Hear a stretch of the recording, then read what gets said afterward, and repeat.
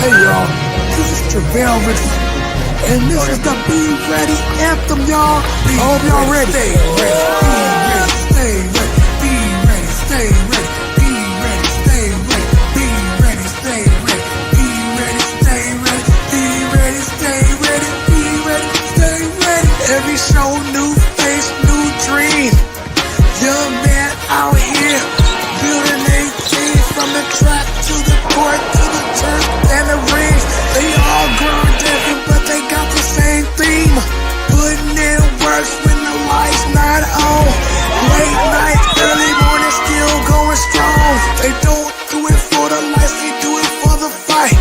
Future looking bright, cause they training for their life. So be ready, stay ready, be ready, stay ready, be ready, stay ready, be ready, stay ready, be ready, stay ready, be ready, stay ready, be ready, stay ready, be ready, stay ready. Spotlight on them, time to show love. Brother smart and dream, all star from above. The hustle in their heart, purpose in their feet, and they voice on this mic that echoes in the streets. Every episode, no cap, no fake. Just young bugs grinding, rising to the stage. Different faces, same goals. Rise above the pressure, yeah, holding goals. So be ready, stay ready, be ready, stay ready, be ready, stay ready, be ready, stay ready, be ready, stay ready, be ready, stay ready, be ready, stay ready, be ready, stay ready. So put your hands together for my boys, Coach Tony and Carlos, for the Be Ready podcast coming on right now. Let's get it, let's go, y'all.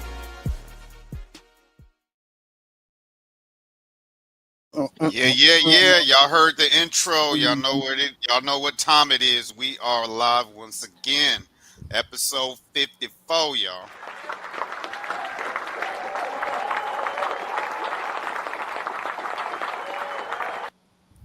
Yeah, we be ready, stay ready, like the theme. So, Transformer. Oh, my bad. It was still playing in my head. Be ready, stay ready. Be ready, stay ready. Okay, I'm good. Go ahead.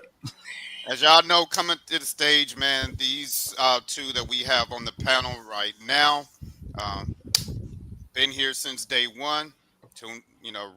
Re-click episode 1, and y'all see how we kicked it off, man. They kicked it off in style, and we had to keep up the momentum and run through it. Man, we had to follow that up, man. Episode 1 was great. Bonkers. Show. So we had to keep that momentum, and here, 54 episodes in, we still keeping that momentum. Had to bring my boys back for today to get that, as my man Transformers say, that itch. You got to get that itch, man. It's football season, man, right here, right now. So that's what episode 54 is about. We're not going to have any young guests on today. We're going back to tradition, just talking sports. What my man Carlos has been telling me to do for a long time. Hey, we're here, right? We're here. Yeah. So Carlos, man, come on. Let's kick off the show, break the ice, and let everybody know what's going on, what they're expecting today. Expecting 2 words: college football. College football's coming up this month, and we're gonna talk about a lot of college football. So let's talk about it. Yes, sir. Yes, sir. And I also want to give a shout out to my man Bruce from the Format Podcast, who helped. Of course, unless y'all been stuck under a rock, y'all know he helped us launch. I wish Bruce a speedy recovery. He was going to be on here with us today, but he's a little under the weather. Shout out to my man Bruce, man. Get better, man. Get better. But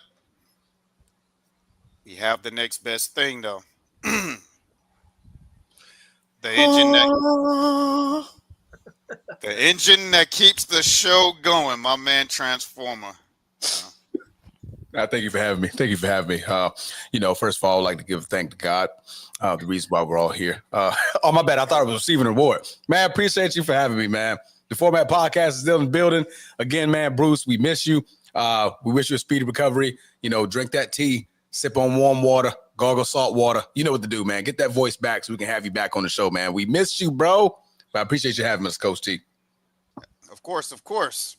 And of course, my man who just sitting there stone faced while the intro music was playing. My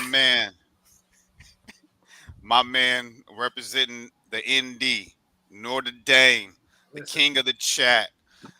I just want to say, I felt the music. I just didn't dance like Twizzler. Now, don't let the stereotypes get me. I can dance. I just didn't. My man was sitting here like this the whole time. I didn't want to make. I thought the screen was froze. I wasn't gonna get caught on camera looking stupid. I'm just no better. Man, that's what the viewers want to see. They want to see us loosen up, Yeah, they want to see you be. You got like the theme song say, "Be ready, stay ready," Steve. I'm ready. All right. So, as of course, let's talk about college football. But before we get into the current, let's get into the past and bring it up to the current. So, unless y'all been stuck under a rock, y'all know NIL is taking over college sports. We all know that. NIL is taking college sports. So I saw something that was very interesting when I was swimming through the sea that's called the internet. It's a dangerous world out there, so y'all swim through the internet. Y'all better be careful, man. Y'all better have your head on the swivel. Mm-hmm.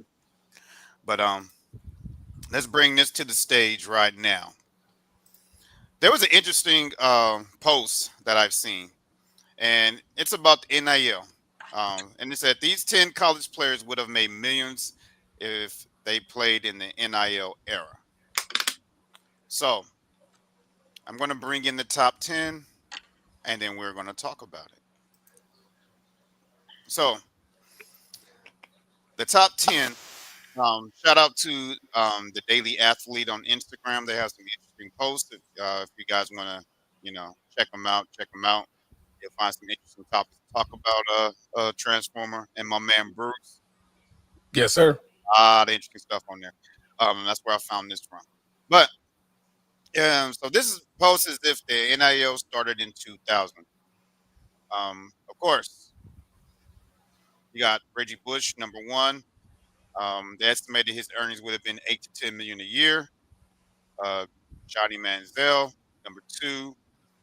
Tim Tebow, 3. Cam Newton, 4. Trevor Lawrence, 5. Vince Young, 6. Tua, I'm not going to butcher his last name, at 7. Joe Burrow, 8. Saquon, 9. And Lamar Jackson, 10. So let's start off with my man Transformer. What stands out to you on this list, and what do you think if this was actually real? Like, what do you feel like the realistic numbers would be? Because I know the order would be a whole lot different. Yeah.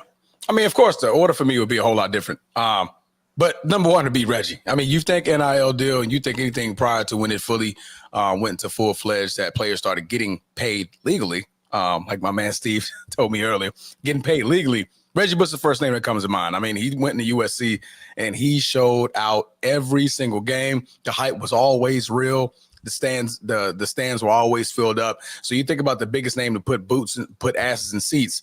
That's Reggie Bush. That was Reggie Bush. It was always something exciting to watch him play when he played for the Trojans. So that's the first thing and the rightful thing that you will see at number one. A couple of them that I feel like we missed out on or they missed out on is like Adrian Peterson. Like, where is he at? I mean, the train wreck he was at Oklahoma was just utterly ridiculous. So, I mean, you got Saquon Barkley up there, and granted, Saquon Barkley was a dog at Penn State, but if we're putting running backs up there, I think you can mention Jonathan Taylor in that list, right? Jonathan Taylor at Wisconsin and what he did for that football team. I mean, they were literally a running team. No quarterback to be named. I was a Wisconsin fan at this time. I can't even name my quarterback.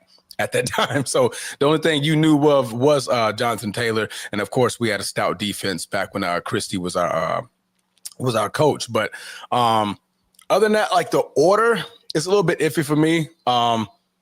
Trevor Lawrence to me is just a little high. I think that's more because of the glowing hair. It's just blowing in the wind. So he looks like your typical, head and shoulders guy. Joe Burrow under Tua Tagovailoa. Woo, man. I mean, Joe Burrow, nobody really saw such a dominant season, probably one of the best collegiate seasons that you're going to ever see. And, going all the way to the Natty. So, I mean, preseason, trying to pay him, I guess I can see why he's under Tua Tagovailoa. But other than that, I mean, you could make plenty of moves and plenty of changes with this list. But the first thing that stands out is the rightful number one is Reggie Bush. That's for sure. As a USC guy, I approve that message. But there's some guys from the Notre Dame that I feel like should be on here too, especially on the defensive side. And I'm gonna let my man Steve touch on that because Notre Dame has some beasts over there. That's why they're winning our rivalry matchup as we speak. Yeah, I said it, Steve. I mean, I think the obvious name that comes to mind was Manti, because he had a lot of hype. That would have been right around the time with Manziel, because they both competed for the Heisman. Manziel won. So I think he's the obvious name. Would I, even with my bias, would I argue him being on here? I don't know if I'd put him in the top 10. I'll be honest. I think a lot of these names and some of the guys that Twizzler was talking about, I would probably put, and it's not his fault. This is an offensive game. You're going to have quarterbacks dominate this list. It is what it is. Before backstage, I was saying the way I remember Deshaun Watson, I think he would be a better argument than some of the guys on this list. No disrespect to the guys here, excuse me, but I think Watson, when he was at Clemson, had a lot of hype to him. But I agree with Twizzler. Honestly, number 1 and 2, I don't think you can really argue. I think Bush and Manziel, because the mania was insane with both of those guys. And I would say Bush being 1 makes the most sense. Manziel being 2. As I'm looking at the list, I think Cam, I don't know how they take this list into perspective, because Cam really only had the 1 year at Auburn. Correct. You know what I mean? Like, that's what plays a lot into it. Yeah, Tebow had 4 years at Florida, which I would say he has more notoriety and there's more hype because he had a longer tenure there. Yeah. Guys like Cam, he didn't really have the longevity. I think Lamar's too far down the list. I think he's too far down too. I think Joe Burrow's another one. Like, he was at LSU for 2 years after he transferred from Ohio State. So Burrow's first year at LSU was okay, and then he took off his last year. So really, we only have 1 year of the Burrow hype that went crazy. Some of these guys had 2-3 years of hype. So I don't know how they factor that all in. I understand we look at Trevor Lawrence today in Jacksonville. I get it. But at the time at Clemson, he was big time. He came in as a freshman, if I'm not mistaken. He played as a freshman and was electric. Took him to the Final Four, I think, 2 or 3 years.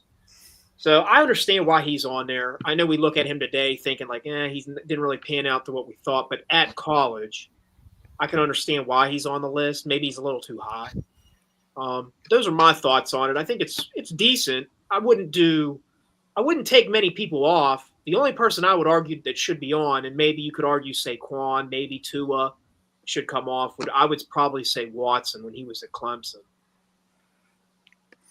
Yeah, I agree with Lamar Jackson being a little bit higher. I think his NIL money would have been up there in the top 5 because he was big time at Louisville.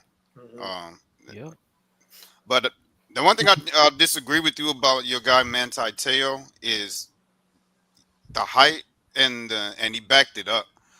The notoriety behind him was so humongous that you had a defensive guy in the Heisman race. That's how. There's not too many. There was only a handful. That's right. I can only think of the only other guy I could think of is Charles Woodson or Julius Peppers. Well, are we going to consider Travis Hunter? I know he just won it, but he played offense too, so it's kind of like Travis you could throw in there because of, just this last season. Mm. And if I'm not mistaken, I can't remember if Ndamukong Suh was invited to the Heisman finalists, because when he was at Nebraska, he was nasty. I don't think he was. We'd have to fact check me, but I think Ndamukong Suh may have been. I could be totally wrong, though. That would have been like 2008, 2009 time period, sometime around then. I don't even know how to spell his first name. Yeah, he was a finalist. Was he? I Yeah. thought He finished was. fourth in the voting. Yeah, Mm-hmm. when Mark Ingram won it at Alabama. Yeah, he was invited, if I'm not mistaken. But you're right, Coach. It's rare. You don't see many defensive guys get that type of hype. Manti was one of the rare ones that did. Yeah, but he still burns the lure of this and USC to go to Notre Dame. But that's not what the show is about. That's not what the show's about. I just Right, Carlos? Nah, That's not what the show is about. All right, Carlos. You've been a little quiet, man. I'm not used to that, man. I'm not used to that. Well, I'm letting them talk. We appreciate that, Carlos. Yeah, I'm letting them. I'm letting them talk. Then I talk, which is right now. I'll probably add one more name to that list. He plays at Florida State. He has a quarterback. He goes by the name of Jameis Winston. Probably adding that list. Yeah, Crab legs. I knew he was gonna go there. He has the name. Mm-hmm. He has the image, and he has the likeness. That's what NIL stands for. So, yeah. So I'll put Jameis in this list probably. And I was thinking about like switching the 5 and the 6, and I kind of know why Trevor Lawrence is up there, because he has the image, he has the likeness, and he has a name. So probably over Vince Young. So yeah. And I think the list is all right, but I would add Jameis on that list. No. Yeah. I don't even think that's a Florida State bias answer. I think that's a good answer. No, that's not. Jameis was another one that came in as a redshirt freshman, won a championship, won a Heisman. Like, he had notoriety. Yeah. I don't think I forgot to mention, because a lot of this is predicated the money, right? You're looking at the money. We're looking at the money like, okay, where they're ranking at on these lists. I think the reason why Lamar Jackson's so low, because Louisville is a small market team. True. Like, they don't really have a lot of money over there. True. So, I mean, if he was to go to like a Florida, Texas A&M or something like that, one of them, I call them the oil schools with the big money, I'm pretty sure Lamar Jackson would have finished up high on this list. Because I'm like, how's Lamar finishing so low? And then I look at all these names, like you think USC, Texas, Florida, Auburn, Clemson. You're like money. Louisville. Oh, okay.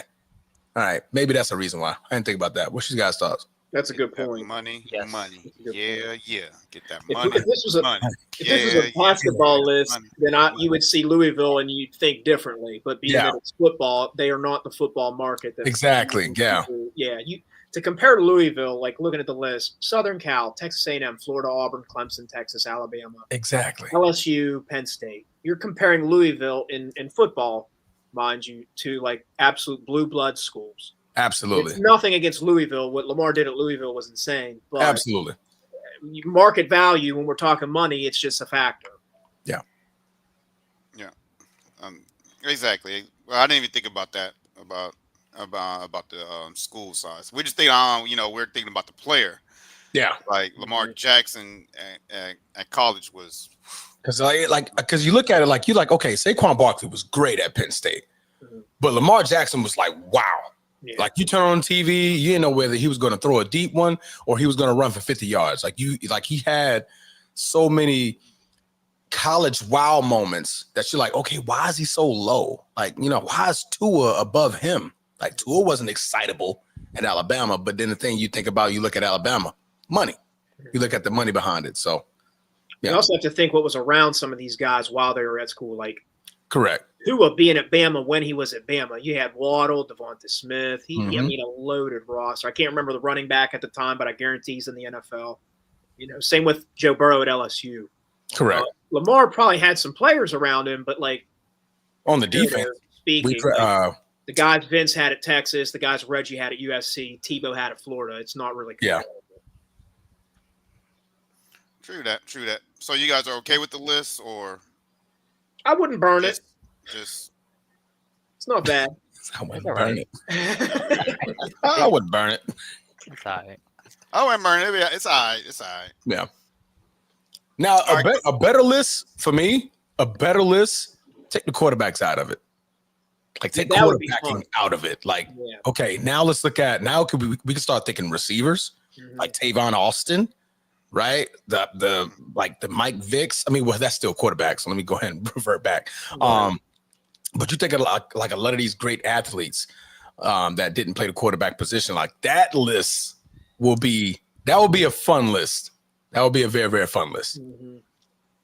Yeah, that would be because you had a lot That's of where it would be. players. That's where it would be fun to actually go through this, because then you could really test the market and be like, who are these guys? Because it's a quarterback game. Everybody knows to get all the praise. If you remove that from the situation, then you can really go through, and it's like Twizzler brought up Adrian Peterson, Tavon Austin was electrifying. Like during that era when Bama was winning, when you look at their receiver room from Julio Jones to Devon Smith, like some of these guys that they had, it was like must-watch TV. Derrick Even Henry.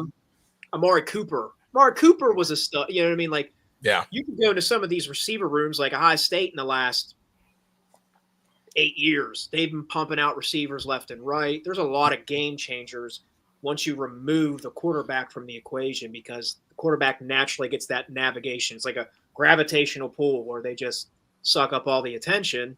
It's not their fault. It's just how the game's wired. But like literally 8 players on this list of quarterbacks. Yeah. Like 8 of them. So you remove 8.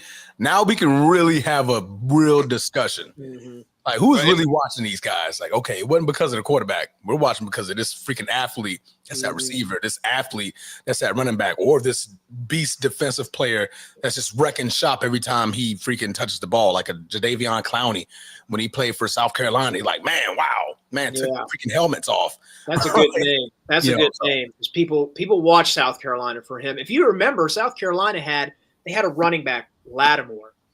The same time I think Clowney was there. Yeah. He was absolute must-watch TV too until he had a catastrophic knee injury. Mm-hmm. It was a rough one. But yeah, I remember the Clowney days. Clowney's was like Peppers, man, when Peppers was at North Carolina. Mm-hmm. Just like there's certain guys that's just like it's harder on defense to like stand out like that. Correct. Those are guys that's just like you're watching their number the whole time. Yeah. Yeah, then you also got these the shutdown corners and safeties that were dominating in college too.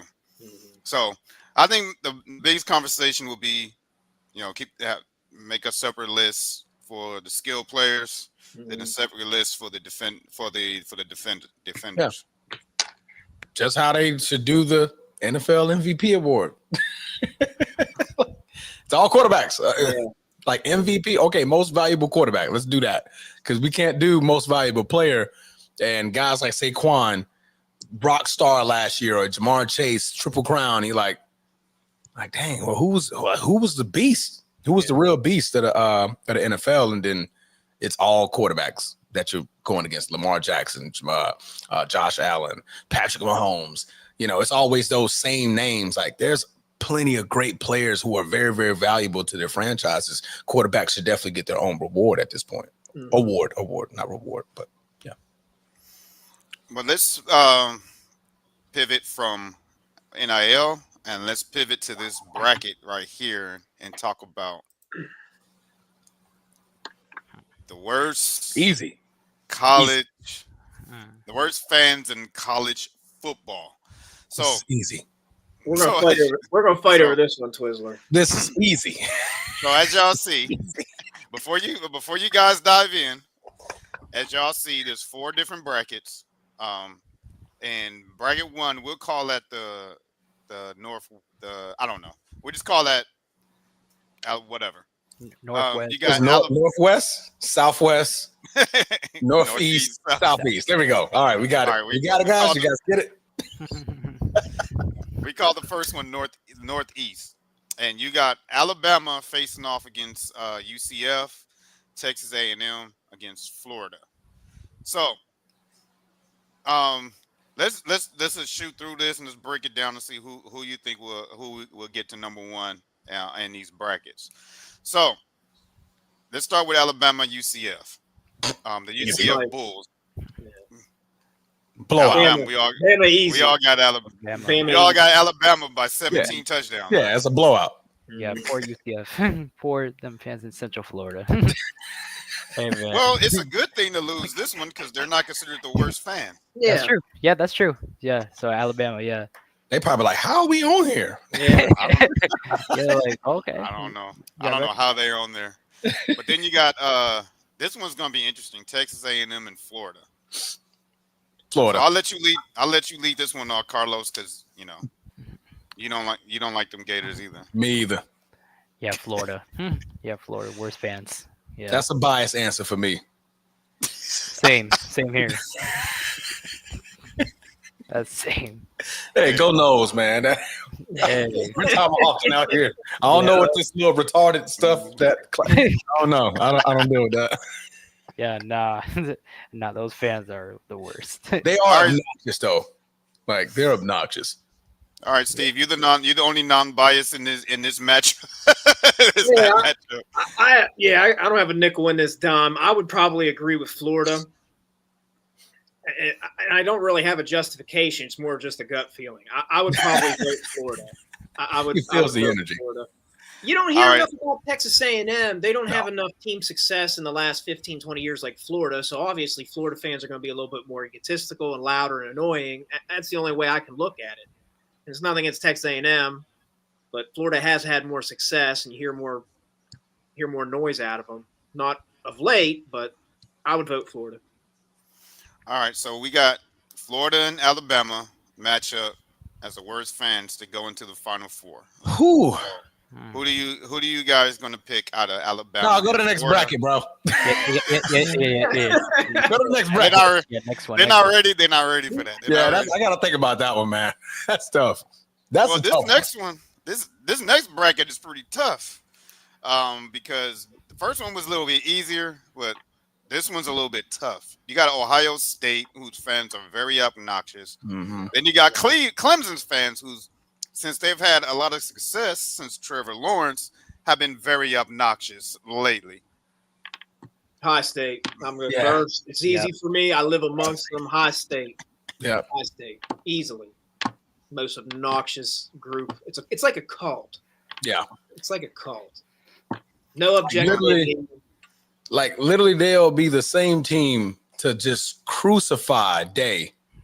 And then the moment they win something, see, we knew we can get it done. Like, what They're happened? all out twerking now, dude. They're What all out happened? twerking. We got the best coach. It's like, bro, 3 weeks ago, y'all were you Trying wouldn't to even get let them leave the stadium when y'all lost to Michigan. They said, like, didn't they Hey, that is write a facts. letter to his wife or something like that? What's that? Like, didn't they write like letters to his family? Like when they lost to Yeah, Michigan? dude, Yeah. they're ignorant people. Like Ignorant that. people. Ohio State. I know it's not fair to generalize. I'm going to generalize. They're ignorant, classless people. Yeah. They're just a cult. Cult. So Ohio State moves on, and I'm going to say Miami moves on too, because down here, and I wish Lil Mason was on here for this one so I can crucify him. These Miami fans are ridiculously They are. obnoxious, and They're holding on to the Ed Reed. That's what's annoying. I know where you're going, Twizzler. That's what's annoying. That freaking team back. What was that? 95? No, not 95. No, that'd have been like 99 to 2002. like 2005 era. Yeah, like 2002, like that around that era. That time, Miami. I mean, of course, they were just unstoppable. That Right. team. I mean, from the draft classes to recruit, like they had it all, It was nasty. right? But I'm sorry, that was 23 years ago. Right. they've only had two 23. in my lifetime. They've only had two dominant eras, which is the Frank Gore era, and then of course before him, Jimmy Johnson. When the Jimmy was there, they were tough. they Yeah. were them the only two eras I know from Miami in my lifetime. So Well, historically speaking, they're not like a Southern Cal, a Notre Dame, and a Ohio State of Michigan. Miami's history really starts in like the early 80s. That's when things really took off for Miami. They Yeah. don't have that long tenured history like Alabama and Michigan and Southern Cal. Like they really don't go back in like 50s, the 60s, the 70s. Honestly, a lot of those schools even go farther back than that. But Miami had two amazing eras, which would have been the 80s leading into the early 90s with Jimmy, and then the late 2000s with Larry Coker and those guys. Like they were tough. But I agree. You could say the same thing here. I'm gonna be objective. I know I'm wearing the shirt, but I'm gonna be objective. You could say the same with Notre Dame, where it's like, bro, we haven't won a championship since '88. What are we holding on to? I was going to say we that. We make a bunch of noise. It's like, bro, y'all, what are y'all talking about? So I would agree. Like, my bias, obviously, I would vote Miami because I'm a Notre Dame fan. But like, I could understand why people would vote for Notre Dame.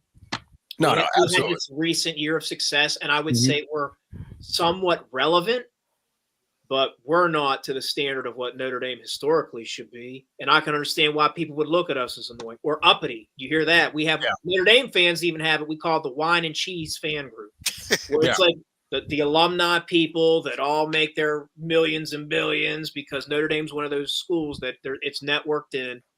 And when you get a degree there, you're labeled as uppity, you're rich folk. I don't align with that type of Notre Dame fan, obviously. Yeah. I say my swear words and then go to church after and ask for forgiveness. But you got a lot of Notre Dame fans that are uppity like that. Turns a lot of people off. Brucey! Yeah, we finally got him in, man. He was trying to log in for the last 45 minutes, man. We got Brucey on the set. I said it like we putting him on a disclaimer. We're not putting him on the gang, y'all. We're talking about the set of the show. Wait a minute. How do you have a hat that I don't have? Y'all see the hat, Oh, he got merch. Hey, yo, let me call Bruce. We don't have.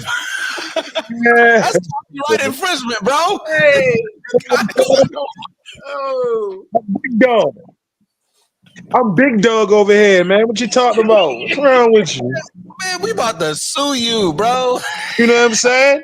When the Bruce man, You came in here with that drip. I'm jealous. how you gonna sue me, bro? Bro. Yeah, Bruce. How you gonna hate on me? I got to send Bruce a message, man. I'm sending him one right now. Like, Bruce, man, we need to talk, What bro. is this? How you gonna hate on me? You didn't even let me know that you had merch. Bro, I'm part of the show. And I don't even know this. Hey man, I'm connected like that. You're the co-host. I'm the number one member of the show. Didn't even know that he had merch.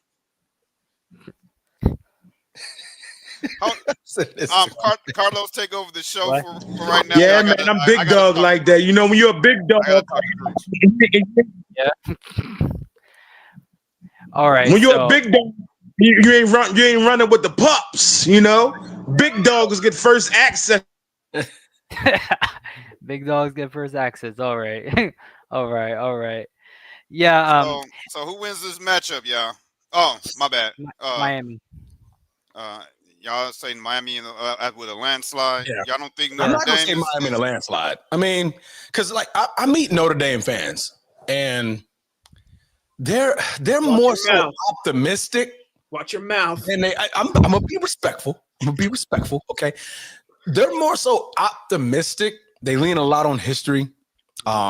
They care deep. They're passionate, man. Notre Dame fans are very, very passionate about football and their franchise. I mean, they're passionate about the freaking stadium. You hear Bruce talk about it all the time on the format. Man, you go to the stadium, man, it's like a different aura. You know, you walk the grounds. It's like the holy grounds and the holy water and the holy grass and the holy air. It's like, man, Jesus is everywhere when you walk on Notre Dame, right? But they're not obnoxious like Miami. Like Miami hasn't done anything in like, what we can give us 25 years. Yeah. But they're going to act like they're going to the freaking natty every time, just to get whacked, right? Like Notre Dame in the last 25 years has been there, twice? Been to the national championship twice, once against Bama, and then just last year against Ohio State. So that's keeping more relevant times. I'm at least competing, right? Miami ain't been competing in years. Why y'all so loud? Why are you so loud? So I'd say I'll definitely take Miami. Yeah. So we got Ohio State and Miami matchup. Okay, here we go. All right, let's move to the other side, to the northeast. Or technically in the Northeast. But this matchup, I don't even understand why this is a 1-4 matchup. But you got Tennessee and Oklahoma. Unless you're a Texas Longhorn fan, Oklahoma fans are not really that obnoxious to me. And I really haven't met any Tennessee Vols fans so I might have to take a trip. Well, I need somebody with experience that's in the Tennessee area to tell me about the Vols fans. I'm not in the area, but I've been there and I've watched them play a big game with Alabama. So you would think there would have been like some hostility. Bro, they were the nicest people. In fact, my brother and I took a charter bus to and from the hotel from the stadium. They filed in Alabama fans and Tennessee fans, and it was the most cordial thing you've ever seen. So, like, Tennessee got their butts whooped, but they were the nicest people. They were the most welcoming people. Like, I had a wonderful experience there. I'd love to go back, actually. But in a big SEC game, you always hear about those SEC rivals and, how things go. I don't understand why Tennessee's a number one, to be honest with you. So by personal bias, I would probably say Oklahoma's worse, but I have nothing to go off of because I had a wonderful time in Knoxville, and the women and the food was wonderful. So I'm just gonna go with that. Well, if you do end up driving through the state of Oklahoma and make a pit stop to get something to eat, all you're gonna see is red jerseys everywhere. Even more than the Oklahoma City Thunder. You're gonna see Boomer Sooner everywhere. Like so that's all they got. That's pretty much all they have out there is Oklahoma. Hey, fellas, can I ask y'all a question? Yeah. How y'all feeling today, first of all? Outstanding, man. Outstanding all the time. Hey, man, listen, man. How the hell y'all ain't got no hat yet and I got a hat? So, I just got a response from Bruce. I have one. I just didn't know this. He forgot to tell me that he sent one out to the members. He said, I got yours, though. Yours is already here. So, no, I haven't given them a show for a while, so I wanted to do something for them. So this was actually for y'all, for the members of the show, the Format Podcast. I literally just got that text from Bruce. He's laughing. He's like, dude, I forgot to tell you. My bad. Where he at? He don't never pop up on the shows no more. Now, what is going on with him? Well, he's currently fighting pneumonia. He had a case of pneumonia. Okay. Yeah. Okay. That's the only reason why he's not here today. He would have.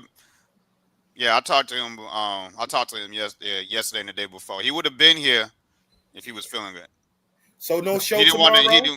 He didn't want to be hacking and all that on air. So no show tomorrow. No, it may be me and Sneed. We may hold it down in the morning. We'll see. We're currently ironing out the details. Y'all can't. I'm tired. Come on, Transform. It was a big day in sports last night. Number 12. That Colorado boy. First of all, my man, king of the chat. How you doing, Mr. Steve? I'm good, brother. How you doing? Listen, I'm gonna be honest. I'm so jealous of that hat. I feel like you stole my best girl. I ain't even gonna lie.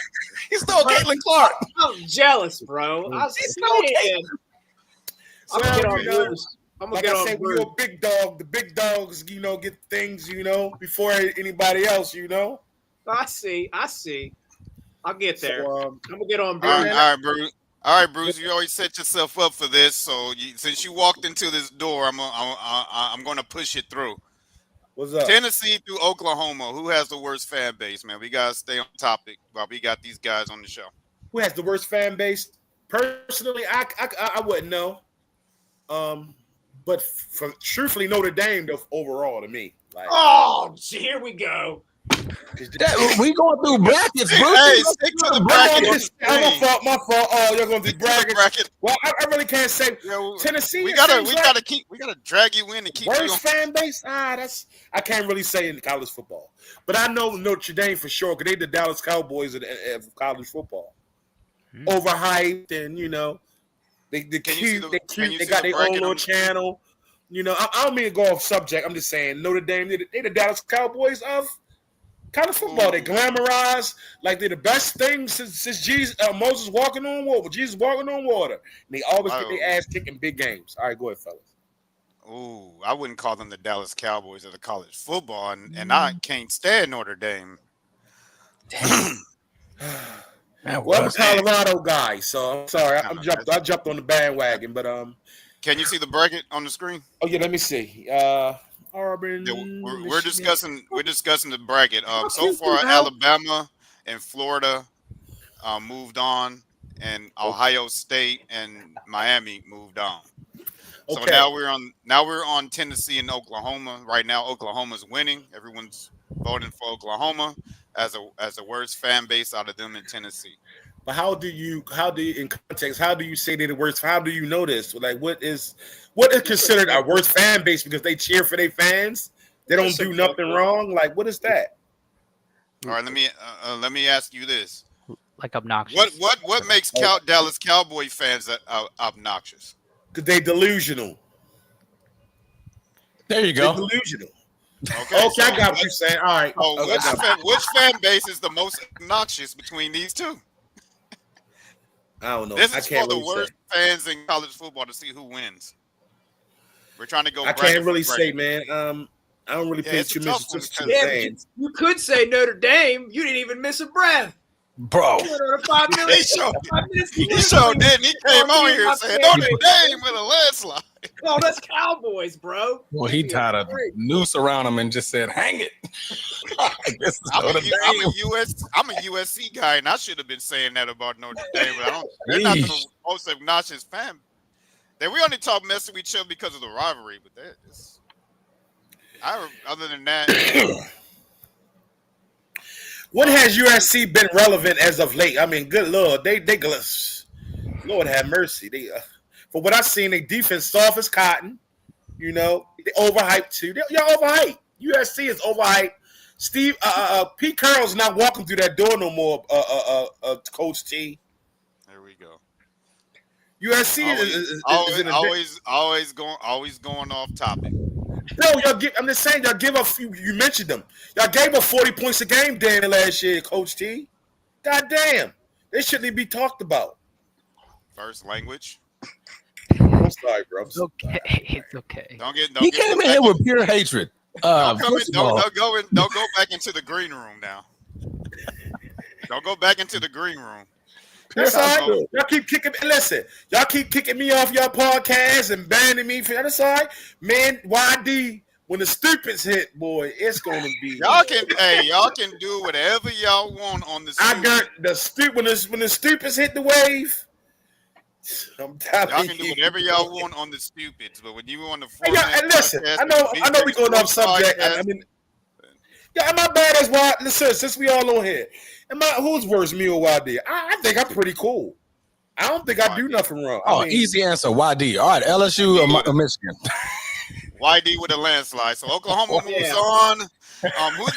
Which fan base is gonna face Oklahoma's fan base? LSU or Michigan? My pick is gonna be very difficult in this one. Yeah, they're both of pretty these annoying. fan bases are very, very, very, very obnoxious, but they have legitimate reasons, but not so legitimate because their success hasn't been consistent lately. I'd vote Michigan because they cope for all the cheating they've done the last 5 years. The scandal. Yeah, you're right. Well, you got a point.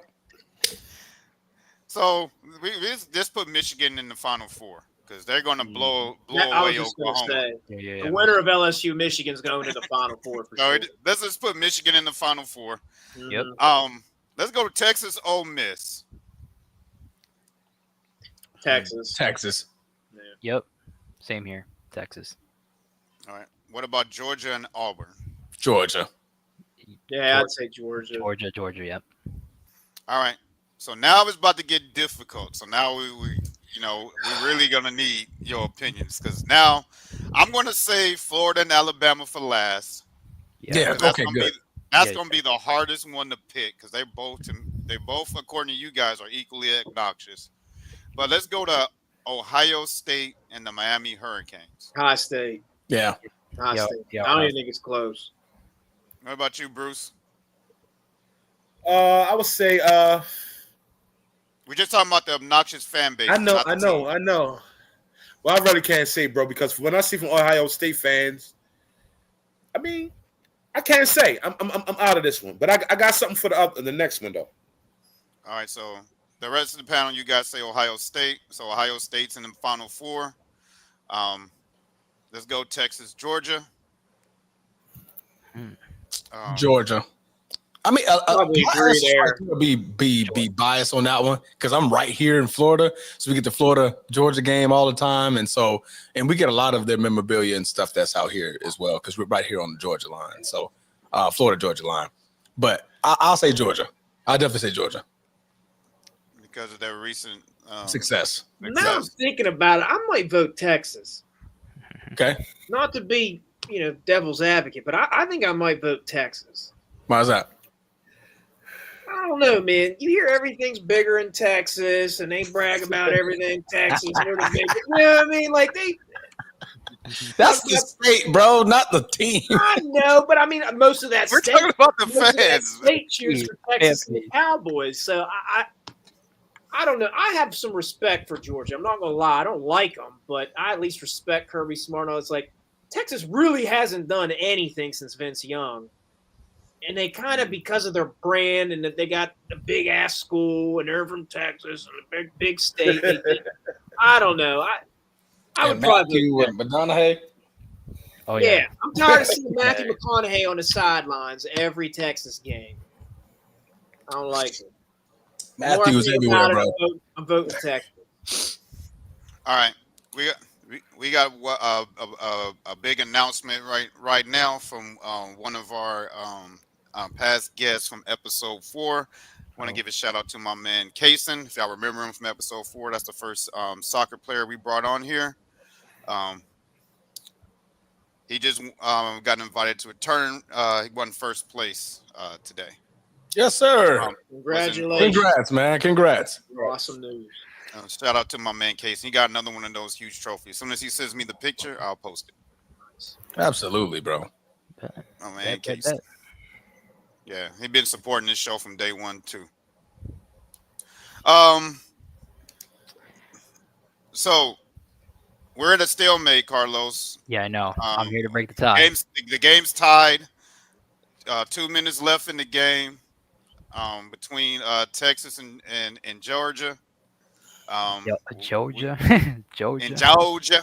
Georgia on my mind. All right. So you and Bruce got to break the tie. I'm gonna go with Georgia, and here's why: because they bark too damn much. They're barking too much. That's why I'm gonna go Georgia over Texas. Oh my because gosh, of that. we got Carlos over here saying swear words. Barking. What? He's saying swear. No, I'm just kidding. Yeah. I'll say Georgia because they've been winning. I mean, they could be obnoxious all they want. You could be obnoxious and disrespectful and condescending and arrogant all you want when you win the national championships. You talk it and you back it up. Shit, be obnoxious. Hey, who cares? Hey, when wasn't? I mean, I'm just caveating. Wasn't Floyd Mayweather obnoxious? But Floyd Mayweather never. I mean, he's cocky. And he's never lost, and he wins championships just like Georgia. They're a championship contender every year. They in the mix every year, so they have the right to be obnoxious and arrogant and uppity and think we better than the next man because they always in contention. So most definitely Georgia. Notre Dame just beat them. I got a feeling I know. I got a feeling I know who's going to be in the championship. All right, so we got just saying on one side. We got Georgia against Michigan. So who's going to face Ohio State's fan base out of Alabama and Florida? Who wants to go first? Last. I'd say Bama. I'm gonna go second to last. I'd say Bama. I'd give them the edge. A lot of what Brucey was talking about. They've been more successful of late. They have more reason to be obnoxious. Yo, I say Bama too. Same thing with Georgia. Always in the mix. Roll Tide. They get the best players in the country. They always in contention. It seems to always be in the Final Four. I mean, Nick Saban, what can we say? They have the right to be obnoxious because they've been kicking ass for the past, excuse my language, they've been kicking butt since the past 15, what? Basically. Past 10 years? They've been in the mix, so they have every right in the world to be pricks and uppity and thinking we better than holier than thou because we are Alabama. Roll Tide. I mean, hey, But, we always in the mix. Top 4. I got you, but on the flip side, Florida hasn't been that much successful. But Right, for a long time. Since they're, Tim ru- Tebow. they've been running their mouth a whole. I don't know how much trips you make down to Florida, but these Gator fans be running their mouth, Boy. and they have nothing to talk about. So that's what makes this matchup hard because I feel like they're equally as obnoxious. At least Alabama has a reason to be obnoxious. Yeah, But right. What is Florida's reason for being obnoxious? Because all the best athletes basically come on now, Florida, yo. That's where football is stamped, like Florida, Texas, Georgia, but because all the best athletes usually come out of Florida. We go write a list of all the athletes that came out of Florida. But as far as the Florida University, they still living off the Tebow glory years, so they feel like they still have that aura, In all actuality, they've been trashed the past couple of years. So, but they're delusional. The Tim Tebow is not walking through those doors. So, Florida is Florida, man. They cocky, man. They get all the best players coming from Florida. Think about it. But your answer's still Bama. Of course. Oh yeah. Your answer's still Bama. All right, Carlos, what you got? What you got? I think You're going with them. no. I'm actually gonna go Florida here. I'm gonna go Florida because they're so obnoxious. Damn. As a Florida State fan, they're obnoxious, and probably those students they're obnoxious because they didn't get into Florida State. They're in Florida, so probably that's one of the reasons why they're obnoxious. And plus, they haven't had a success. So I'll say Florida, but it's close though. I think Florida. I'm going to be devil's advocate here. I'm going to give Alabama fans a pass on this matchup because they have a reason to Yes, exactly. talk. Florida doesn't, and we're talking about worse fans, not passionate, but worse. So I'm going to give. I'm going to move Florida past Alabama. Can I say something real quick? How can you judge a fan base if they worse if you've never been in the stands to see? What stories have you heard to conclude that a fan base is the worst? Like, Coach T, this question is for you. What stories have you heard? Have you ever been to an Alabama game? Have you ever been to a Texas game to see how their fan base is firsthand? You don't need to. You don't need to be who. You don't need to be in presence. Like, who has the capital to travel and there's not a millionaire that can travel to all these stadiums and sit here with these fans and be like, this is just a bracket that we're talking about.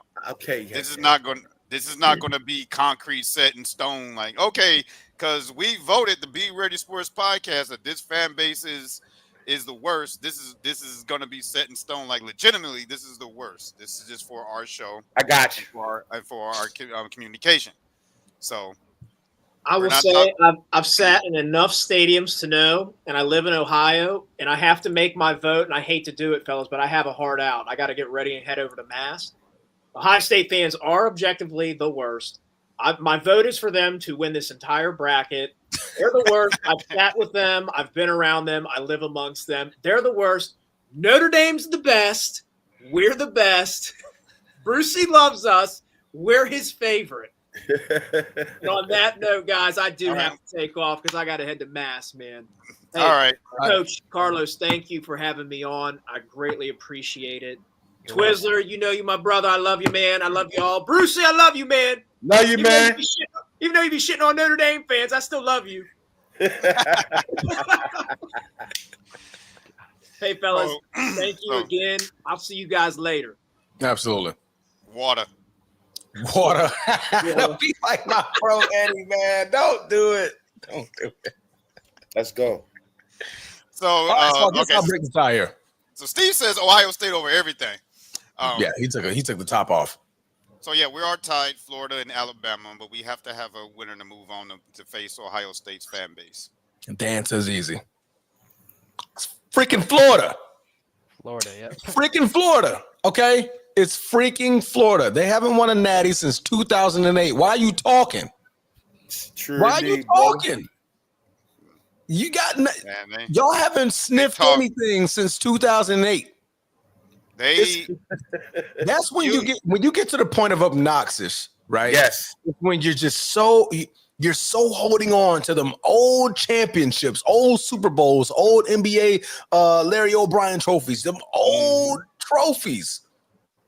But for the last 20 years, you've done nothing. And you still talking. Why are you talking? Stop talking. The last team to win in Florida is Florida State. Yeah. So why are you talking? Stop talking. The last team to have That is relevancy true. is Florida State. Why are you talking? That is true. Quiet. Shh. Be quiet. Be quiet. Okay. It's okay to be quiet. All right. The little mouse in the house is right there. There's your corner. Go sit in it. Right. There's your corner, right. So, but my argument for Alabama, they're going to decrease. They have decreased. I'm going to say they have decreased a little bit as far as their fans, because when St. Nick left, it was a quiet moment in Alabama. Everybody was worried. The fan base, everybody, they brought it down a notch. They were like, okay, all right, let's see what we got. Right? It wasn't that same. If you have any, I'm pretty sure everybody got an Alabama fan. That Roll Tide didn't hit as hard as it used to. The voice to the bass and the Roll Tide changed. It went from Roll Tide to Roll Tide, man. Roll Tide. Yeah. Let's see what we got, though. Right? So I think, their fan base has brought it down a notch, but Florida's still at a 10 octave. Why? Why are you there? Because nothing. You haven't done nothing. 2008. Transform. I'm gonna piggyback on that Roll Tide sentiment. It went from Roll Tide from a tidal wave coming, knocking you on your ass and about to drown you, to you want to do your laundry. Roll Tide. Throw that tide in that washing machine. Roll Tide. But see, they have reason why. But they won 6 natties in 15 years? Yeah. They dominated on the Nick Saban. They were dominated. I will be the loudest person on earth for my team if they won 6 freaking natties. The Patriots fans, we had to deal with that for a long time. Oh my Long God! time. Because they just kept winning. It's like, shit, Tom Brady winning again. I know an obnoxious Patriots fan. But rightfully so. Now, I mean, the tone of that voice probably went, okay. I'm saying, okay. But they're more, they're not relevant now, but them championships are a little bit more relevant than 2008, Florida. 2008. It's more relevant than 2008, right? So, yeah, I got Florida taking that one. All right, just before you bounce out, let's get this Final Four, and then we'll dip into the start of the season. So the Final Four, we got Florida matching up with Ohio State. Then we got Michigan and Georgia. So who you guys? That's the Final Four. The obnoxious. It's supposed to get harder. Pause. But it's supposed to get tougher. So yeah, that Florida Ohio State matchup going to be a little difficult. So let's go to Georgia and Michigan.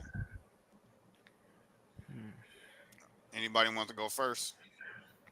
Like, which fan base do y'all vote is the worst out of Georgia and Michigan? Well, say Georgia and Michigan. yeah, Yeah. Well, from outside looking in,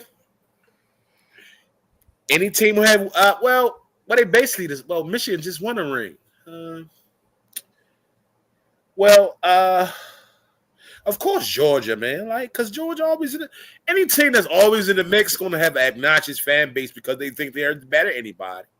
They think they could talk to you any type of way. So I'll say Georgia, man, because they always in the mix. Just like Alabama, always in the mix. Michigan of late, always been in the mix. So who it's a toss-up to me, truthfully. I'm a toss-up. But you got to understand, Michigan fans, after every season, they whine and complain about have an excuse as to why the season ended the way they didn't want to. Well, Everything. let's be real, Coach T. Don't everybody whine and complain why the season ended like it's supposed to? Will any professional sport? So you Not really can't everybody. use that. Not everybody. Come on, T. Not everybody. Not every So the fan Sam- base does that. Not every fan base does that. I said not every fan base does that. Okay. Some fan bases just take it on the chin, huh? Don't whine and complain or nothing, huh? That When is they correct. lose. Okay. Yeah, That probably is correct. Yeah, probably That the is Kent correct. State, the Kent Stays, the I Akron. didn't hear no. I didn't hear Florida State fans have an excuse for why they went 2-10 last year. Yeah, because We our went whole off. team left. Because The whole team got drafted. the whole team, They weren't.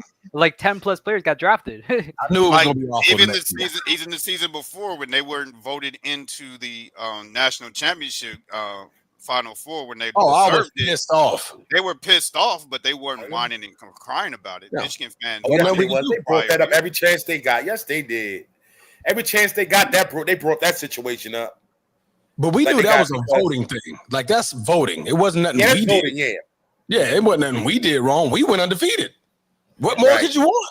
We Yeah, did but- what you asked of us to do. We bit. Being pissed off and whining and complaining is two Yeah. different things. Yeah, we ain't whining and complain, but we was pissed about it for sure. Michigan fans whine and complain every season. Even when they won the national championship, they were still whining and complaining. Because they're cheaters. Like, why would I mean, it's known, it's documented. They got allegations. There's things happening over there that shouldn't be happening in college football teams. All right, your name came up, Michigan. Sorry. Was that a proven fact that they cheated? There were suspensions. Yeah. Connor Staley. Wow, that's why John Harbaugh got up out of there. and the coach, I was about to say, and the coach bounced. Mm-hmm. Yep. He knew what was going on. Time for me to go. Same reason why I don't say that man's name that went to Seattle anymore, because as soon as the water got hot and he got caught with how he recruited Reggie Bush, he dipped out to the NFL and left Mhm. left USC to reap the benefits of his cheating. When the water gets a little hot, sometimes it's best to just get up out of there. So he just got up out of there. Just get up out of there, man. He just got John the hell- Harbaugh. Water got too hot. Time to go. All right. Gotta- Nick Saban. When them NIL deal, we can legally pay these boys now. Oh, And water I- too hot, boys. Time to go. And I don't have no, and I don't have an advantage in my recruiting anymore. No, absolutely. Oh, Texas can start paying their guys now. Oh, they about to be formidable. Let me get up out of here. Water's too hot. Bye. Oh. Water's too hot. But we got Nick Saban got out of there right on time. He was like, nah, I'm good. I got 6. I got 6 reasons why I can go. I can leave when I want. 6 reasons. So we're at a deadlock right now, Carlos. We got Michigan and Georgia. We're tied. Brucey picks Georgia. Transformer has Michigan. You got to be the tiebreaker since Yeah, I know. Man, this is Michigan. hard. This is Michigan. probably the hardest one. Michigan and Georgia. This No, is the next one's gonna be the hardest one Hmm. out of Florida and Ohio State. I hear you, Carlos. Oh That's my gonna be the god, hardest it's hard. I hear you. I'll probably say. That one's gonna be very tough. I would probably say Georgia. Probably. I'll probably say Georgia if I had to give a slight edge. Probably to Georgia because they bark too much. They're obnoxious and they're from the SEC. But Carlos, Yeah. don't they have a reason to bark though? Well, that's true. Well, that's true, but they're obnoxious. They're barking, literally. I don't like how they're barking. Are they just obnoxious They're because you don't like it because they're barking because their team is winning, or you? Carlos, No. Like, well, like obviously the barking comes with it because they're called the Georgia Bulldogs. Obviously, it comes with it, but it does He get said, "I'm too voting much. for Georgia It does because get they too bark much. It does get too much to a point. He said, "I'm voting for Georgia because they bark too much." Probably the slight edge. Probably. You got my man laughing in silence, man. Probably. You know that laugh. They're two annoying fan bases. I'll tell you that. They're two annoying fan bases. I thought he was laughing in silence. It's like, man, now you know you got somebody cracking up. They laughing in silence. Hey, yeah, but they're obnoxious. Both fan bases. Yeah. But for the vote for the show, so I say Michigan. Damn, Transformer says Michigan, and then Bruce and Carlos, you guys say Georgia. Right. Yeah. So what's going to be the tiebreaker? The barking. Who barks the loudest? Whoever wins, man. Whoever barks the loudest wins, right? Who barks the All right, loudest wins. So you guys want Georgia to move on to the the finals for the worst fan base ever? Georgia can. According to this bracket. I mean, my argument for Georgia, like I said, they've been, when you've been winning, I give you a pass.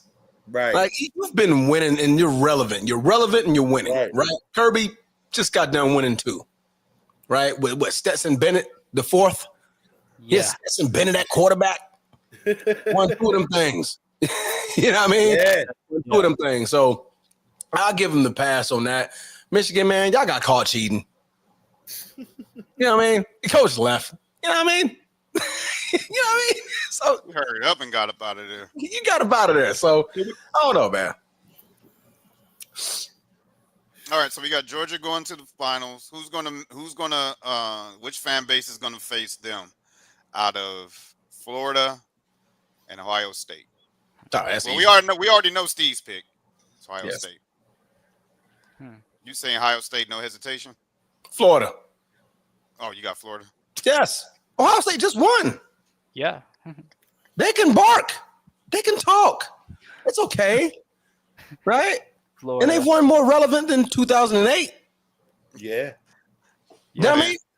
mean? My biggest thing on this list, why, if you're on this list and you haven't sniffed the title in such a long time and you still talking loud, you're winning. That's what I mean by worst fans in college football. When you start the season barking louder than freaking Georgia fans, when you're doing this little clap chant for, you know what I mean, all preseason. But once week 4 hit and y'all 1-3, you're like, oh snap. Like, where all the talking go? Why are you talking? And we're gonna talk about how tough their schedule is later on in the show because they have a monster schedule. Just Florida State fans, man. We cool, bro. We're cool. You know what I'm saying? When we feel like we're gonna have a bad season, we're like, man, we probably gonna be trash this year. Yeah. You know what I'm saying? Like, we'll say it. Like, we don't got no problem with it.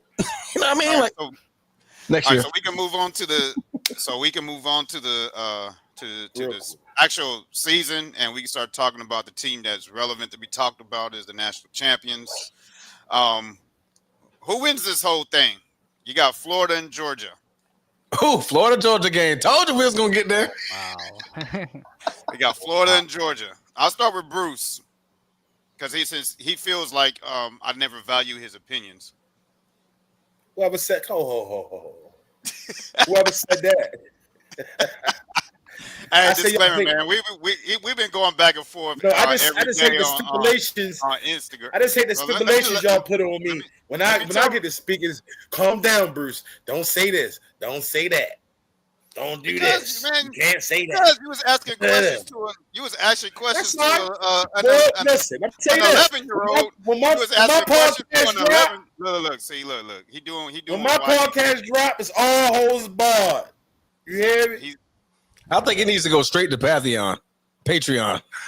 Hey, your show needs to go straight to Patreon. No. Because it's not gonna be sports. It's gonna be sports, music, entertainment, sports, music, and fashion. I ain't gonna have all just sports. But anyway, far as that gang, Georgia, of course.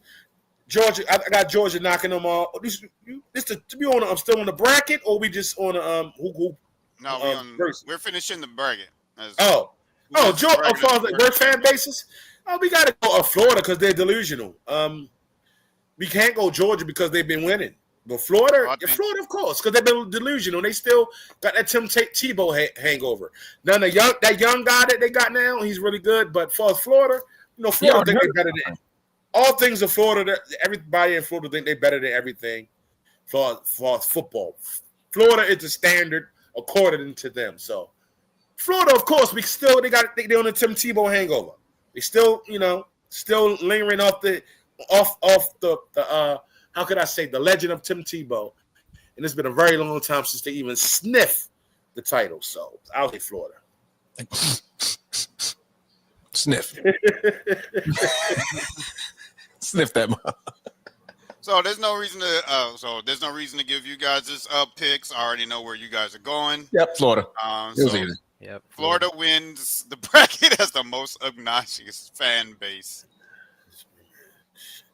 So who wants to play their fight song?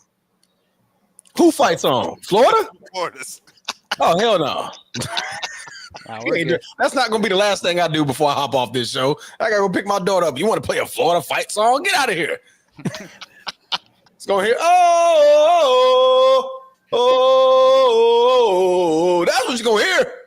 That's what you're going to hear, okay? That's what you're going to hear. All right, let's move on. This one, I don't think we're gonna be on this one too long. I found this on Fox Sports' Instagram. Schools with the most pro football Hall of Famers of all time, and this kind of shocked me. And I didn't pick it just because USC was number 1 with 14 Hall of Famers. You did. It's because of a couple reasons. I didn't know Pitt had 10 Hall of Famers in there. Pitt out there, and of course, Arizona State with 6 as well. So that kind of stood out. I know, of course, Miami with 11. And, I can understand that. That's all from like one team, and of course Notre Dame being up there. That's not too happy about that, but they have 11 Hall of Famers. But what are you guys' thoughts on this as far as these schools the title with the 10 most pro football Hall of Famers of all time? Well, first I'll say I'm not surprised by Miami, because look, I can name 8 of them off top. I'm not surprised by Miami being tied at 2. Notre Dame, Pitt. I'm surprised Pitt. No, I'm surprised Pitt. That had to be. Pitt and That had Arizona to be. State. See, I wish I would have knew we was going to do these before. The show I could have really deep dive into. So I really can't offhand name 10 Pitt guys, but I'm not surprised by Miami. I'm not surprised by UFC. I'm not surprised by Notre Dame. Arizona State got 6. Wow. Okay, yeah. Who would have thought? Syracuse 8. Well, no surprises for the top 3. Real quick, Bruce. Yes. The 10 Pitt Hall of Famers are Jimbo Covert, Mike Dicker, Chris Dolman, Tony Dorsett, Russ Grimm, Ricky Jansen, Dan Marino, Curtis Martin, Darrell Reeves, and Joe Schmidt. Okay, that's a good list. Russ Grimm, and nobody, you ain't no true football fan. You don't know about Russ Grimm. The Hogs, you know what I'm saying? He was part of the Hogs, that historic offensive line for the Redskins. Okay, that's what's up. Oh, Darrell Reeves, of course. They was having a discussion. I don't mean to, real quick, one minute, that Darrell Reeves is actually better than Dion. I mean, I don't know. Those Reeves Isles years, they said he was a better overall cornerback than Dion. Who knows? Miami High, of course. What that's Ray Lewis? Who? Ed Reed. Warren Sapp. Derek Brooks. Frank Gore recently. Frank Gore. What's the kicker? The Edwin James. What's his name? Devin Hester. There you go. Devin Hester. Yep. That list goes on. Yes. Who's the 14 UFC guys? Ooh, it's a lot. Marcus Allen, of course. I can't think of them all offhand. Damn, Georgia is not in the top 10. I'm surprised.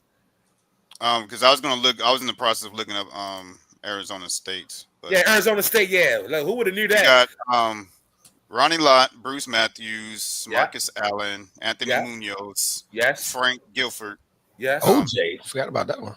OJ.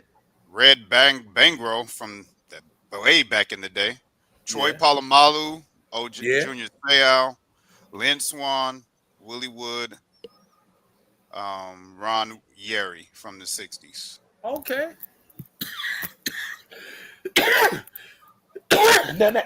Arizona State. Yeah, Arizona State. Let me look up Arizona State. I had that one up there. Eric Allen, Curly Culp, Mike Haynes, John Henry Johnson, Randall McDaniel, and Charlie Taylor. That's Tell me not, you six. what happened to Bruce? Oh, there he is. There I'm he is. here. I'm here. Okay. Somebody was So- saying something to me. I ain't want to get it. It's all good. It's all good.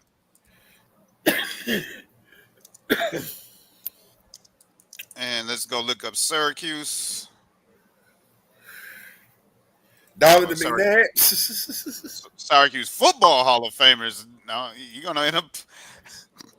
You got Jim Brown, Larry Zonka, Al Davis, Marvin Harrison, Floyd Little, John Mackey, Art Monk, and Jim Ringo. And Dwight Freeney? Freeney. Yeah, I was about to say, I see him on here too. What was it? Dwight Freeney. Okay. Yeah, he was on the two lists popped up, and then that's all the second one Dwight Freeney was on. I forgot that Dwight Freeney was Forgot a about Dwight. terror those years with the Colts. He used to give us problems. Yeah, he was. Him and Robert Mathis. Those matchups with the Patriots, boy, used to make his woo. All right, Carlos, you got any final thoughts on this one before we move on to the? Pretty shocked that Arizona State's there because they're not really much of a blue blood in college football. Right. Exactly. Pitt with 10, higher than I thought. Pitt, but yeah, that's all I got. But there were some legends on there that we. Yeah, no, that there was is. on that list though, but Yeah, no, there's legends like in every team, like literally like every team. There's at least like few that are like Hall of Famers. Jesus Christ. no, that was pretty dope. That was pretty. I just wanted to touch bases on that. Yes. So let's get into the current season. But We're let me gonna get start. out of here. So let me first of all give thanks to the channel. Thanks to all the viewers that's going to be watching, man, the Be Ready podcast. I appreciate you guys for having the format, one half of the format podcast on here. It's been a great show. I wish you guys the best. I wish you guys a great weekend.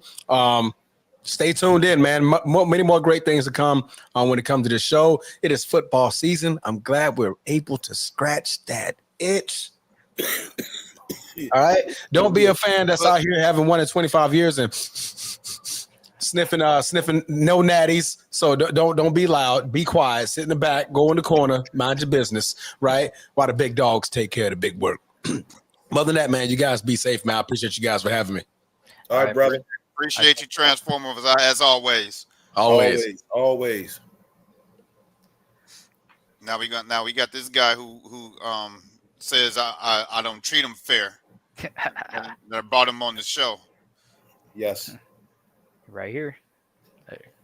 Don't All right, nobody so treat me let's- fair. Man, stop all that whining and crying. Nah, I was joking. I ain't worried about that. Go ahead. Go ahead. About that. What's going All right, on? let's dip into this top 25, man. This top 25. This is Okay. Carlos don't like the coaches poll, so I got the regular poll. So at the top 25 right here, Carlos, you want to go ahead and read off that top 25, starting with 25 on up? That's the coaches poll, by the way, Tony. That's the coaches poll. The preseason top 25 is going to come out probably in a few days, probably before week 1. But yeah, here's the coaches poll. Texas at 1, Ohio State 2, Penn State 3, Georgia 4, Notre Dame 5, and yeah, it's so on and so forth. So yeah, like I follow the preseason poll, not the coaches poll, really. Like the real one is the preseason poll that's going to come out a few days before week 1. So that's the one I'm waiting on. But the coaches poll is like a little sniff of what the preseason top 25 is going to be. Okay. So, which teams so far stands out to you on this top 25? Stands out. I'll say probably Boise State at 25 because they don't really have no one because Genty left. Boise State. Probably Boise. Probably the only one I'll say. Yeah, I'll just say Boise. All right, let's go to our guest here today, Our guest. Yes. Bruce. Yes, sir. For this coaches top 25 poll, because Carlos likes to correct me on here, but we got to be factually correct on the I got you. Sports podcast. So what are your thoughts on the coaches top 25 poll, and what team stands out to you? None of these teams on these I'm mad because Colorado not on here. I'm pissed. I'm a buff. I'm a skull. I don't give a damn about this scheme of name. It's just top 25. Colorado supposed to be in this. I don't get it. Texas, the usual. The top 5, the usual. Big schools, big names. Texas, Archie. What's one thing I can't wait to see now? I can't wait to see the young fella play. I'm excited for that. I'll be watching Texas closely this year.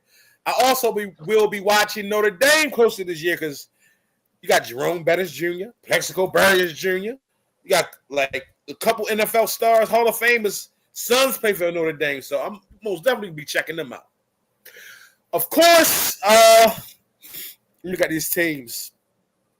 I am pissed. I'm not excited to see none of these teams on here except for Texas and Notre Dame and, of course, Alabama. Oh, they got a kid down in South Carolina that's really, really good. I forgot his name. I think his name is Sellers. Yeah. The quarterback for South Carolina. Yes. School offered him more money, and he turned it down. His father told him to turn it down because he said money don't mean everything. I don't get it. But I'm pissed that the Buff's not on here. I'm a Dion guy. I believe in the skull. I think Salter's going to have a great year this year. Actually, the Buffs are better than what they was last year. See, last year the Buffs, they had all the big name stars, but the team is better this year in the trenches and the position players. Warren Sapp gonna have these boys balling on the defensive line. I just can't wait. But far as like the top 25, man, I'm just disappointed that my guy's not in it. I like the kid from SMU. They got the quarterback to play for SMU. I forgot his name. He's really good. But far as like Archie Manning, I'm excited to see him. I'm excited to see the NFL kids for the Notre Dame. And I'm just pissed. Screw this top 25. I am pissed that the Skull not in it. And it's a travesty. They're not in it. And if they make the playoffs, it's destined for Prime to win a championship. It's going to happen. It's going to happen. This year, I don't know. Will I be surprised if they do make it? Yes. I mean, no, I won't be surprised. They get in the tournament this year. It's 12 teams, right? 12 teams in the tournament. They getting in. I got them winning the Big 12 this year. Okay. I think this is the year that he breaks through. And he completely rebuilds Colorado program where they was irrelevant in the basement for many, many years, for a decade, preferably. I mean, most likely. He turned his team. He turned this team around in 3 years, man. And this year is going to be better than next year because they got a better squad. I'm just pissed at this top 25. You said it's the coaches poll. Hey, they all have a little a fear of the how could I say, the positive energy and self assurance that Dion has. So I see why you had the coaches poll. So what is the next poll supposed to be? What, the AP poll? Yeah, the AP preseason poll. Now, if I see why he not in the voted in by the coaches, I see, because he's the better motivated than most of these coaches on here. Seriously, but the AP poll, I'm pretty sure they'll be in the top 25. They got to be. Why not? Why not? But this is a travesty. Like I say, I'm excited to see Arch. I really am, and the kid from South Carolina and the kid from SMU. Yeah, that's about it. All right. All right. Carlos. Yeah. Since my man, let's bring up the graphic for Colorado before we get into So schedules. the graphic that you have for Colorado. Yeah, let's talk about Colorado real quick. All right. Here's your schedule. My man feels like they're going to win the Big 12. So let's digest this. One thing I am a big fan. You know, I want Prime to see success. That I do. However, we can't be player bias, as I'll say, because we're fans of a player. We gotta let's talk about this the schedule here.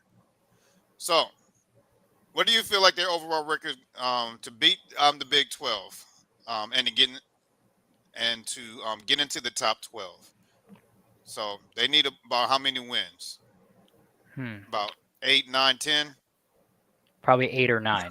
Probably yeah, like it's got to be high because the Big 12 they're kind of stacked because you have teams like Kansas State, Iowa State that can maybe make a run. So yeah, so the win total's got to be high, and plus their conference got to be like obviously play good because that will play into the tiebreaker if there is a tiebreaker. So yeah, it's got to be a high amount of wins for Colorado. And you know, and you need what they say. I don't like this term quality wins, but you need quality wins, which is subjective, right? That term quality wins is subjective to what you feel a quality win is. So Bruce. Yes, sir. So based on the conversations, do you agree with Carlos that for you guys to win the Big 12 and to get into the top 12, you need about 8 or 9 wins? Do you agree with that? Yes. I don't from this schedule. Yeah.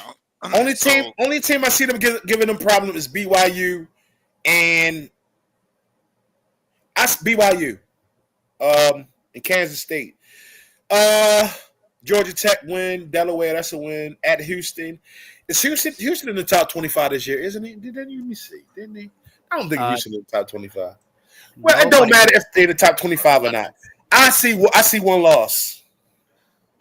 I see one loss this year with the team that Prime has put together this year. With all those 5 stars and those 4 stars on the defensive side. That's the key. The trenches. You know, they always going to keep 5-star cornerbacks because everybody want to be like him. So all the 5-star cornerbacks going to transfer out and go to them. But right now, I only see one loss, and that's BYU. Yeah. So, yes, this is the year. I see one loss. I don't see nobody even touching them this year because, truthfully, I'm going to be real. The quarterback that they got now, Kalen Salter, is a better athlete and damn near a better throw of the ball than Shador. He's really good. He was like one of the, I think, he was like one of the, whatever conference he transferred from, he was the player of the year in that conference, I think. So, Kalen Salter. So, I see one loss, BYU. I don't see nobody beating them. I don't see Georgia Tech beating them. I don't see Delaware beating them at Houston. Ain't none of these teams ranked in the top 25. This is Prime best year and his best chance to get it done. And I think it's possible if they get in the tournament, they can make it happen. Okay. So Interesting. Oh, so you don't see they don't have no problems with Arizona State. Nah, Arizona, You don't see nah. Yeah, Nah, nah. I think we whooped them. I think we beat them both last year. I think. Yeah, beat Arizona, but no problem with Utah. You know Utah always tough against us. Yeah, yeah, okay, yes. Let me take They're that back. I tough, see man. Utah always play us tough. So yes, if the kid what's his name, Ravioli, yeah, he back. Oh yeah, I forgot about him. So I don't see BYU and Utah, the only two teams giving us problems this year. Even though Kansas State took us to the woodshed last year. Not this year. It's not happening. So let's dive into the term that I don't like, What's quality that? win. The term quality win to get you into the Yes. top 12, because in college football they use that term. They use who your opponent was and how you beat them as a quality win. Yeah. So the only thing that I feel like that will run against Colorado, let's say if a team I just throw someone out there like a Boise State Yeah. or or Iowa State or Texas A&M, who's in the Mm-hmm. SEC. You guys finish with the same record, that they get that schedule bias. You know what I'm talking about, and get the nod over Colorado State because they feel like they have more quality wins. uh, I'm being real. I don't like that term quality win. I think a win's a win. Like a team, like you win but your you know you what? can't. But you know what? I'm sorry to cut you off. But you know what Colorado got more than any of these other teams? That guy, Deion Sanders. Must see TV, attraction, value, the hatred towards him, the hatred to see him wanting to not succeed. So that's why they're gonna have a little bit pull this year. You know, people they don't like Deion. You know that Coach T. You know they resentful towards him. You know, Uh, like you say, schedule striff. But this guy, that guy, Mr. Deion said, by the way, happy birthday to him. You know, the day is his birthday. That guy, he brings eyeballs. Let's be truthful. The past 2 years, Colorado had college football in the chokehold far as viewership. People wanted to see them play. They come on now. They were the number one. They were the number one trending topic in college football for the past 2 years. Am I wrong? Right or wrong? right. But Shador and Travis, they was must see TV every weekend, every week. So now this year, knowing that they gone, you best believe it's still gonna have that same spot. People are still gonna want to come see them play. They still gonna bring the viewers to the eyeballs to the TV. They still get most nationally televised games. Most Colorado games last year was nationally televised. It's going to be the same thing this year. So that guy, his pull going to take them to places they've never been before. all right, real quick. There's another. Let's see. I put up the wrong school. But There's another big name coach that went to the college ranks, and by the name of Bill Belichick. Yes. North Carolina. So this is why I'm gonna give you the disclaimer. This is why I hate the term quality wins. Like this is something that could, I'm not gonna say that would, but could hurt Colorado. Let's say you and North Carolina finish same record, win your division, everything. Yes. Their schedule, they open up. You guys have the same opponents as in TCU. Yeah, TCU. Yeah. You have Charlotte, which they should win. Richmond, not. They got UCF, not a tough one, but their conference schedule. You got Clemson, you got Cal, Virginia, Syracuse, Stanford, Wake Forest, Duke, and of course North Carolina State. Now, what if you got, like I said, That's why I hate the term quality wins. They may look at Bill Belichick's schedule, and of course, what you said, the Dion bias. Yes. But I feel like Bill Belichick could have the same hatred or the same bias just based on the success he had in the NFL. Yes, that's true. There's people that can despise him because they hate that the Patriots That's won true. so much. That's true. So, but let's just say they finish. I know Bruce, we don't like talking hypotheticals. Yes. But let's say hypothetically they finish with the same record, they win their division, they win their conference, and boom, you got a spot to give to either Colorado or North Carolina. Well, one thing though, like if Carolina does win the ACC, they're in the playoff automatically. Like if they win the ACC, they're in automatically. If Colorado wins the Big 12, they're in automatically. Like regardless of ranking, 1 through 12, Yes. they will get in automatically if they win their conference. By the way, Tony. Okay. Yeah. So Carlos, man, stop. no, I'm correcting you with this playoff because remember, we're talking we're talking hypothetical. Well, Yes. I'll say still Dion because let's be real, man. The good old boy network don't like Dion flamboyancy. It's different. You're right. I think they'll pull North Carolina in before they probably pull Colorado in. Yeah, because I think it's because of the opponent, the opponents that you guys are playing. Even though I look at it if you look at it from a non-biased lens, equal. As far as you can't put one on the other. The only thing is if they beat Clemson, then there's really no argument because Clemson is in the top 10. That's the only thing that I'll say. Okay, they'll get the edge. But other than that, I don't. They get dog walked by Clemson. You guys finish with the same record. I'll give Colorado the nod. You can't just say, oh, they had a better schedule. Yes. And I look at it like the only thing that I'll say the difference would be the same opponent you guys both play TCU. Colorado beats TCU better or worse than North Carolina does. Then you say, oh, okay, see, but it's always going to be an argument both ways. So that's why I hate that term quality wins, and I hate how their voting system. So how do we fix that, guys? Like, what would be if the scenario they finish with the same record? Obviously, if they win their conference, like Carlos said, they're really is they're in automatically. But if they don't and finish with the same record, who gets that 12th spot out of these two? Without what would be a fair way to judge who's the better team? What do you guys think? To me, if I had the rules to make that adjustment, I'd test. But of course, it's going to be strength of schedule. Strength of schedule.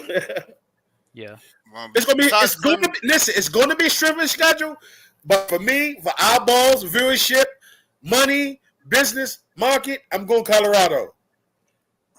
Strength of schedule, I think North Carolina probably have the strongest strength of schedule. I don't know that right now offhand.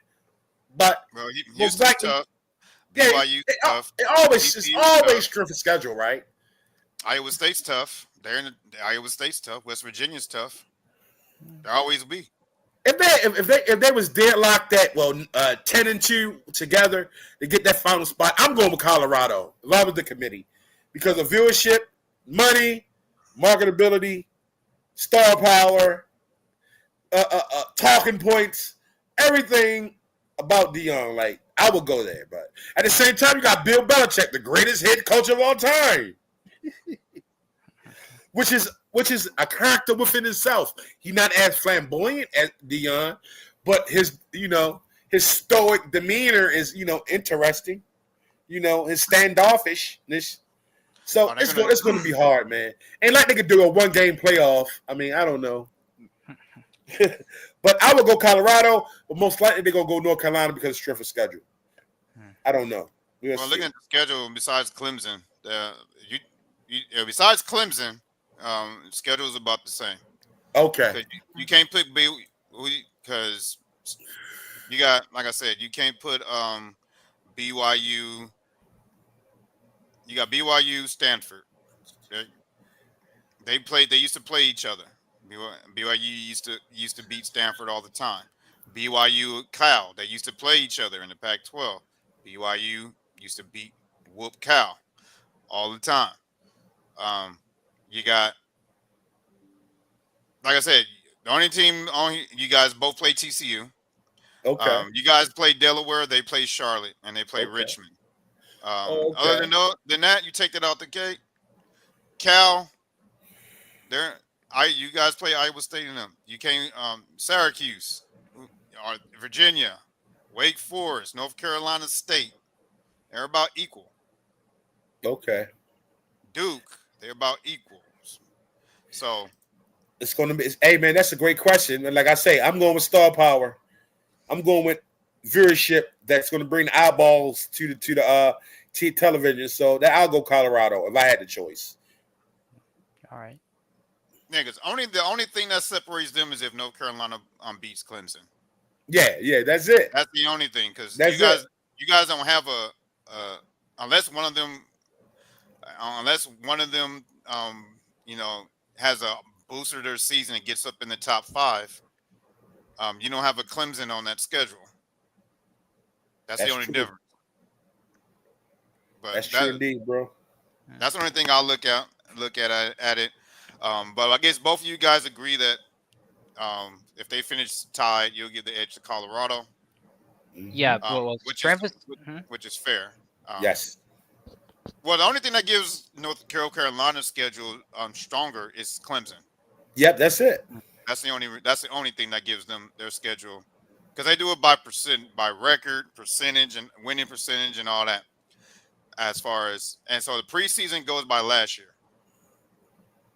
So last year, like I said, they get the edge right now because of Clemson. That's it. But from what I've seen, is BYU in the top 10, right? No, I said BYU's tough. I said you guys. I said if they bring it back that same team they had last year that kicked Colorado butt in the bowl game, they are tough.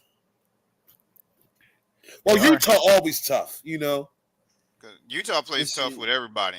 Oh, okay. BYU is 23 in the coaches poll, but we win. But this is not the preseason. BYU. Okay, so Colorado got Iowa State, BYU. That's the 2 toughest opponents as far as ranking. But you got Arizona State too, right? Okay, you got Arizona State. Arizona State. Okay. So as of right now, you guys have more team opponents in the top. Yeah, four teams. Coaches in the coaches top 25 as of right now. Absolutely, that's what's up. Yeah, it just depends when the preseason AP poll comes out. Yeah, that's the real rankings preseason. So how many teams did the ACC teams? ACC, Miami. That's it. Miami, that's it. 2, yeah. Miami and Clemson. Yeah. And Colorado got 4. Okay. North Carolina don't even play them. Okay, so but the only thing is Clemson's number 6. That's but still, from what it's looking like, Colorado has a tougher. Colorado looking like Colorado has a tougher road. Yeah, and I think Colorado has the better strength of schedule than North Carolina. They got a better and Colorado. Yeah, man. Yeah, because Colorado has to play Iowa State. They have to play the that's what's up. Arizona State, and then in that first game against Georgia Tech, that game's going to be pretty difficult against Georgia Tech because Georgia Tech they bring in Haynes King, who's the quarterback, Jamal Haynes at running back, head coach Brent Key. That Georgia Tech team's tough, Bruce. That Georgia Tech team's tough. Yeah, they're pretty tough. That was tough last year. Yeah, of course, yeah. Mm-hmm. Yeah, Georgia Tech gave Georgia a fight. Yeah, they did. Yeah, I remember that game. I watched that. It was a great game. Yeah. What's the name of that quarterback? Is he still there? What's his name? I think he was a senior though. Georgia Tech's quarterback. He was really good last year. You're right. That Georgia Tech game not going to be a pushover game. Yeah, and I think he's coming back actually. Haynes King. He's coming back. Yeah, man. We got 21 days, man, for all this kickoff, man. It's going to be amazing. That's going to be an amazing Saturday. I can't wait. I got my popcorn ready already. Yeah. Yes, sir. And we just vote. We just voted that these guys were the most obnoxious fan base here. But as y'all can see, Florida is ranked in the preseason coaches poll for the first time since 2021. So unfortunately, Carlos, they're going to get even more obnoxious because they're probably thinking they're going to win the Natty this year. Well, the thing is because They're and I think ranked DJ Lag, well, yeah, because the no, thing is, and I 17. think DJ Lagway, he's going through a little injury right now. So, and I think a lot of people are worried about that. But yeah, but Florida's first game is against who? Long Island, which that's their first game. They got South Florida. Then they got LSU on the road. Then they got Miami on the road. Then they got Lost Texas. 2 losses. That's 2 No, off top. they have a gauntlet schedule this year. Yeah, they do. they did. LSU, Did you put it Miami. on here? No, I'm not trying to cut you off. Did you put it on here so we can put it on the screen? No. And I forgot. Do you want me to share my screen? I guess. Yeah. So Bruce, so Bruce Yeah. can see it too. Yeah. Let me take that off the screen. Yeah, let me put it. Bruce, hey, What's tilt up? that hat down again, man. Tilt that hat down again. Yeah, format podcast. I need You to get know? mine. I need to know where the heck he shipped it to because I haven't got it yet. So, Hey, yeah, man, Florida we does should have get a- points for wearing these damn hats now. All right, y'all see it. All right, let me add it. There you go. Yeah, so first game's against Long Island, which they're gonna win. USF at home. Then they got LSU on the road in prime time. Loss. That's a loss, exactly. Then they got Miami on the road. Loss. At the Hard Rock. Yes, at the Yeah. Hard Rock. Yeah, Then Tech. Yeah, they got a Texas. Loss. A&M, yeah. Look at that. then Mississippi. Loss. Oh, they gonna lose 5-6 games. Oh yeah. Yeah, they got a Oh gauntlet. man, they got. Then they Oh got no. Georgia, then at Kentucky, at Ole Miss, I don't miss. Yikes. then Tennessee at home. Tennessee at home, then the Florida State matchup, then the SEC championship. Hey, That is a monster schedule. that's the monster schedule. Wow. That is a monster Hey. schedule. Hey, listen. If they could come through out of this at 9-3, DJ Lagway is he's the guy everybody's souping him up to be. How many 5-star? What they got? They must have got a bunch of 5-star recruits down there or something that just came in for them to be 17. But I guess it's this SEC. Yeah. They is not getting they not getting through this gauntlet. I see 5 losses already. 5. Okay. I see 5. Then they're in the SEC. You can't have. I see 5 losses. I'm not saying that's the reason why they ranked 17, but you're in the SEC. I see 5 losses. Now, if they get through this gauntlet at 9-3, hey, all power to them. Let's see what this kid DJ Lagway about. Everybody pumping him up like he's the second coming of Lamar Jackson at Louisville or something. You understand what I'm saying? Hey, we'll see. But that matchup nah. with him and Arch Manning is gonna scroll back up.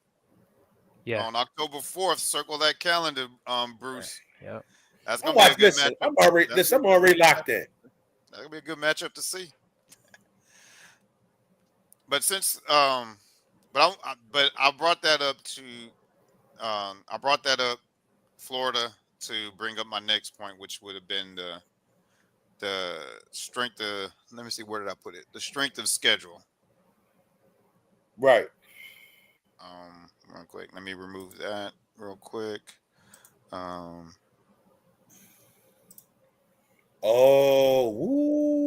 I brought that up to bring up the non-conference strength of schedule. Okay. Wow. So what I'm gonna have Carlos do, if he don't mind, since Baylor, Miami, TCU, Duke are in the top 4 at the toughest non-conference schedule, if you can pull up their start with Baylor. Yep. I already got it. So, can you take that out, Tony? Oh, okay. There you go. So Yeah. So they got Auburn let's at start home. with So they got Auburn at home. Then they got SMU on the road. That's gonna be difficult. That's gonna be That's gonna be difficult for tough. them. Yeah. Yeah, going up against Kevin Jennings and that squad over at SMU. Yes, Kevin Jennings. Yes, pretty good. Yeah. Samford, they're gonna win. They got Arizona State at home. Then they got to go to Oklahoma State, which they're iffy right now. Then they got K State at home. Then they got a This bye Baylor. week. This Baylor. Yeah, Baylor. It Then they might got have TCU fell. Remember 3 years ago, TCU was like one of the top programs in the country. They just fell off expeditionally ever since Colorado whooped their butt 2 years ago that first game. Yeah. They ain't been the same since. Yeah, exactly. Yeah, Cincinnati, UCF, Utah, Arizona, and then they end up with Houston. And that's the toughest non-conference schedule. Yeah, yeah, because they play Auburn, they play SMU, and then Samford. That's their non-conference schedule. They got Auburn, SMU, Samford. Okay, I got you. Well, Baylor has Baylor been relevant? Like any last time Baylor been relevant was just RG3. Well, they've been a little bit relevant after that, but they've been haven't been ringing no bells to me, truthfully. Nah, Auburn, really. Auburn fell from grace too. They used to be right there too. Only time it seems like Auburn comes to play is when they play Alabama. SMU, they got a good thing going on there with that young quarterback that they have. I'm impressed by him. Hey, listen, man. I don't know, man. So this is Baylor's schedule? Yep. Baylor in the top 25 this year? No. Oh, they not? Okay. Of course, that's where they've been at the past couple years anyway. They haven't been relevant since RG3, truthfully. Let's be real. Yeah. All right, let's bring up the Hurricanes, the Miami Hurricanes schedule since they were number 2. Miami. The Hurricanes are number 2 in the country?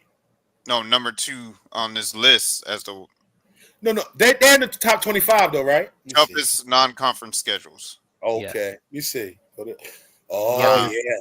Must be that first game. Loss, win. Now that's the game that everybody down here South Florida is waiting for. That North game. I got this game circled too on my calendar. On the Hard Rock. I was trying to get to that game. Yep, I got my game. I got my thing circled. I'm ready to rock. Yep, the rivalry. Catholics versus convicts coming back. Miami coming back. That's what it's called, brother. Yeah, that's what the rivalry was called back in the day. Yeah. Oh yeah. Yeah. That's when they had. That's when Miami first the U when they had Michael Irvin and all of them. Yep, true.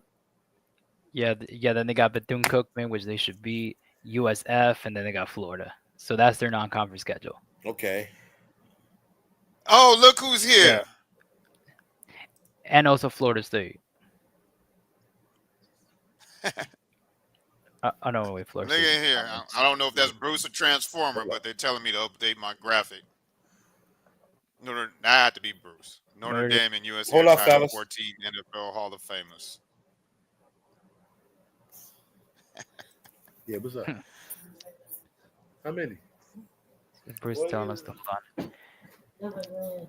Yeah, but I think at one point Bethune-Cookman, they were about to get Ed Reed as a coach, and I think at one point, yeah, and I think Bethune-Cookman they were actually trying to get Ed Reed as a coach over at Bethune-Cookman, but that ended up falling through, and Bethune-Cookman is now.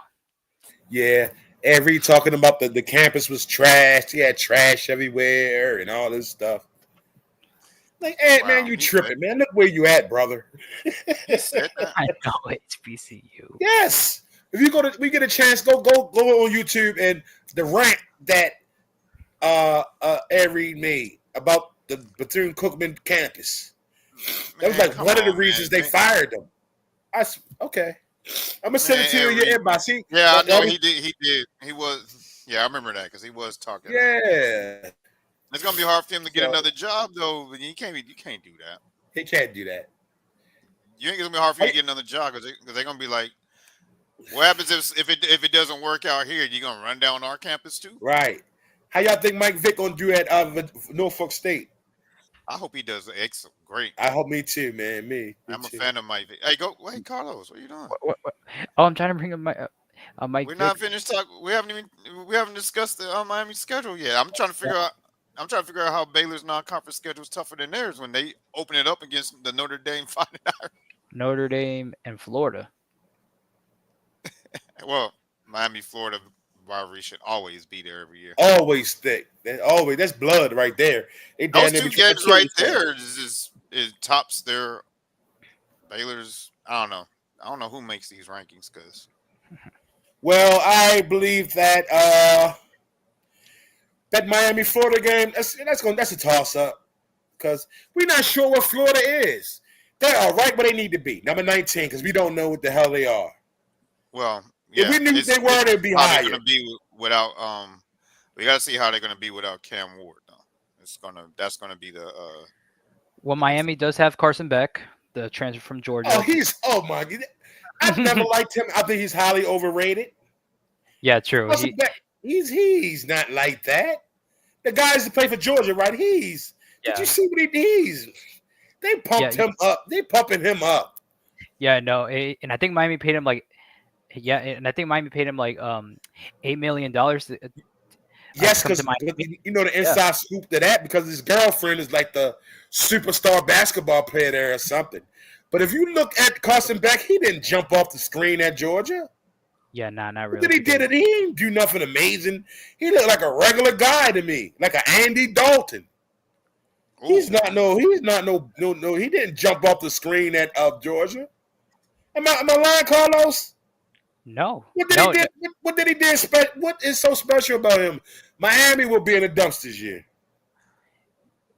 They'll lose 6 games this year. All right. Yeah. So you. They already got 2 right now. Notre Dame and Florida gonna knock them off. I already know. Go down in the list. Go down. Not Notre Dame. Notre Dame. SMU lost. Yeah. Lost. At SMU too. Yeah.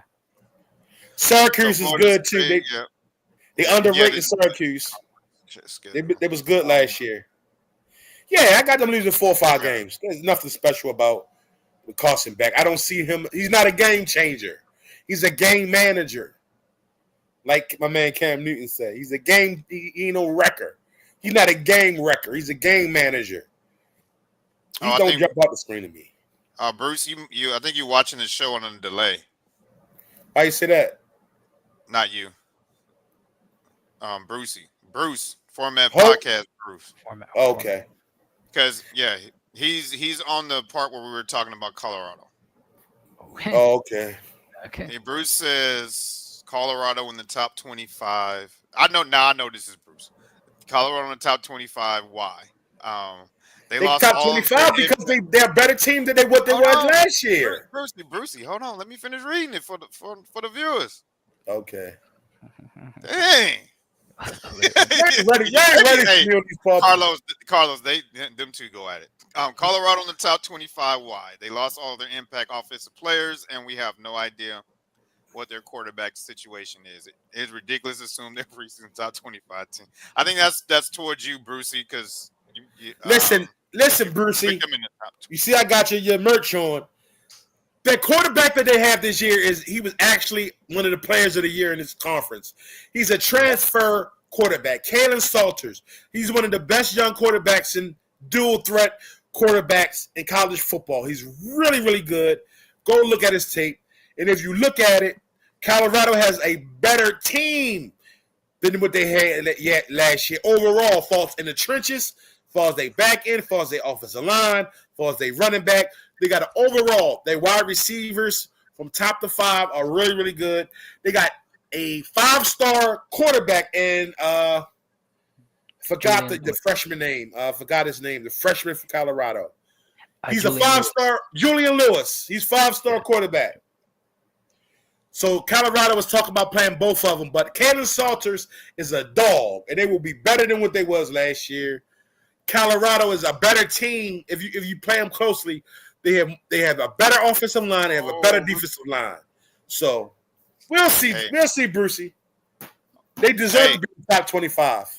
I'm gonna say in my Eminem voice. Guess who's back? Back again. Who? Oh. The king of the chat is back. Hey, man. Hey. Hey, you was dropping it. You yelled at me last time for not dancing. Guess who's Brucey, why are you twerking for Colorado? back They're garbage. again? They're garbage. They're ass. Hey, you got Bruce, and Bruce is giving it to him in the chat too. Brucey. Bruce is giving it to him in the chat too. Brucey.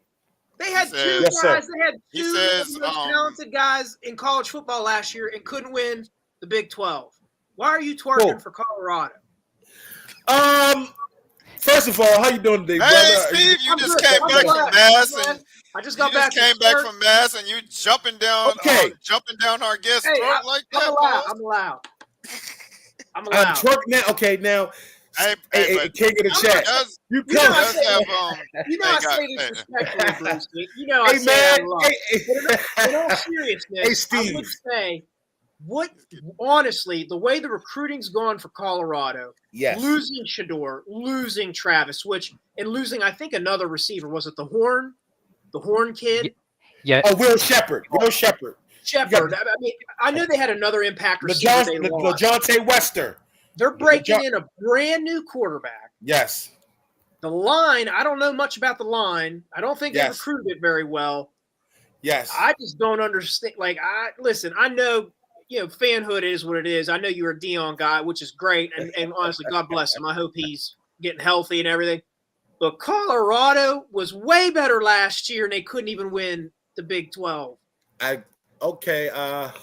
You know what? Yeah, Steve, I'm breaking down data. This is getting scientific and shit. So Listen, but overall, they have a better overall team. They had the superstars last year.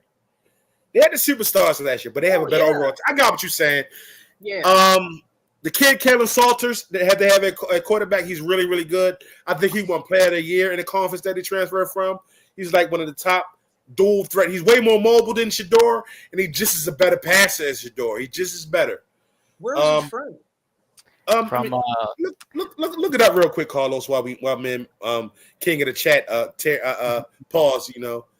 I'm not twerking for him. I just believe that he said Hey, man, twerking. listen, I got out of Mass. I pulled out my phone. You was twerking, bro. I was like, no, Brucey, stop it. Stop it. Okay. I just believe in D. I just believe he gonna have those boys ready. More than anything, I the can coaches respect that. listen. The coaching staff, those boys going to be ready this year. I think they're going to be better this year overall. I just believe in Dion, man. That's all it is, King of the Chat.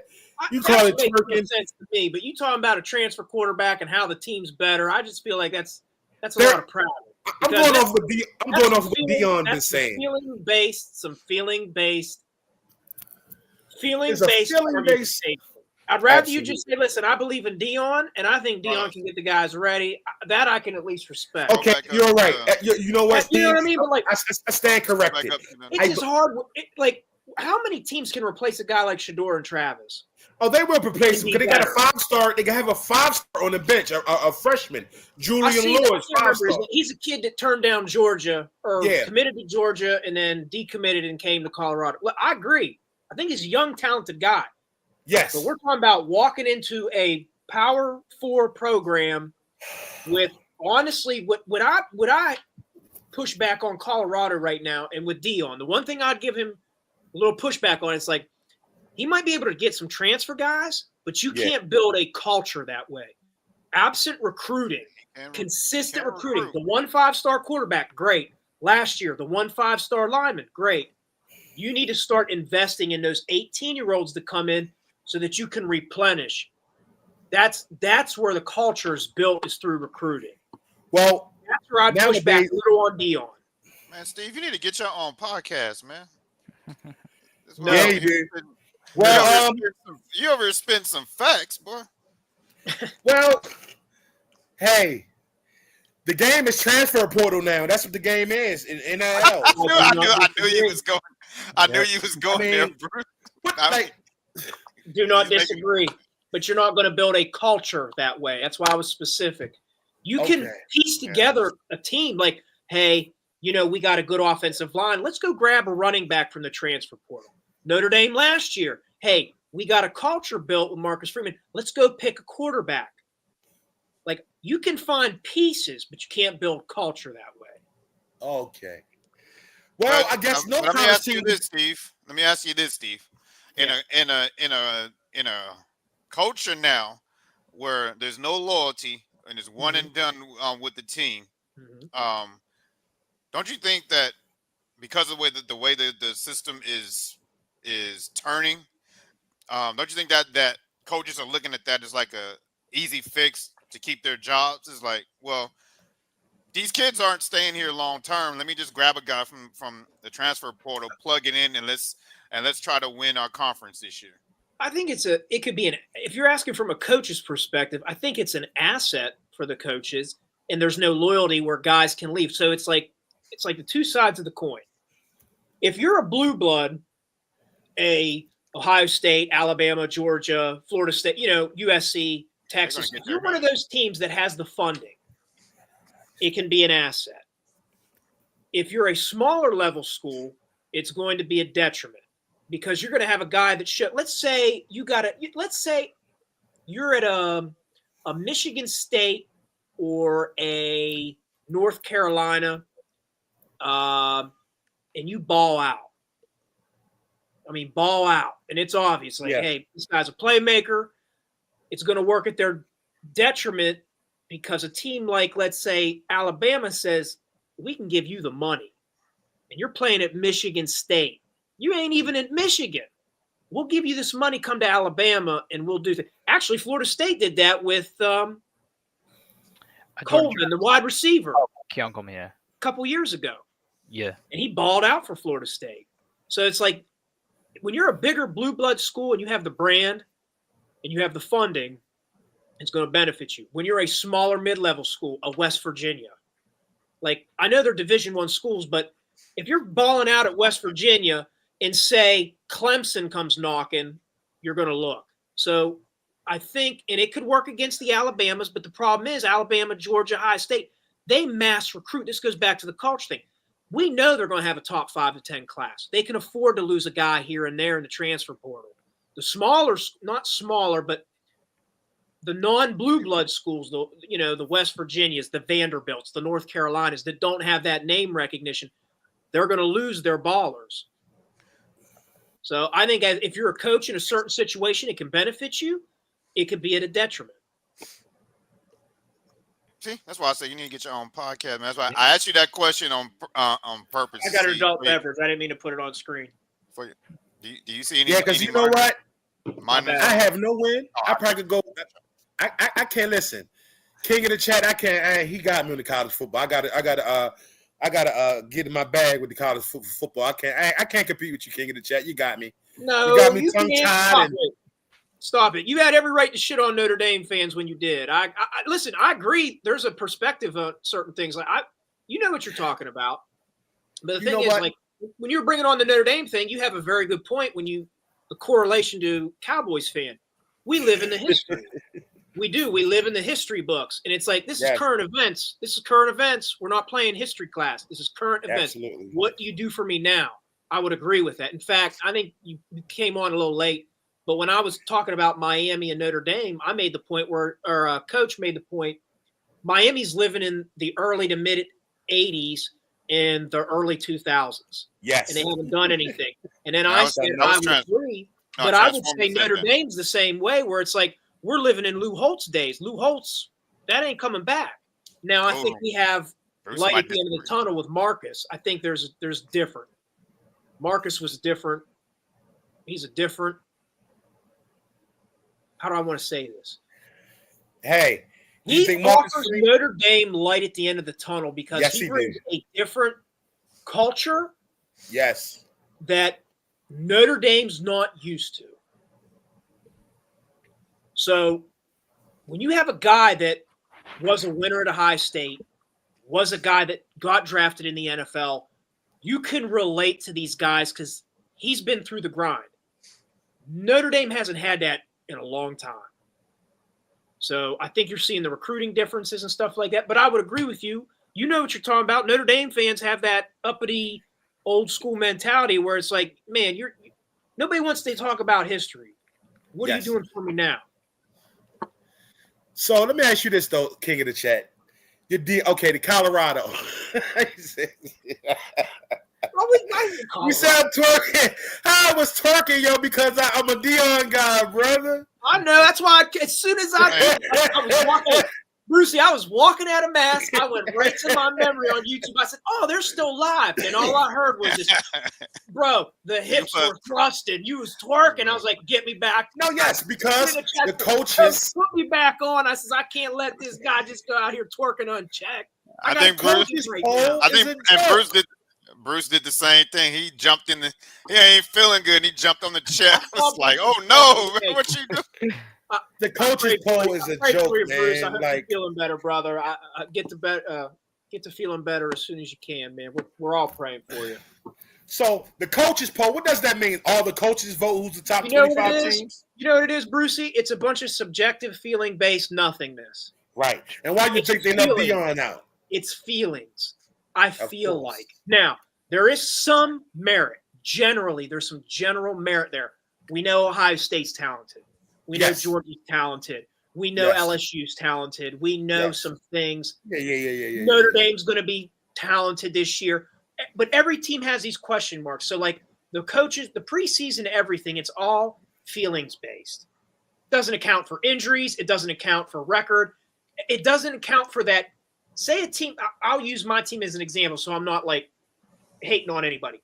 Notre Dame just came off a 11-1 season. They had success in the playoffs and played in the championship. We're breaking in a new quarterback. I'm going to say the same thing like I did with Colorado. We're breaking in a new quarterback who's never seen a live bullet. Yes. He's going to go in there fresh. There is talent at Notre Dame, but if that quarterback playing against at Miami, Texas A&M at home, I think at Arkansas, Purdue, and then Boise State. If Notre Dame loses 2 games, I would not be shocked. And they're not. Yeah, most definitely. You know what I'm saying? Same thing with like Texas. Texas, I'm not as high on Arch Manning as everybody is. We know the talent is at Texas. But if Arch Manning comes out and loses to Ohio State week 1 and say they play an SEC schedule, an SEC schedule is difficult for a first-year starter to manage through. Sure. Let's say I don't know their schedule off the top of my head. Say they play Georgia, Alabama, Tennessee, Texas A&M, Oklahoma. If Texas loses 2 of those games, 3 of those games, would you be that shocked? I wouldn't be. I mean, it's like preseason. It's all about hype. Get everybody excited. Get guys like us all amped up. Start our twerking and stuff. But it's like in all reality, that preseason doesn't mean nothing. Ranked games that are scheduled is the only preseason thing that I look at. What teams are playing what ranked teams? And even that can change because obviously a team can lose a few games. And it's like, oh, we thought we had a big matchup. Maybe they're not as good as we thought. Like Notre Dame opens up with Miami. Miami's preseason ranked, I believe, 10th. They got a quarterback in Carson Beck, which I agree with. He's a game manager. He just came off Tommy John surgery. And he's playing in a whole new environment where Miami lost all of their past receiving leads. 1 second, guys. Yeah, do your thing. But I'm going to prattle on. But say Miami's preseason ranked 10. What if Miami maybe it doesn't fit? Maybe Carson Beck doesn't fit the same and they lose 4 games, 5 games. Is Notre Dame going to get credited for playing a top 10 team? No, and they shouldn't be. We're going to get to Notre Dame in just a second. I'm glad you're on and Bruce is on, but right now. Sorry. We got to. Yeah. Whose schedule do you have up, Coach? Yeah.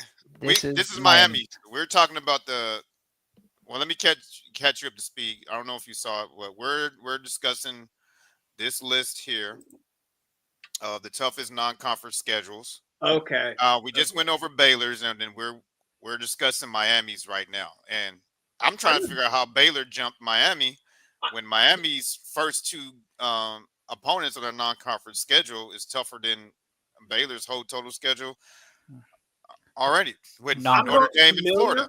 I'm not familiar with Baylor's total schedule. I do see they open up. I see you don't have to go back, Coach. I don't want to slow up the program. You're doing your thing. I just want to know because I have it written down. I know Baylor opens with Auburn. Yes, Yeah. yeah, they play But Auburn, That's a SMU, and Samford as a non-conference. yeah. Stanford, I wouldn't put. You Yeah. said Auburn and who? SMU at That's That's a SMU. good game. That's a good game. Jennings is tough. I think SMU can be tough this year. Yes. But to say it's better than Miami is I got to see more of Miami's. That's what I said. Just their top two. You know, you got Notre Dame at home, and you, like you said, you have a brand new quarterback, brand new. You know, you lost a lot in the off season. So, and then Notre Dame coming fresh off, you know, national championship. Yeah, they have some new pieces, but it's still Yeah, Notre the glue Dame. of Notre Dame is back. The It's talent still is Notre there. Dame. They Yeah, still have their core. I do think the Um, quarterback situation that's a big factor, but across the board, you know they're going to have a probably top 10 defense. They return enough guys. You know the backfield's good. You know the offensive line's good. So the pieces are around the quarterback to be successful, but that's not to say that he will be successful. So it's still going to be a tough. It's still going to be a tough one at the Hard Rock. Man, I wish I can be there. I want to be there so bad. For that, but I want. But I'm thinking. I know you But I'm remember this, thinking. Coach. The Catholics versus the convicts shirts. You remember that? Oh yeah. Yeah. You remember that? That got big. That got famous. I'm not. Hey, trust me, I didn't make it up. It's just that got. No, that was a big that's thing what in- happened. That's true. Yeah. That was 80 from the in the 88. '80s when it first Yep. started when they had Warren not Warren. Yeah, I didn't have Warren. I don't know Jimmy if Warren Johnson was on. days. I know Jimmy Johnson was the coach. They That was had the Jimmy Michael Johnson Irvin. days. I Yeah, think they Jimmy had Michael Johnson's the one that Irvin. started it. Yeah, Lou Holtz was at Notre Dame. They got in a fight in the tunnel before. That was '88, I believe. Yeah, it started way back then, and it was like, yeah, this is the Catholics versus the convicts, and I think Jimmy Brent Johnson won Musburger it. called that game and held the shirt up on live TV. Man, they didn't care back then. No, the stuff they used to do back then, you'll get no, crucified. no, doing you it. can't do it no today. more. You out there drinking beers on camera, and Hey, man, it was our childhood was wild, Carlos. yeah, bro, it was I good. know. Oh, I know. But we survived. That's why we got all this grit. No. Yeah. But all right, let's go back into their non-conference. Notre Dame, first game, Miami, Notre Dame. You got two brand new quarterbacks, but you guys still have your championship level coach. I hate that I have to say this. Bruce is probably laughing at me right now because I'm about to say this, but your coach Freeman, right? That's his name. Mark Yeah, Freeman. Marcus Freeman. Mark, he did a heck of a job with Notre Dame last year. They got the championship experience. Yeah, they lost a lot, but I think they're going to be even a little more dangerous this year than they were last year, even with a new quarterback. Just because Potentially, they have that experience, Mhm. they're more bought in with what Freeman is preaching because he proved it last year. Yep. First year getting you to the national championship game, so they're more bought in, and so. And this goes back a little bit to the culture thing I was talking about. These are his guys now. These aren't Brian Kelly's guys anymore. Yeah, he's bringing in his guys too. That's the true, guys too. he's developed. This gets a lot of guys bought in. Even the newer guys coming in, Yeah, buy they're in like- because you're like, hey, these guys have been under Marcus for 3 years, and we're seeing good fruit from the tree.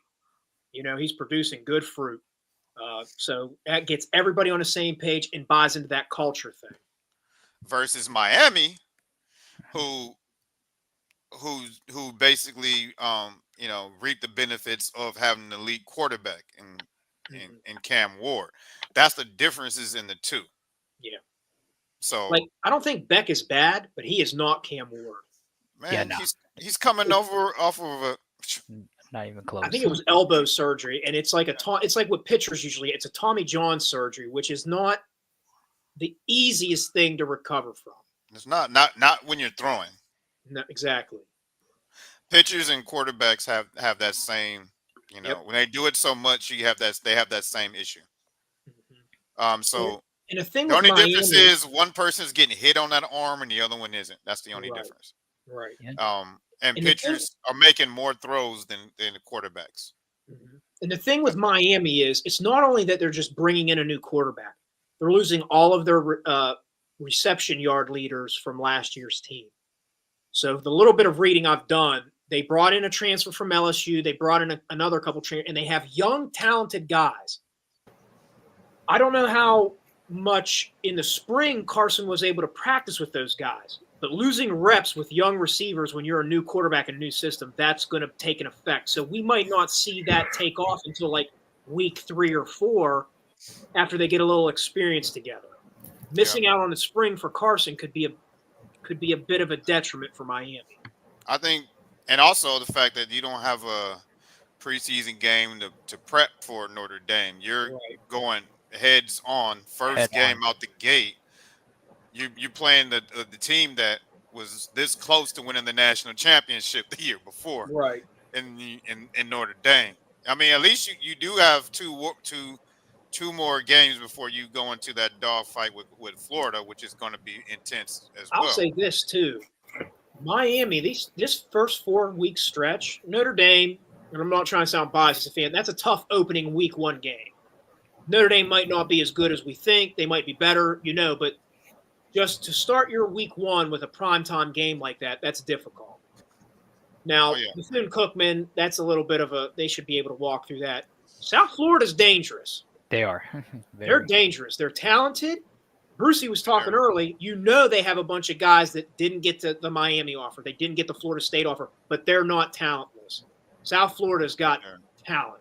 And then you've got Florida now with DJ Lagway, which Florida finished the year with Lagway at the helm. Florida finished off beating some good SEC teams. Mm-hmm. They closed out the last 5 weeks playing good football. And Lagway showed me some. Lagway's tough. I'm not trying to twerk for Florida, but the truth is the truth. Lagway's good. No, you guys just voted that that they're the most obnoxious fan base based on that. Is that who ended up winning? Yep. Yeah. High State's worse.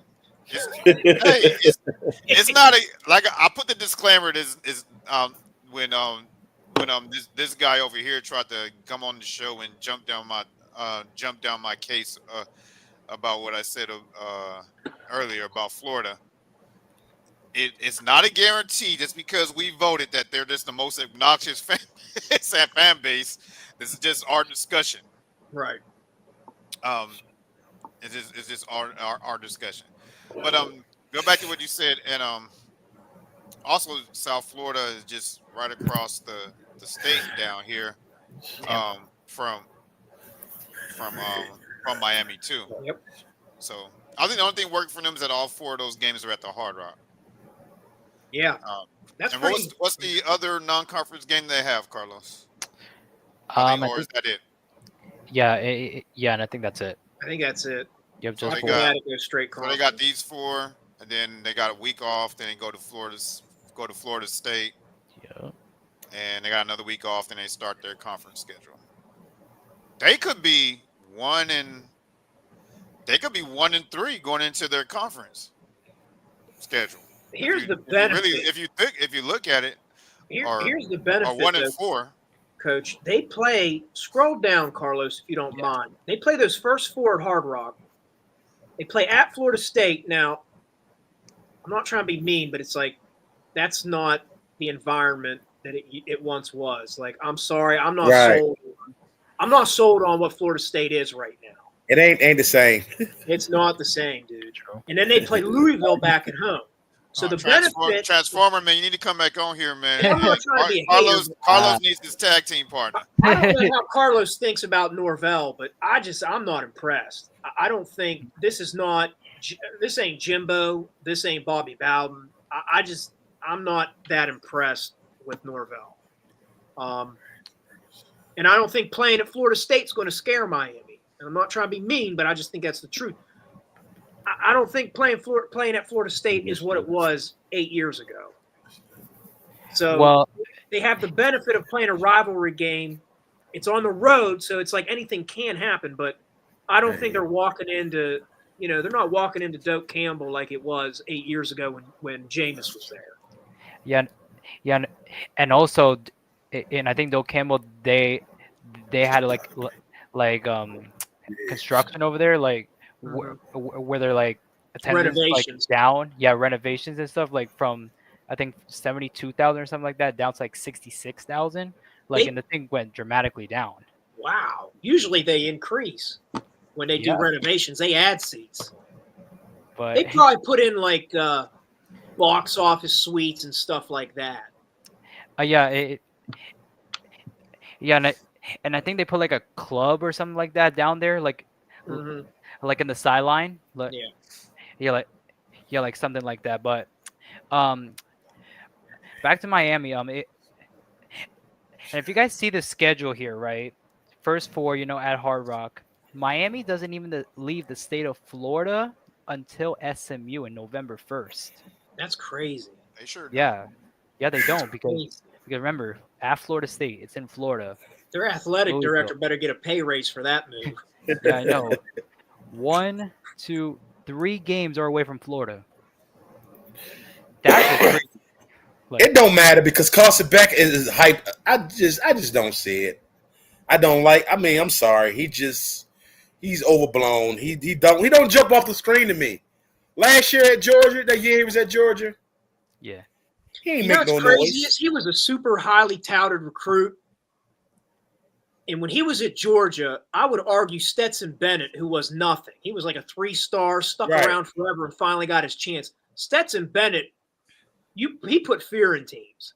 Yeah, He right. was successful. And as highly touted and as talented as Beck was coming out of high school as a recruit, It's not jumping off the screen. it never, and it's not like the talent around Georgia got less. Right. Stetson had talent around him, but we can't pretend that Carson Beck wasn't playing with NFL caliber guys around him. Right. So I agree with you, Brucey. I'm not trying to sound like a hater. He could beat Notre Dame, and I could be totally wrong, but like,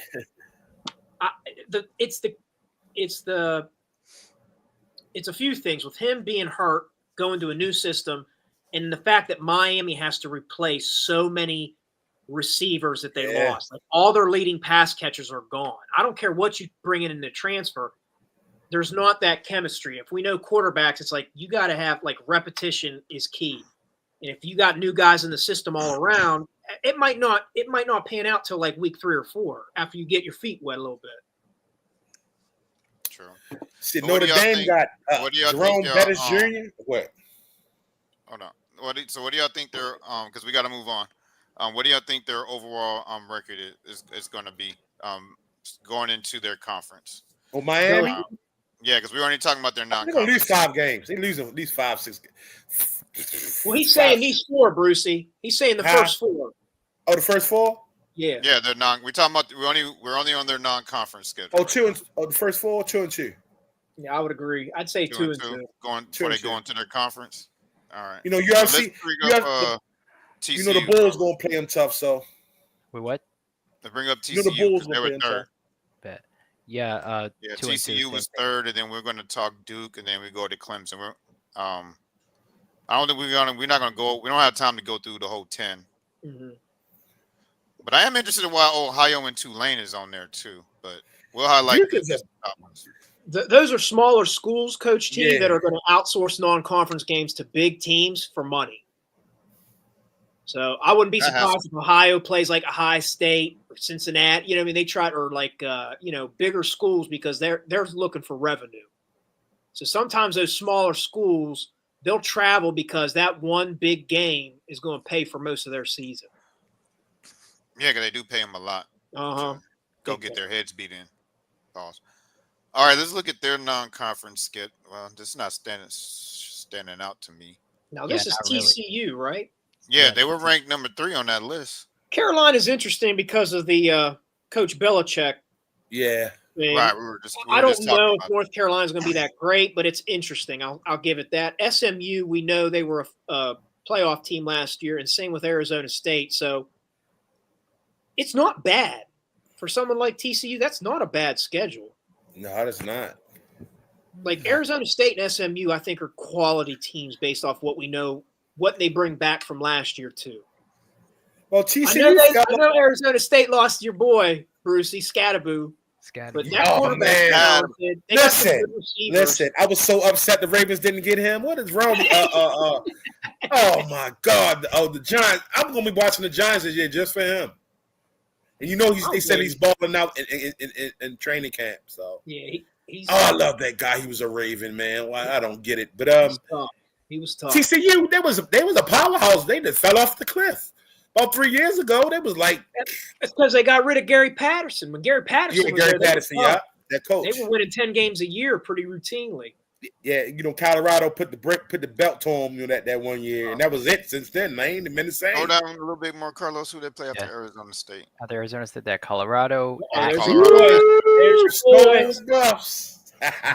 All right, and there they go with and they got Baylor. That Baylor TCU game's been off the chain. Hey, Steve, just a miss, Steve. That shootout. Deion done turned that program around, though, man. You got to give it to him, man.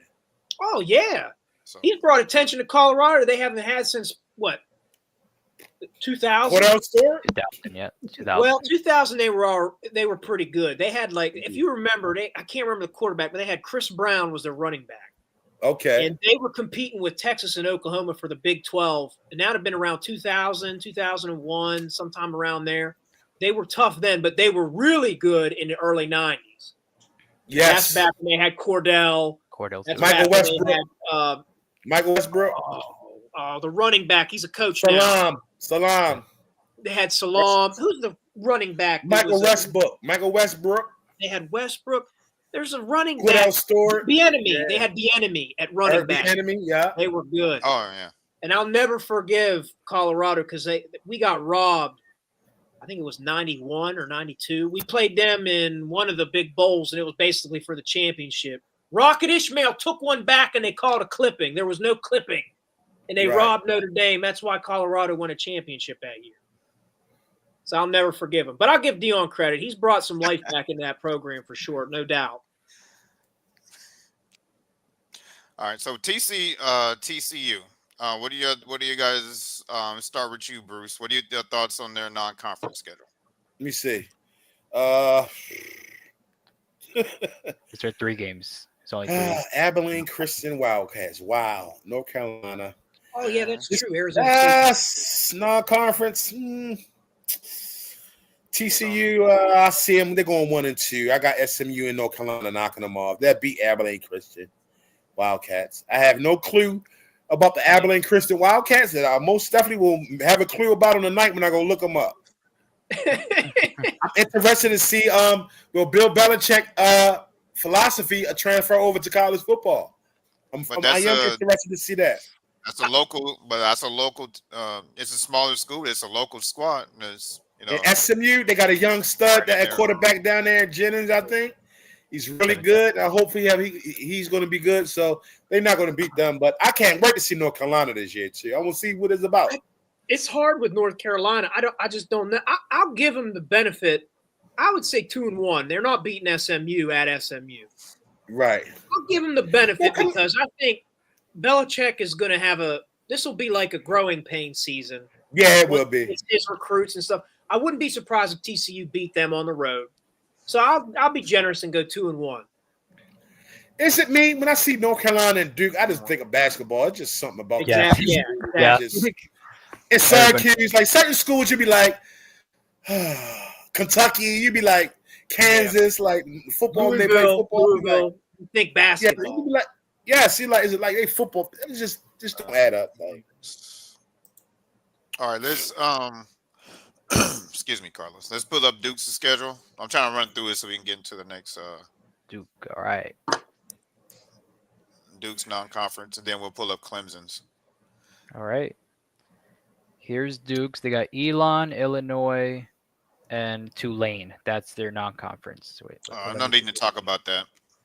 Yeah, just pull up Clemson. Clemson. Yeah. I don't even know how that's number. How is that number? Let's pull up Clemson. Yeah. Probably Tulane, Illinois, but unless there's a non-conference later on in the season. A UConn. Yeah. That's probably another one of those schools where you think basketball before football. Yeah, I was just gonna say that's a basketball school. Yeah, I don't know Clemson how they does open that. They this do is open Clemson's schedule. Yeah, they got LSU and I think Troy, and that's it. well, Furman and South Carolina. That's their 4 non-conference. They got 2 in the beginning, and then Damn, 2. SMU need to be up on this list because their non-conference schedule is ridiculous. Well, SMU's probably playing a lot of their conference from what we saw because we were talking about Miami. They're in the same conference. I don't know what their non-conference looks like, but because this is Clemson, that's a conference matchup. But I'll be honest, playing LSU and South Carolina, South Carolina was tough last year. And is it Sellers? What's his Yes. name? Yes, that's out Sellers. He's pretty good. Sellers, I think. Yeah, Lenore Sellers. Yes, Sellers. He's tough. So I'll give Clemson some credit here. Playing LSU. Now, here's what I heard breaking news. I don't know if you guys saw. It seems like, what's his name? Let me look at this. Garrett Nussmeier, the quarterback at LSU. He got carted off the practice field the other day, and they're thinking it's a knee thing. So if he tore his ACL, LSU might not be what we think because he has a lot of preseason hype. Oh yeah. But for Clemson to play LSU, in theory, they thought this kid was going to be healthy. LSU and South Carolina are too good out of conference opponents. But So I can't help what happens on the practice field. But from Well, what I Clemson, heard, right? Nussmeier got hurt, and it was pretty bad. They carted him off. It seems to look like Debo came out that little rough patch he has. You know, he had a little couple bump in the road seasons before he back to, you know, the powerhouse he once was. But it was a big thing about him. He wasn't grabbing guys at the transfer portal. He was still in this old school, going to your home and recruiting kids. But you know, Clemson, they fell off about a year or two. Am I like They recently? did. They did. Yeah. They Now, back last- now though. Now, last year they made the playoffs, but it was really given to them because Miami didn't finish the job. Yeah. They didn't finish the job. So it's like Clemson was okay last year, but they do return a lot, especially on defense, and they return Cade Klubnik. So pretty good. preseason, they're getting a lot of hype again, which I think it's deserved. Like they were good last year. I think they won 10 games last year. But honestly, they got into the playoffs mainly on a gift because Miami lost at Syracuse at the end of the year, or Miami would have went. Yeah. All right. Okay. So let's move into the next. Yeah, I'm not used to seeing my face on camera this much. Damn, I'm handsome. Oh my gosh. All right, let's pivot to Ohio State. We're going to talk about the defending national champions. Sorry, They Steve. deserve it. They deserve it. But I can't do this. Can't talk about college football show without talking about the talk conference about them. champions. They earned it, man. So Ohio State's three biggest games this year would be big noon kickoffs going into the season, and here is their three the games that they're referring to. Obviously, opening week. You got Texas. They got Texas. Then the Penn State game, and then Michigan. I will say this about Ohio State: if they lose those three games and win the rest, they'll probably still make the playoff because of strength of schedule. I disagree. 9-3, and if those games are close, well, if you lose two of them, if they go 10-2, I disagree. strength of schedule. If they drop these three, they wouldn't be they won't finish in the top 12. Here's what I'd say: they have room to lose two. We They saw got room to lose last two. year They with do. the 12 teams. You're gonna have multiple teams from, like, let's say the ACC. You're gonna have multiple teams from, like, the Big 12 that are probably gonna come out with one loss. Yeah. Because their schedules, the strength of the conference altogether, the best of the best are probably not going to lose two games. Ohio State with two losses can still get in. We saw a brief format with last year. Here's what I'd say. And this is somebody who does not like Ohio State at all. They can afford to lose week 1 against Texas. I think they're going to beat Penn State because they have them at home. Penn State's returning all the guys from last year, except for Abdul Carter and the tight end. I can't remember his name off the top of my head. So honestly, they're returning a lot of key positions. But the fact that Ohio State has Penn State at home, and Penn State cannot beat Ohio State. True. They cannot do it. True, they can't be Ohio State. They just can't do it. James Franklin in big games, it just doesn't happen. And it's not to be, I'm not smack talking. It's just the truth. Until Penn State can actually do it, then I'll believe it. So Ohio State can afford to lose the week 1 game, but they have the benefit of playing Texas at home. They might win. Yes. But let's say, hypothetically, Ohio State loses week 1. I think they'll probably beat Michigan this year. I just think last year was a total fluke. Yeah. I was glad to see them lose to Michigan, but that should have never happened. They're not going to lose to Michigan again. But at 3 losses, I don't know if it's for certain Ohio State gets in. At 2, they can definitely. Yeah, most definitely. It most definitely get in that too. Probably. So Will, who's that quarterback at the OU? So Will they Howard. they lost Howard. They have a highly touted. He was a freshman last year. He's going to be a redshirt freshman. His name's Julian Sayin. He's good.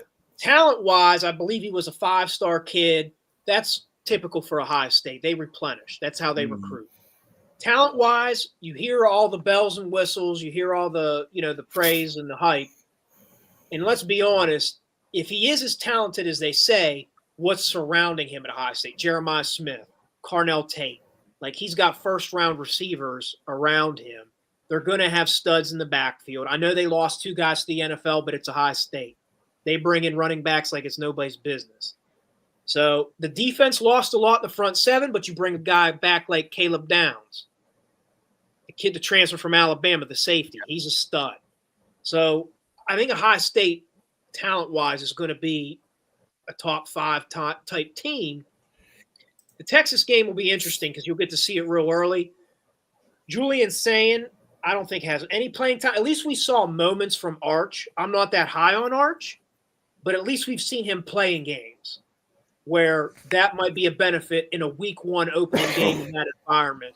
Sayin hasn't had any, he hasn't had any experience at all yet. You know how Arch? I'm high on Arch, man. He jumps off the screen to me. Maybe I'm wrong. Maybe I'm wrong. I wasn't impressed with the little bits we saw him last year. When he came in after Carson got hurt and he came in the Georgia game, he can't throw the ball. And it's not to say he doesn't have an arm. It's not to say he doesn't have arm talent. But there's a difference of sitting in the pocket, seeing, I hate to say it in this way, but live bullets against a talent like Georgia. Like, they got NFL guys in the secondary. Like, can you hit those windows? Can you get the ball out on time? I haven't seen that from Arch. Right. He can run a little bit. Well, Steve, maybe that's why he didn't declare for the draft next year. Maybe he needs this year. That's why I agree. I think he needs a couple years. And he's getting. And let's be honest, his family's got money. He don't have to leave right now. He's got time. Right. And he got an NIL. We got an NIL deal too, right? Yeah. Yes. All right, give me 1 second, fellas. How do I? What are you trying to do? Y'all making Jeremiah Smith like he the second coming of Randy Moss. Bro, he is. He's nasty. He's nasty. But because of his position, it's going to depend on the quarterback. What are you trying to do, Steve? How do I put myself in like mute mode or something? Do I mute? Okay. You trying to mute your mic? Did that mute my mic? Yeah. Okay, you'll be back. Oh, okay. What I was going to tell him, but I'll wait till you get back, is this Ohio State matchup week 1 is going to be a good test. It's going to be a good test for him. Yep. Sorry about it. I have family coming in this week, and he just came in the door. So you're all good, man. I had to mute for a second. He's going to listen to us talk about college football. What I was going to tell you, though, Steve, this week 1 matchup against Ohio State, who also has NFL level talent in their secondary, is going to be a big test for him. Yeah. which That's what I also mean. Like, goes into the I'm not saying Arch doesn't have the potential. He's got a lot of talent.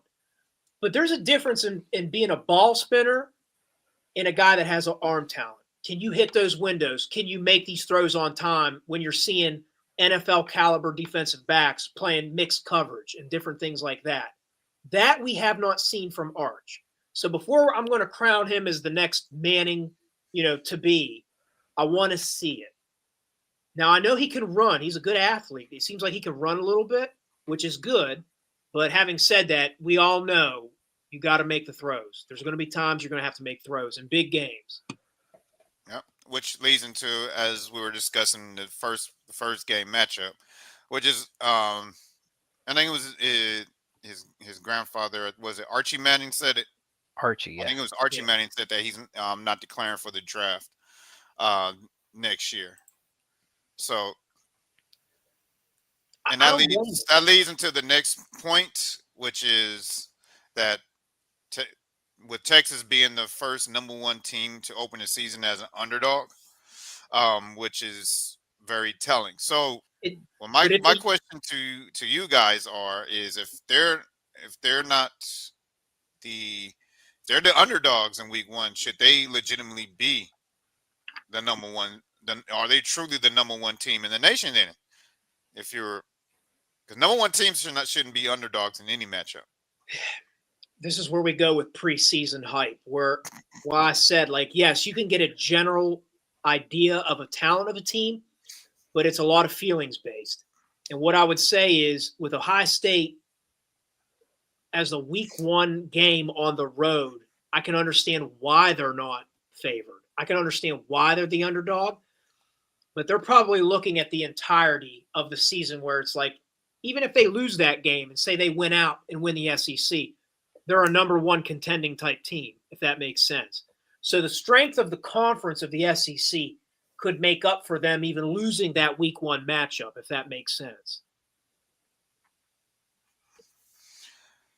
But I agree. It's rare to see a number one overall team be a week one underdog. But having said that, I'd also say it's a unique set of circumstances that the number one team is going on the road to play the number two team to start the season. I got it. And the defending national champions. Correct. Which should still be the number one team in the nation in my eyes. So Carlos, man, you've been quiet this whole episode, man. Yeah, because I'm letting them talk. Man, come on, dude. You're the Cut me off, Carlos. Co-host, man. Come on now. We gotta move this show along. We almost hit the 3-hour mark, and we're still halfway through our topics. Yeah, I know. We gotta move the show along. Maybe I get wide on the show, man. Brucey, stop it. You gotta get YD on, y'all. He ain't coming on. No, he ain't coming on my show. Why not, man? He ain't coming on my show. The stupids.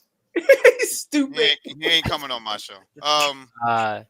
So What is your thoughts? What is your thoughts on this?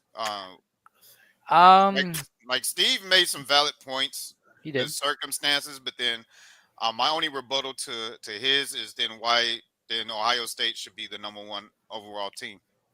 Well, because once again, we're going off the coaches poll, which I don't really refer to the coaches poll. I refer to the preseason poll. That'll come out probably a few days before week one. So once again, they're going off the coaches poll. I don't go off that. So we'll just wait until the real preseason poll comes out and we'll see who's the real number one team. Probably Ohio State, probably. Yeah, I wouldn't be surprised, Carlos, if it's Penn State. True. Penn State? Well, I'm not a believer. I'm just saying the hype around them, returning Allard, Singleton, Katron Allen.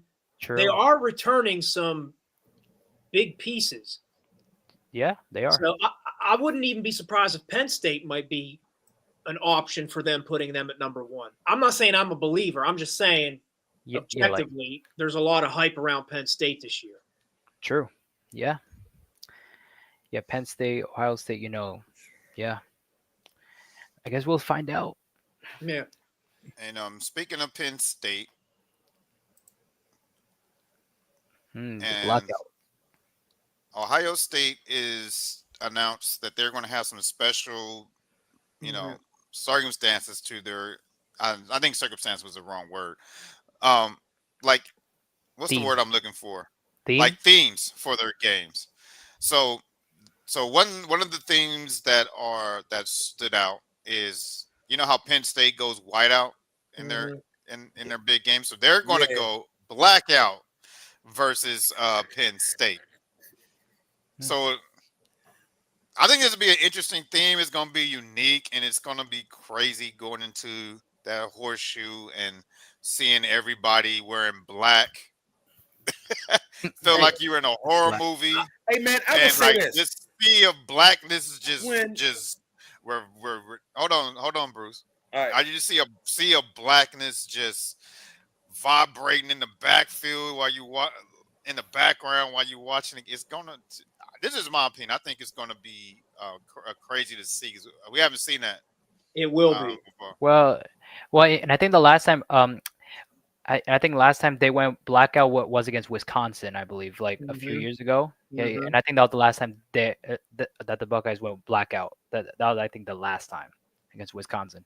In Listen, prime. I don't like them. I don't like them, but they should hire me for marketing to combat the whiteout. Since they're doing the blackout, they should be telling Penn State, "Welcome to the abyss." Welcome to the abyss. Yeah, that'll be Because that'll be walking into the horseshoe, I don't like them. Walking into the horseshoe in a night game in a blackout, that should be welcome to the abyss. that's gonna be Because I'm insane. telling you, as much hype as Penn State gets, I think Franklin's a good coach. He's not a great coach. He is not going to beat Ohio State at Ohio State in that environment. There's no way. And if you tell the Ohio State fans, we're going to combat the whiteout that Penn State does to us, and we still go in there and beat them, we're going to have a blackout. I'm telling you, welcome to the abyss. I think Ohio State's going to beat them. Well, if Ohio State's watching the Be Ready Sports podcast, man, hey, y'all better hire my man Steve.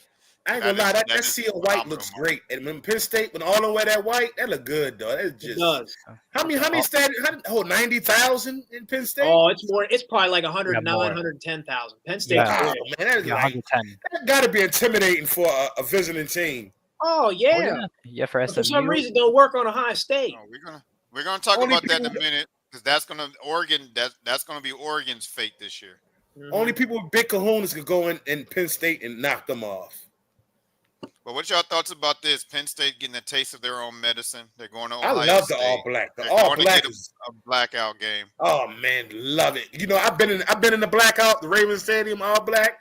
It's spooky. It's scary. It's eerie. Like every Yeah, right is got very black cool. on. It's like it's dark. Like you in a like you just entered the Coliseum. Like you like. It's spooky. It's a good sight. It but hits it's different. It hits different at night under the you lights. do. It does. Everybody, do. and I'm not advocating for it. Everybody's been drinking all day. Everybody's Right. tailgating. The vibe is right. Yes. People walk in, and you're right, Brucey. It's the Coliseum. Yeah. Welcome to Rome, baby. Right. No, I think it's going to be a noon game. According to this, Yeah, probably. Is it? Yeah. according Oh, to this, that's it's gonna be lame. it's going to be a noon game. Blackout during the day. Oh, it's gonna be extra hot for them. Yeah, that's lame. I hate Extra noon hot. games. I know. Something about those noon games, I don't like them. It's just too Yeah. early. I don't know. Some of them are all right, but when you have prime time, something like this, you got to put it at night when everybody's. I think somebody needs to talk to their Athletic director. their marketing team, their scheduler, their athletic director, and switch that to 7:30 p.m. Don't They're call going to do a me. blackout. Don't call me. I'm all Notre Dame. I'm not a heretic. I am not going to join the other side. All blue. Blue But and I'll- gold, baby. Blue and gold. We have I'm not something we sure call if you guys greenhouse. can, We do something called greenhouse at Notre Dame. It's not the same. It ain't the Yeah, same. y'all been green out. Y'all been green out. All y'all ain't win what last time we won the national championship? 30 years 88. ago. 88. That's a mighty long time, brother. Been a long time. But you know what? The money's still green, baby. We still got that Yes, contract. yeah. That's why y'all the money's Dallas still Cowboys of college football. Y'all the Dallas Not us Cowboys. Catholics. We know how to spend our money. Yeah, but it's not turning into trophies, but No. y'all got all the juniors, Plexico Barriers Jr., Jerome Bettis Jr., Thomas Davis Jr. I got all the old football stars kids going in. Bryant Young's son is there. Brian Urlacher's son was there, just transferred to USC. We got Larry Fitzgerald kid. Michael His Finley. kid just committed. Yeah. Well, see, this is the Marcus Freeman effect. Yeah, it is. Like, it's a different culture now. It's just different. Guys are going to look at Notre Dame differently when you have someone like Marcus there. He's been through the grind. He's played in. Everybody knows him as a college football star. He's been drafted. He can relate to the player better than what we've had with like Brian Kelly the last decade or so, and even before him, Charlie Weiss. It's like these fat guys that just get red faced and yell at everybody. It's like, hey man, no fat shaming, man. Good. Good. Hey, they had Kelly too, right? Yeah, we had Kelly. We had Kelly for a while. And this is what I'll give Kelly credit for. He brought us back to a top 10 level. But we all know that's not like you being the 8th, 9th, 10th, 11th best team. That doesn't cut it in college football, right? That ain't going to compete with Alabama and Saban. It's not going to compete with Dabo and Clem. It's not going to compete with Urban Meyer at Ohio State. Top 10 does not get it done. You got to be top 4, top 5, top 2. And to be honest, you got to give credit where it's due. We played a championship. Yeah. This is early in Marcus's career. If this is the trend in the trajectory of what we have to come, based off recruiting, this is the most hope Notre Dame's had in a long time, since Lou Holtz, really. Okay, like Steve, we're gonna touch on We're gonna get to Notre Dame, but let's get through this topic, guys. So these are the themes for Ohio State this year. Hopefully, you guys can see it. If not, you can expand the screen. Yeah, I can see. So the Texas game is going to be a Scarlet in the Shoe game. And then, of course, you got the blackout with Penn State. And then you got this is all the themes games they have this year. Grambling is going to be an alumni band and cheer. Ohio game is going to be the helmet stripes, of course. The homecoming is against Minnesota. Then we just talked about the blackout. Mm-hmm. November 15th, UCLA Military Appreciation Night, which I think is pretty cool. And then the last game against Rutgers would be senior night. So these are all the themes for their home games this year. So besides the blackout game, which I think it should be at night instead of at noon. I like this. I like the military appreciation against UCLA. I think that's pretty cool. Mm-hmm. And the alumni game against Grambling, band and cheer. I think those are pretty cool. So obviously, the one that sticks out is the Scarlet because it's Texas, and that's so prime time. It is disappointing that they're playing Texas and Penn State at noon. You would think those would be like prime time night games. And I think it said Michigan too. Yeah, that. I think it said. Michigan's always at noon. They always play Michigan at noon. Yeah, that's always been noon. So there must not be no theme during the Michigan game. These are just themes. That's because they're playing at Michigan this year. Oh, at the big house. Well, maybe they should have a blue out game. I'm sure they'll do something at Michigan. So you like the Scarlet game against Texas? I think it's neat. I think that's that. What about you? When they do stuff. I mean, college football. I mean, we all grew up like the Rose Bowl, the parade ceremony, the theatrics of college football. Play it up, man. Play into that stuff. Yeah, so if you can do a theme for a game, do it. Yeah. Because college football always had that. I know, Carlos. I'll let you land the plane on this topic before we move on. Yeah, that's what excited me about college football, because I know Saturday those games hit different. It's always a different feel. All the games matter. NFL is just NFL. The greatest football players of all time. But college, it just hit different. You got the bands in the stands. It felt like a party atmosphere. Real quick. Hello, Enrique. Hello, Kaysen. I gave everybody the announcement that Kaysen won first place today. I was waiting for you to send me the picture from holding that cup. I was gonna put it on the show, but we still alive. But Yeah. congratulations to Kaysen. It was a guest. He was a guest on another team today. That went and got the revenge from last weekend and got first place this weekend. So congratulations. All right, go ahead and land the plane on this one, Yeah. Carlos. My favorite. I'm gonna say the Scarlet game with Texas just because it's at noon. But you know, but if that Penn State game was at night, obviously that would be my favorite. But might be a noon game, so I would just say Texas Scarlet. I like this. Man, I want that blackout game, but I Yeah, want no, it at to be night. at night though. At Unfortunately. noon is not. Yeah, at noon is not. It's not gonna feel the same because the whiteout games are always at night. Yep. So I want to see that at night. Now, speaking of the whiteout, we're gonna get to Notre Dame. Uh, Steve, don't worry. I had a Hey, whole I'm happy. segment set aside for Notre Dame. I'm just happy talking ball, bro. You're good. mhm. So speaking of the whiteout, the whiteout game this year is going to be the Big Ten championship rematch between Penn State and Oregon, and they predict that this game will be electric, which I kind of agree with. No, let me leave the ticker off this one. So again, Penn State will be doing the whiteout again at night, and they predict that both teams will likely be 4-0 and rank top 5 during the matchup. Mhm. So, what do you guys? So, I'll start with you, Steve, on this Oregon Penn State matchup for the whiteout game this year. What are your thoughts on this? Um, I think Oregon's going to be talented, but they're replacing Gabriel. Now they have a talented quarterback. I cannot remember his name. I remember him in the recruiting cycle. Dante Moore. Dante Moore, thank you. Notre Dame was on him hard. I know he's talented. Oregon obviously is going to have talent around him.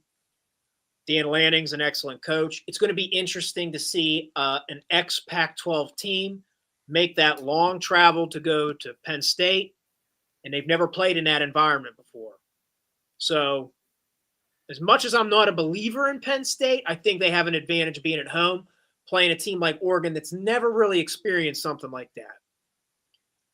Again, I'm not the biggest Penn State guy, especially when it comes to Ohio State. They just can't beat Ohio State. But in a game like this, playing at home, you're returning Aller, you're returning Singleton, Allen. They have the pieces. I don't think Aller is as great as everybody makes him out to be. But in a matchup like this earlier in the season, I think Penn State has the advantage at home. A lot of it has to go with travel, new quarterback with Oregon, and that team has never walked into a whiteout. This will be their first time playing in a whiteout situation, which Brucey was talking about earlier. It's lit. Yep. It's a different thing. It's a different It's a vibe. gladiators game at that point. Yep. High decibels, high everything over there in Happy Valley. But yeah, Penn State, Oregon, um, from here in this post, both teams will most likely be 4-0. Well, correction for Penn State, they might come in 3-0 because they have 3 games before Oregon. They got Nevada, FIU, and Villanova, which they should easily go 3-0. And Oregon, they've got Man, I Montana State. got to better fact check these posts. Yeah, I know these polls are wrong. Montana State, Oklahoma Yeah, I got to better State, fact check these. Northwestern on the road, and then they got their rivals Oregon State at home. So Oregon's gonna have a little challenge. They do play Oregon State in a rivalry game. Always rivalry games are always close. So Oregon, they're gonna get tested. In a rivalry games. But they should come in 4-0, and both teams might go undefeated before this matchup. I would agree. Good. I gotta wait for this. I gotta wait for this thing to load. All right, okay. Last one I have before we get into the Notre Dame, because Carlos has some things he wants to talk about. Last thing I want to talk about with Texas, get your final thoughts on this. Uh, is from I guess it might have to be the Arch Manning effect. But Texas drew 8 million TV viewers per game last season and averaged 102,000 fans in attendance for their home games, and just sold out season tickets this year for the fourth straight year. So, like I said, it could be the Arch Manning effect, or it could just be, it can be just a result of their recent success. So this is pretty good for the program, and then it brings more money in, and of course that means they can go, you know, have more available for their NIL and drag some more talent there. So I don't. Which one of you guys want to go first about this before we get into Carlos's? Before we land the plane on this show, with the last team highlights, and then we'll talk about the Power Four conferences and the season as a whole. And then we get our final thoughts as who we think is going to win. Yeah, for sure. Um, Texas, they're a major draw. Obviously they have Arch Manning now, and at the bottom it says there, and just sold out season tickets for a fourth straight year, because the Arch Manning hype. You know what I mean? Arch Manning hype, and that's probably the main reason why season tickets are sold out, because people want to watch Arch Manning and see what the hype's all about. So yeah, that's my reaction to it. Yeah, I think a lot of it has to do with the Arch hype. Can't disagree, but even before Arch, them merging into the SEC, I think, brings a lot of draw too. So it was like a marriage made in heaven, where you have a blue blood school like Texas going into a conference like the SEC, which we know football is huge. So yeah, it's a lot of it has to do with Arch hype. A lot of it has to do with Sarkisian being there. They hit a low spot after they parted ways with Mac Brown for a while, when they had Charlie Strong and I can't remember who else, but they've had some coaches since the Mac Brown departure. They weren't the same Texas for, 5 to 8 years. Bringing Sarkisian in after he was with Saban for so long, them joining the SEC, them now winning 10 games a year, going to playoffs. Yeah, it makes sense. Yeah. Yep. So that is pulling a lot for that I almost said franchise for that school. All right, so let's go ahead and get into let's pivot on to highlight some of the teams we just talked about. Ohio State, the national champions, and let's talk about the team that they played in that national championship, the Notre Dame Fighting Irish. Yeah, so let's do it. Oh, stop it, Steve. I saw what you did there. He was all like, yeah, get a logo, then dusted his shoulder. These guys, yeah, I know about them. All right, Yes. first it was like we're gonna highlight their schedule. He most definitely got to do a factory reset. Go ahead. Okay, Oh, yeah. L. 4 L's. Bro, you coming on the show talking about factory resets, man? Come. No, I'm talking about Notre Dame. Who was your quarterback, first of all? God, who was this guy this year? The guy y'all had last year, he just was up. Bruce. Respect the co-host. Let him bring in the topic. Okay, we're gonna talk about Notre Dame's football schedule and just highlight the football schedule. They do start off the year with Miami. You got to call Neff. You got to call son. Then they do have a week off after Miami, which is pretty well needed after Miami. Then they got A&M at home. Then they got Purdue at home. Then they got to go at Arkansas. They got Boise at home, NC State at home, USC at home. Then they got to go to at Boston College for a rivalry matchup. Then they got Navy at home, it looks like here. Then they got at Pitt, Syracuse at home, and then they got at. Y'all good? Yeah. So Steve, I'm out of here. I'm sorry, right, T. I know it's your boyfriend. So first, you're ready. Go every time it's moving. Watch. All right. Yeah. I'm trying to be objective here. Yeah. I think on paper, Notre Dame can go 12-0. Objectively, it's not going to happen, though. I don't know if it's going to be at Miami or Texas A&M at home. Those are the obvious ones that stand out. Or at USC. Well, I was going to say the Oh, no, USC we at play it home. now. No, we I'll played be them honest. at Notre Dame. The trap game I see, if you scroll up, Carlos, the trap game I see that concerns me, and I'm basing this off of something we saw last year. Let's say Notre Dame beats Miami on the road. Let's say they beat Texas A&M. Purdue's not a threat. At Arkansas is a trap. Yep. Tennessee was riding undefeated last year, riding high with Nico. They went down to Arkansas and lost. Arkansas is not an easy place to play. Arkansas is a trap game. I think Boise's manageable. I know they were tough last year, but Gentie's gone. I think so. If I were to say, I'd say, if I were a betting man, I'd say 10-2. I think they can go 11-1. Okay. Pretty reasonable, you know. All right, real quick. Hold on. I know we gave the shout out to Kaysen. He didn't get a cup today, but he did get a medal. So let's show my boy some love. All right, there you go. They got my man Kaysen today with Hex. Got his first place medal and a new haircut. Buzz cut. Looking fresh. My man looks like a pro right here. So I just want to show my man some love today, man. I got a lot of love for you, Kaysen. Congratulations today, man. Getting first place. I can see the joy on your face. Yeah. All right. Yeah, for sure. I like what Steve said, you know, Arkansas, that's a huge trap. You know, you got to go to at Arkansas. It says here it's a noon game, so you know that's a scary matchup at Arkansas. Got to play an SEC team. That's a bit scary. You know, yeah, probably reasonable. Like 11-1. Like what Steve said. Probably No. the only loss would be Arkansas. Why? Come on, Brucey, give it to him. I say Notre Dame 8-4. First of all, know why? Who was your quarterback this year? C.J. Carr, a top 50 recruit in the 2024 class. Carr is seen as having both pedigree and polish. Then y'all got Kenny Minchie at quarterback. Who's this guy?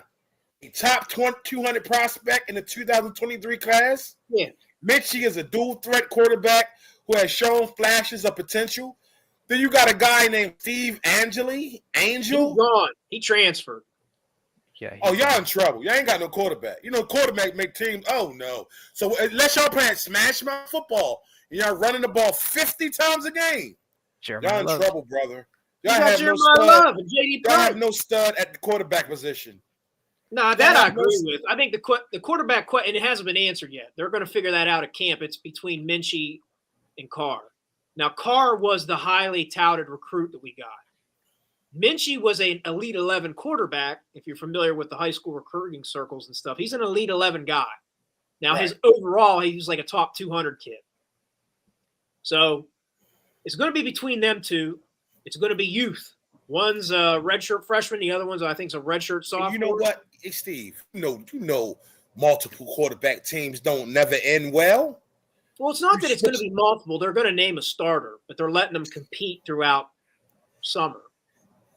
I'd rather them compete than just name somebody. True. Y'all got all these. Y'all got these defensive studs. Here's what I'd say, Brucey. We got Jeremiah Love in the backfield.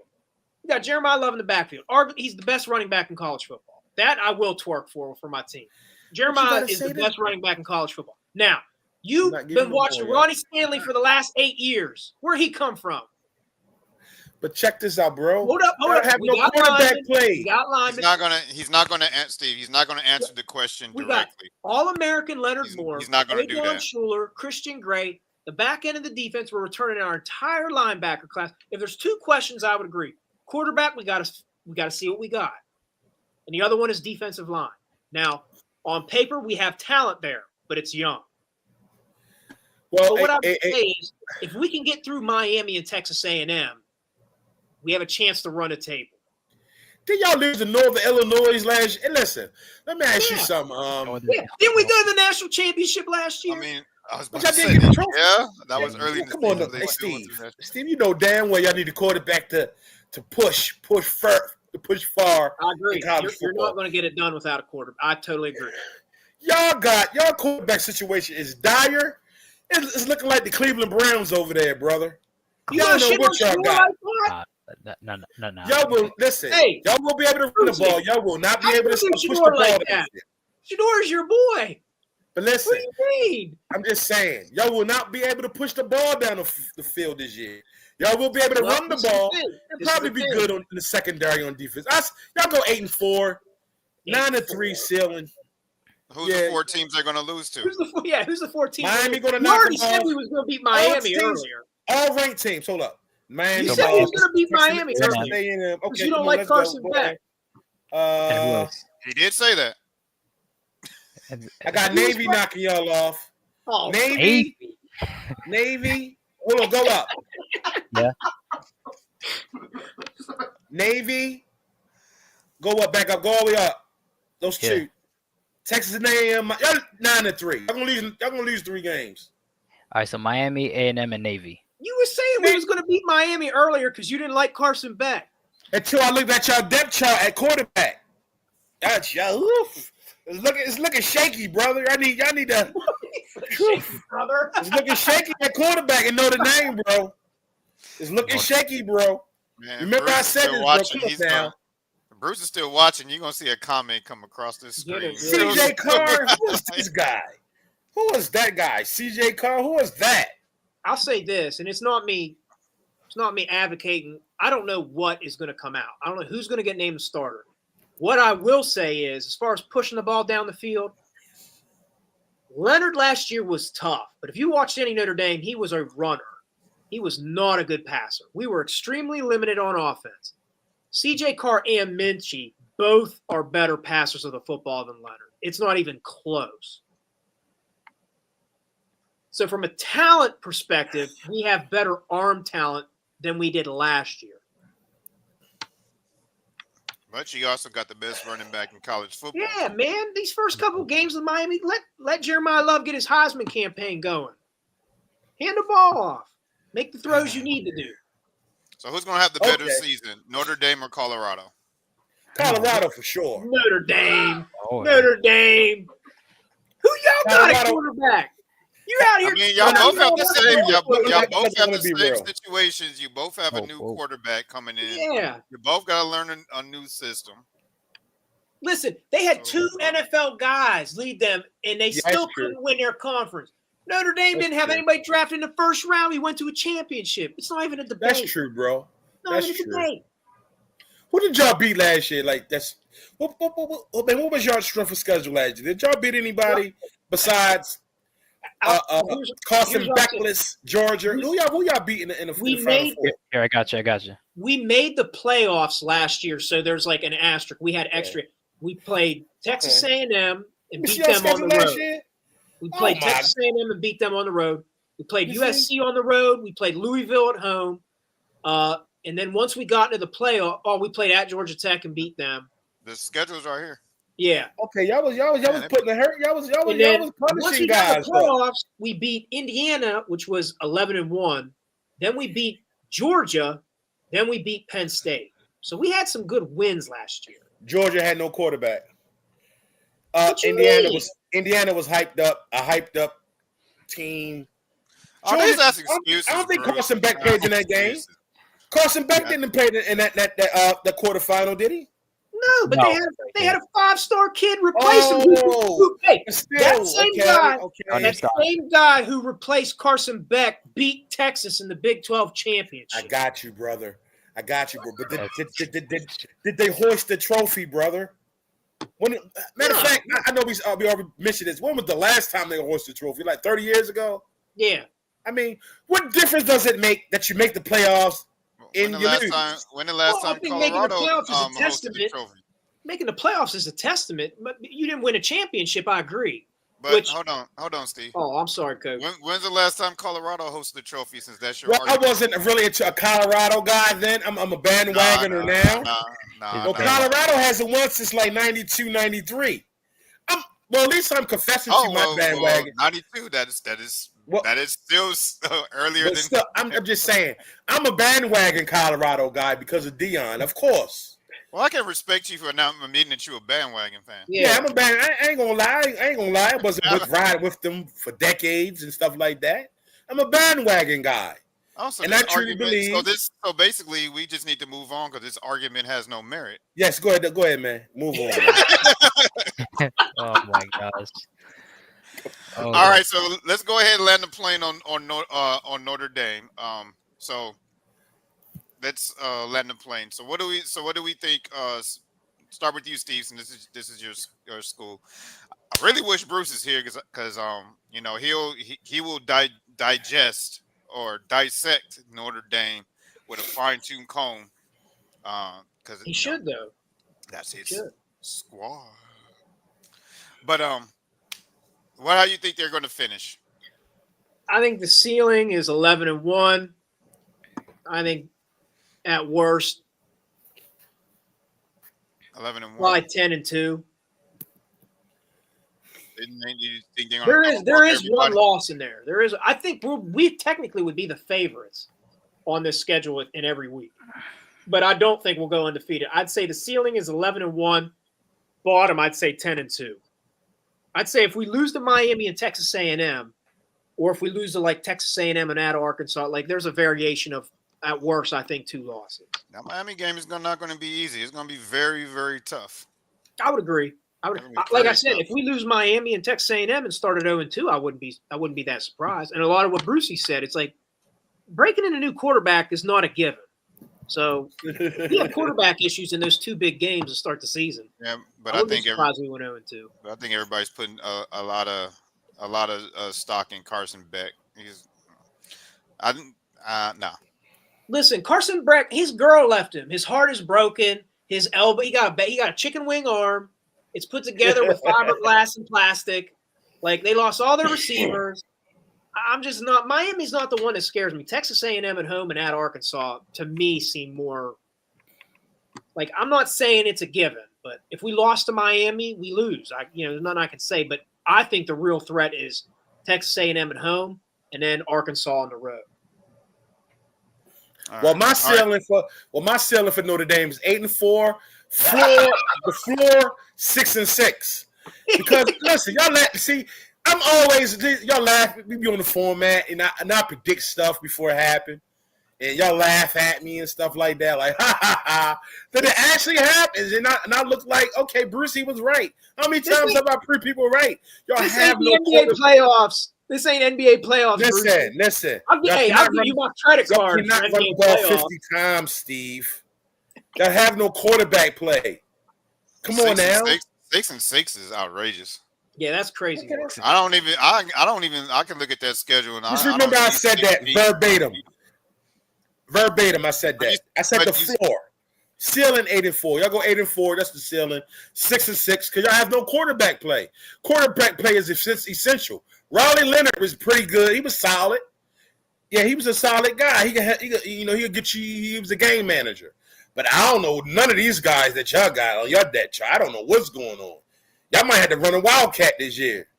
That's what it's looking like. Listen, Wildcat offense. I agree with you. We don't know what we have. But how are you going to twerk for Colorado when they don't know what they have at court? They're replacing your guy Shador. Because Listen, of this is my gone. belief in. He's gone. He's in Cleveland right now. He's in Cleveland. What does You're right, Colorado bro. have? You know Why what? the double You're right. standard? The You're right, logical bro. double standard. You're right, bro. You're right, bro. You're right. I'm just saying, but Notre Dame, they pump y'all up. The pedestal they put y'all on. You talking about 11-2? I don't see it, brother. Brother, y'all have no quarterback play. That's all. That's all, bro. And you know, quarterbacks makes the team go. We will see. I said 6-6 the floor, 8-4 the ceiling. That's it. It's a fair question, though. Do you not What's a think fair Notre question? Dame can recruit a talented quarterback? And if a talented guy Yes. is surrounded by a roster that's going to get drafted, that defense is going to get drafted. Most of that defense, I would say 90% of that defense is playing on Sundays. And I would I say got you, bro. 85% of that offense is playing on Sundays. I Because feel Ohio you, though. State has the same situation too. Who is your offensive weapons besides your running back? Who's your wing guys? Who's your wide receivers? Y'all got stud receivers? Jaden Grayhouse, who went crazy in the playoffs against Georgia, Penn State, and Ohio State. Okay. Yeah. Okay. We have We will see, man. And then we got the best receiver transfer, the kid from Virginia. Okay. I can't remember his name off the top of my head. You know what though? I'm gonna change my ceiling. I'm gonna change my y'all ceiling 9-3. I'm gonna change the floor to 7-5. That's all I'm saying. That's how I'm gonna go. Let me work my magic. I will lure you into 10-2. All right, Carlos. Let's move on to the next one. All right, for sure. We might just jump into the power four and overall season as a whole. All right, bet. Because I don't want to hit the 4-hour mark. Yeah, I'm down because I got to order dinner for me and my cousin and everything. It's your program. I'm blessed to be here, but I agree with you. Yeah, I don't want to. We're about to hit the 3:30 mark. I don't want to hit the 4-hour mark. So I wanted to talk about Notre Dame and USC, but we're going to move on. We're just going to move on into the season as a whole. They're just going to highlight the top Power 4 conferences. As enemies, I'm sure we can agree, though, Coach. We want that game. We want that rivalry to live on. I wanted that to be the season finale, but we always got to end it with UCLA. But what I will say this: we have our whole team new this year. Yes, we had a top 5 recruiting class this year, which is phenomenal. I think a lot of it has to do with the move to the Big Ten. Mm-hmm. I think this is like one of those let's see what happens seasons because you got a lot of young guys coming in. It's a transition. I think looking at the schedule, Michigan, Notre Dame, Oregon, UCLA. We got some Michigan State. We got some y'all beat them. Tough matchups to close out the season. I like you. What you guys have a quarterback. That kid who played at the end of the year for you guys, he's tough. He can throw the ball, man. Carlos, what were you going to bring on the screen? What? Oh, bring it on now, or talk about USC. Bring on the screen while we're talking. All right. But yeah, that's gonna. Having a quarterback is number one. Mm-hmm. Since that's what Brucey's argument been the whole show. Mm-hmm. So having a quarterback is number one. I'm not a hater. From there. I'm not a hater. I'll give credit where it's due. I want USC to be 11-1 when we play y'all. I want that game to matter. Want to say so. When we beat them. No, it's not even that. If we lose, I'd rather you be in a high ranked position. It only helps. It's mutually beneficial. If we lose to y'all, I want you to be a top 10 team. If we beat y'all, I want you to be a top 10 team. Well, USC is one team Notre Dame will beat because USC been soft as cotton for the past couple of years on the defensive end. And don't get kicked off the show. No. Y'all didn't. I'm just telling the truth. Y'all been come on now. Go back and look at the numbers. Y'all defense has been pillows, bro. Hey, you can't argue on this show when you don't even have a home team. I have a whole team, the Maryland Terps.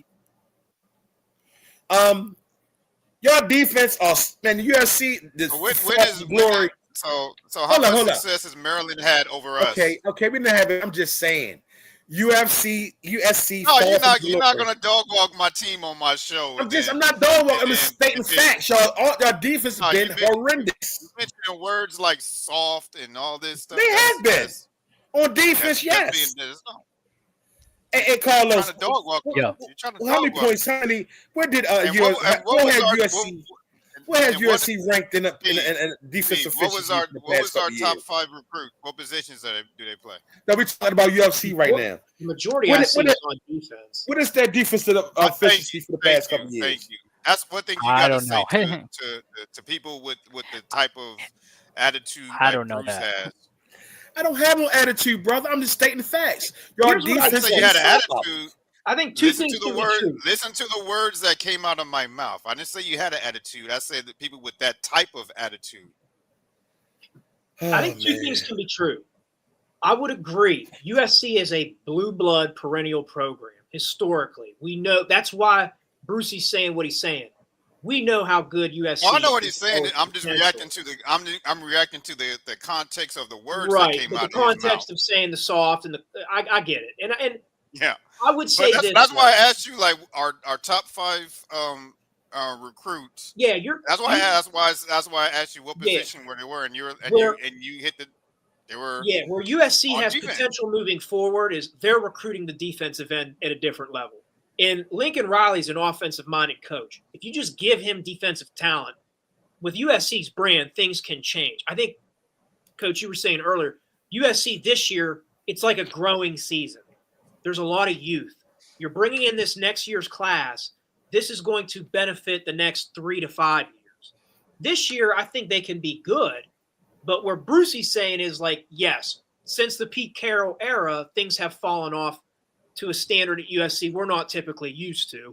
Because we're used to USC being a top 15, top 10, top 5 team. Well, let's put the truth and context out there. And these aren't excuses. These are factually proven truths. Like you take away scholarships from a program for multiple years, that's Yeah. going to hurt your program in Yeah. the long run, which was what the NCAA wanted when they put the punishment down from what Pete Carroll did. Right. With the NCAA recruiting violations when he had Reggie Bush, Lindale White, Matt Leinart, and all those guys there.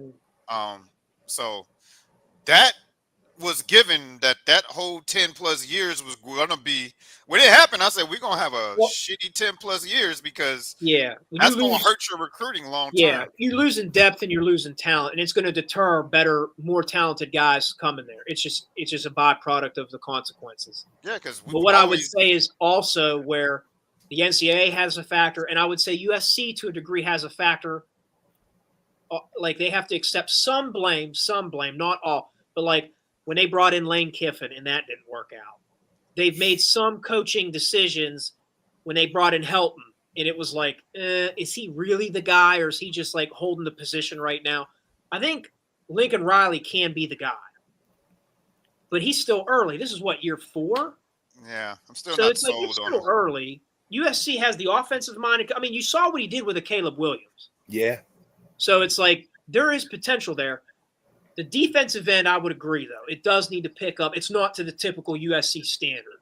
Not what we saw what Pete Carroll was rolling out there. They had Taylor Mays and Ray Malalugas and Brian Right. Troy Polamalu's. Yeah, they had defensive, like all-pro type guys. Kind of what like Miami had in the early 2000s. Yes. USC took the torch once Miami passed it. But yeah, there's light at the end of the tunnel for USC, and I hope the rivalry keeps going. I do. I don't want to see that come to an end as a Notre Dame fan. No, I don't either. But at least you're not sending me articles and all this other crap that Bruce. Hold on. Every day. Let me check and see who's that quarterback. Let me see if he's any good. Because quarterback. USC? Let me see. USC. He's a transfer from SMU or somewhere in the Big 12, I think. The kid that played against Notre Dame last year, Coach. I can't remember his name, but that kid can spin it. The Caleb Williams replacement. Well, they had a guy, and he ended up and then he ended up losing his job to the guy that finished the year last year for y'all, who was a transfer. I got a guy, Jaden Maeva or something. Like he's like a Lion guy. Mayava? Yeah. I think that's him. Mayava, yeah. I think that's him. Yeah, that's he him. Was good, he can spin it. He can spin it? He's young. Nah, you ain't gonna make no noises. You see 21. Nah, he's 6 foot, big guy, big kid though. Yeah, he's 6'4", big. 229. Yeah, man, he's a big kid and he's got an arm. Big kid now. Listen, not many teams lit Notre Dame up in that secondary last year. He was throwing all over us for 3 quarters until the 4th quarter. I don't know. He might be something. What hurts USC is they lost a guy like Dion, or is not Dion, is it the Branch kid? No, we got a very young. We got a very young roster. To Georgia, I think. We got a very young roster that's not proven. So it's going to be Yeah, it's gonna be one of those transition seasons. But when you get these solid recruiting classes, they eventually start paying off. For sure. It And it's takes USC. They're going to attract guys. Yeah, they're Like going to track California guys. is like a Florida. They're like a Texas. You get the right guy in a position, you win 10 games, you make some noise, kids are naturally going to be – it's USC, man. They got one of those brands. Yep. If you grow up in Cali and USC's knocking at your door, that's like the you're dream. going to school, USC. You know what I mean? It's either USC or UCLA. Nah, you guys got you. Right. This ain't basketball. That's basketball school. Yeah, UCLA, maybe even basketball, but USC and football, kids are going to go to USC. Yeah, it's USC unless There's so many powerhouse programs out in California for football. If USC if they win 9 games this year and are competitive, you'll see the uptick. With the class they already have, you'll see an uptick. When has a West Coast team? When the last time they won a trophy? It's been a while, hasn't it? Probably Since USC. Probably USC. Since USC won it. Yeah. The one that they took away from us, and then we got it, and they give it back. Yeah. Washington played was, Michigan what, a couple 05? years I ago. think that was 05. Right. Yeah. About 20 years. It's been a while. It's been a while. All right, Carlos, let's go ahead and land the plane on this episode. Great show, fellas. For sure. But you can't say. See, he likes to go around and say we don't never invite him on the show. We treat him bad. And I ain't all never this. say that. No, I'll be joking, man. You think Yeah. how many times Bruce? He Listen. always be like, we don't show him no love and all that. No. See, this is where you got it wrong. I said every time I come on, you always give me stipulations like, "Oh, don't do this, oh, don't do that." Hold on, Carlos. All right. That's why with man YD, the street that's coming, boy, is going to be. He know about what I'm about to say is the truth, so he keeps cutting me off. What? Go ahead. We have minor guests, right? Right. Young guests under the age of 18, and some are as young as 10 and 11. All right. He's doing an interview with an 11-year-old, a fighter, and he goes, "Oh man, GD." I'm like, "Bruce, watch your mouth." And then he's like, and then I have a rule that on this show with these young guests is we do not give out where they live unless they volunteer the information. So he asks, well, what part of Baltimore are you from? I'm like, whoa. No, we're not doing that live. Well, I already know why? what part of Baltimore he's from now. I already know now. I want to know if he's on the west side. I said, I'm like, you don't know where that's going. I had to talk to him off the show. I'm like, you don't know where it's going to lead to. And you don't know who's watching. It might be innocent for you, but somebody else can be like, oh, he's on West Baltimore? And they got up his Instagram, and they might be from West Baltimore and go through the pictures and find some landmarks that they know exactly where it's at and find. See, that's Man, why I'm like, asking that man so I can come check him out. But listen, look, Bruce brought me from the format. Ever since we had our debate, he mad at me. He mad at me about the. Bruce, I'm gonna let you land the plane, but I'm gonna finish what I'm saying, man. I'm gonna finish what I'm saying, man, because you gotta understand what you're asking is harmless, but you gotta understand when it comes to this internet, you gotta be careful of what you say or what you do, because something that might be innocent can land your ass in prison for 20 years. Right. Something that was very innocent that you didn't think nothing of, that some idiot could be watching the show and be like, oh, I like this. I like this guest. He's from West Baltimore. And he'll pull up his Instagram, YouTube, whatever the hell else he got, and know the landmarks of where he's at. I'm like, oh, I know where that's at. Right. And go over there and find him. And they're like, oh, think about the children. He heard that on the Be Ready Sports Pocket. Think about the children. That's the stuff. Anything that happens on the internet is a felony. It don't matter. Anything that happens on the internet is a felony. That's why I have my rules for a reason. I got you, man. Well, unless they volunteer where they're from, Trip last night told the world what school he goes to. We didn't ask that question. He volunteered the information. That's different than me asking what school you go to. And then he goes, "Oh, I go to this," and it's like, "Oh, you initiated where to announce what school he goes to. That's why he caught up in some shit." Like, no, Oh you don't yeah. do that. And then two, I rushed him off the show last night because it was pushing close to midnight when he Yeah, it called in. was. It's 11 o'clock where he's at, and I'm trying to get the show over with. And that's why I said, well, because of the length of the show, Bruce, one question, and he goes on a tangent. How the hell I'm listen? What's up, Brucey? I gotta go in the tantrum, bro. I always get the tantrum because I show passion. Listen, No, listen, because Bruce always get into it too in the inbox. You always yelling. That's why I had to bust his bubble one day. I said, Mad Dog yell, Shannon Sharp yell, Stephen A. Smith yell, Ron Parker yell, and he was like, you know what, Bruce, you're right. So let me be myself, man. That's all right. When I do my podcast, and I'm telling you, man, YD, we gonna be silent. I ain't doing no damn in the park or no damn YD.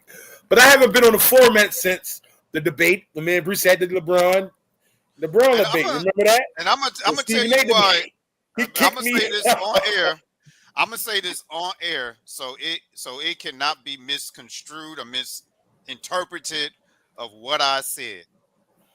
YD is not coming on this show for two reasons. Number two, we interview young guests on this show, true. so we have to keep it under certain standards. And two, Right. his takes and his love fest for LeBron James is nauseating, and he's not going to bully me into any conversation. It's gonna True. It's gonna go ahead unless we have a strong mediator. Us debating each other is gonna go. It's gonna go fisticuffs because I'm not gonna bow down to him. He's not gonna bully me into his point, and his points are one-sided. Like he states facts that are one-sided, and to make it seem like to an untrained mind, oh, he knows what he's talking about. When he don't, he's giving you one-side facts for you to agree to his point because that's what he wants. And then when you disagree, he twitches the conversation over to somewhere else and be like, well, Kareem didn't do it, and get you off. And so an untrained person will be off track on the whole argument. And you don't even know what your argument was about in the beginning. That's why I told Mel, I said, Mel, you got to keep him on point. And that's why Mel keeps his conversations when they talk now, why YD always leaves the show frustrated, because Mel be like, no, that's not. After since I sent him that message, he goes, "No, man, that's not what we're talking about. I got you. That's not that." You notice every time he calls in, he tries to go off topic. Mill always stops him, like, "No, bro, that's not what we're talking about. We're not talking about Kobe Bryant. We're talking about this. Now, if you ain't got nothing to say about this, I'm about to hang up this call." Right. Because it's not. Hey, but y'all gotta admit, y'all get a good laugh from me though. I bring joy. Yeah, we love you. Y'all say you like Baltimore. You too. Hey, I'm outside Pittsburgh, so I sound goofy anyway. Oh yeah. We talk. Hey man, when the next show, Coach T? When the what? When is the next show? Tomorrow. You gotta do an NFL joint, Coach T, one day. Let him get these conferences down, bro. Can we finish the college football show? All right. These conferences done with. Travis Hunter played tonight, and Cam Ward. Yeah, but I will say this. I will say this before we land the plane. I am very proud of Shador. He stepped up to the plate and did what he was supposed to do. He showed them that he could play in the NFL. Yes, he did. That's all he needed to do. And what you gotta say, Steve? No, go ahead. What you say, Steve? How he looked last night? Hey, I'm glad he did what he did last night. God bless the kid. It's a shame he was 13-12 at Colorado, though. 13-12. I mean, bruh, come on, man. Rome not built in a day, bro. Last year, you have a Heisman catching the ball for you, and you can't even win the conference. I mean, I'm just saying it. You're being a hater now, Steve. You know. Hey, Brucey. You're being a hater now, Steve. I had to. The way you came down on Notre Dame. And he's like, well. Yeah. The way you came down on Notre Dame, Brucey, you forced my hand. I had to. I did not want to bring up the 13-12. But you brought up quarterback play, so I'm just bringing All right, facts. you got. Hey, listen, you got me on that one. But you can show YD what I just said. That way, nothing can be misquoted or That's what I That's said. all That's good. why That he's is not good, on me on the show. man. That's messing with you. I want to debate him, no doubt, I do. But I already know where it's going, and I need a strong mediator. I know where it's going. I can't do it on nobody else's show because they're going to handcuff me. Okay, I got you. And to beat him, I got to do it with no handcuffs. Oh man, So this it has is a to be great on. show. It has to be on my show with a strong mediator. But however, Yes.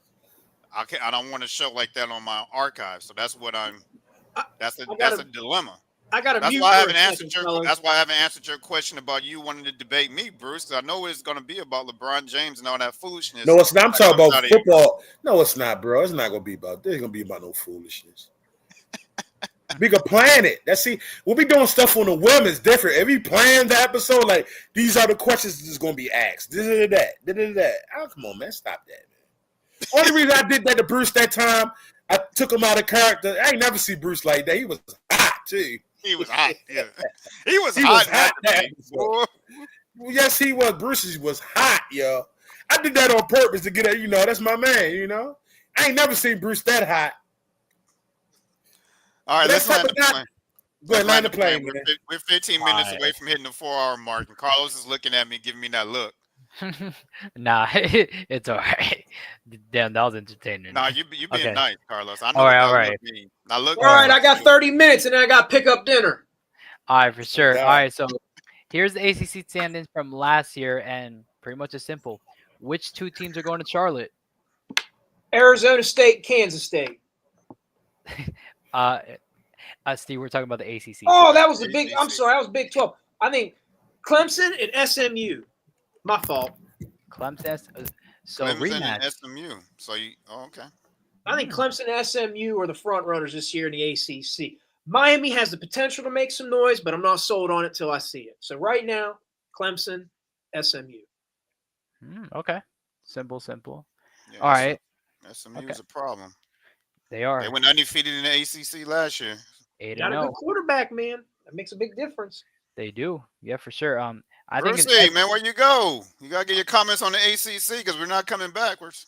I think it's SMU versus. I am here. I'm here. Hold I on. am Oh. here.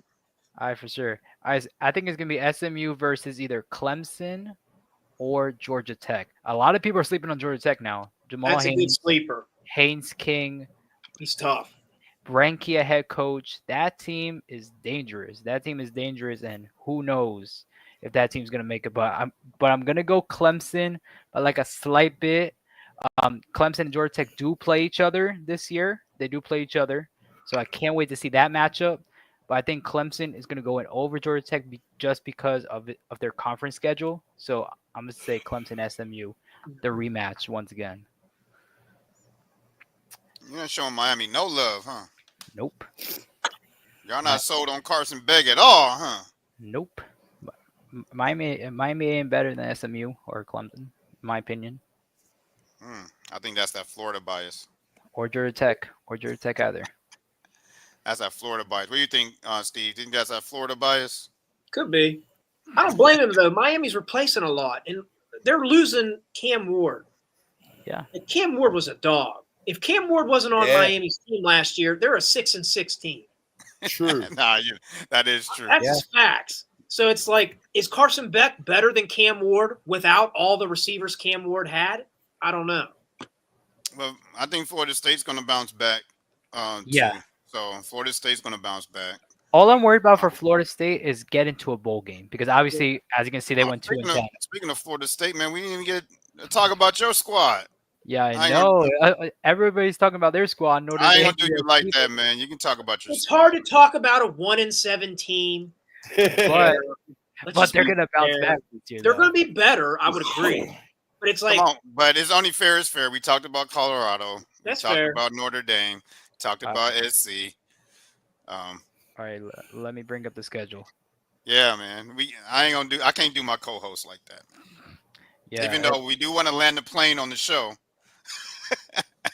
We ain't never hit a 4-hour show, and we're about to. We're setting Yeah. records tonight. We're setting a record. Hey, man, Florida State, that first game against Alabama take that- at home. You gotta take that off the screen, Carlos. Oh shoot! Whoops. Yeah, thank you, Tony. Ooh, They got Alabama. season with Alabama. Yep. At Florida State. Then they got East Texas A&M. That should be a win. Kent State. That should be a win. Virginia. That should be a win.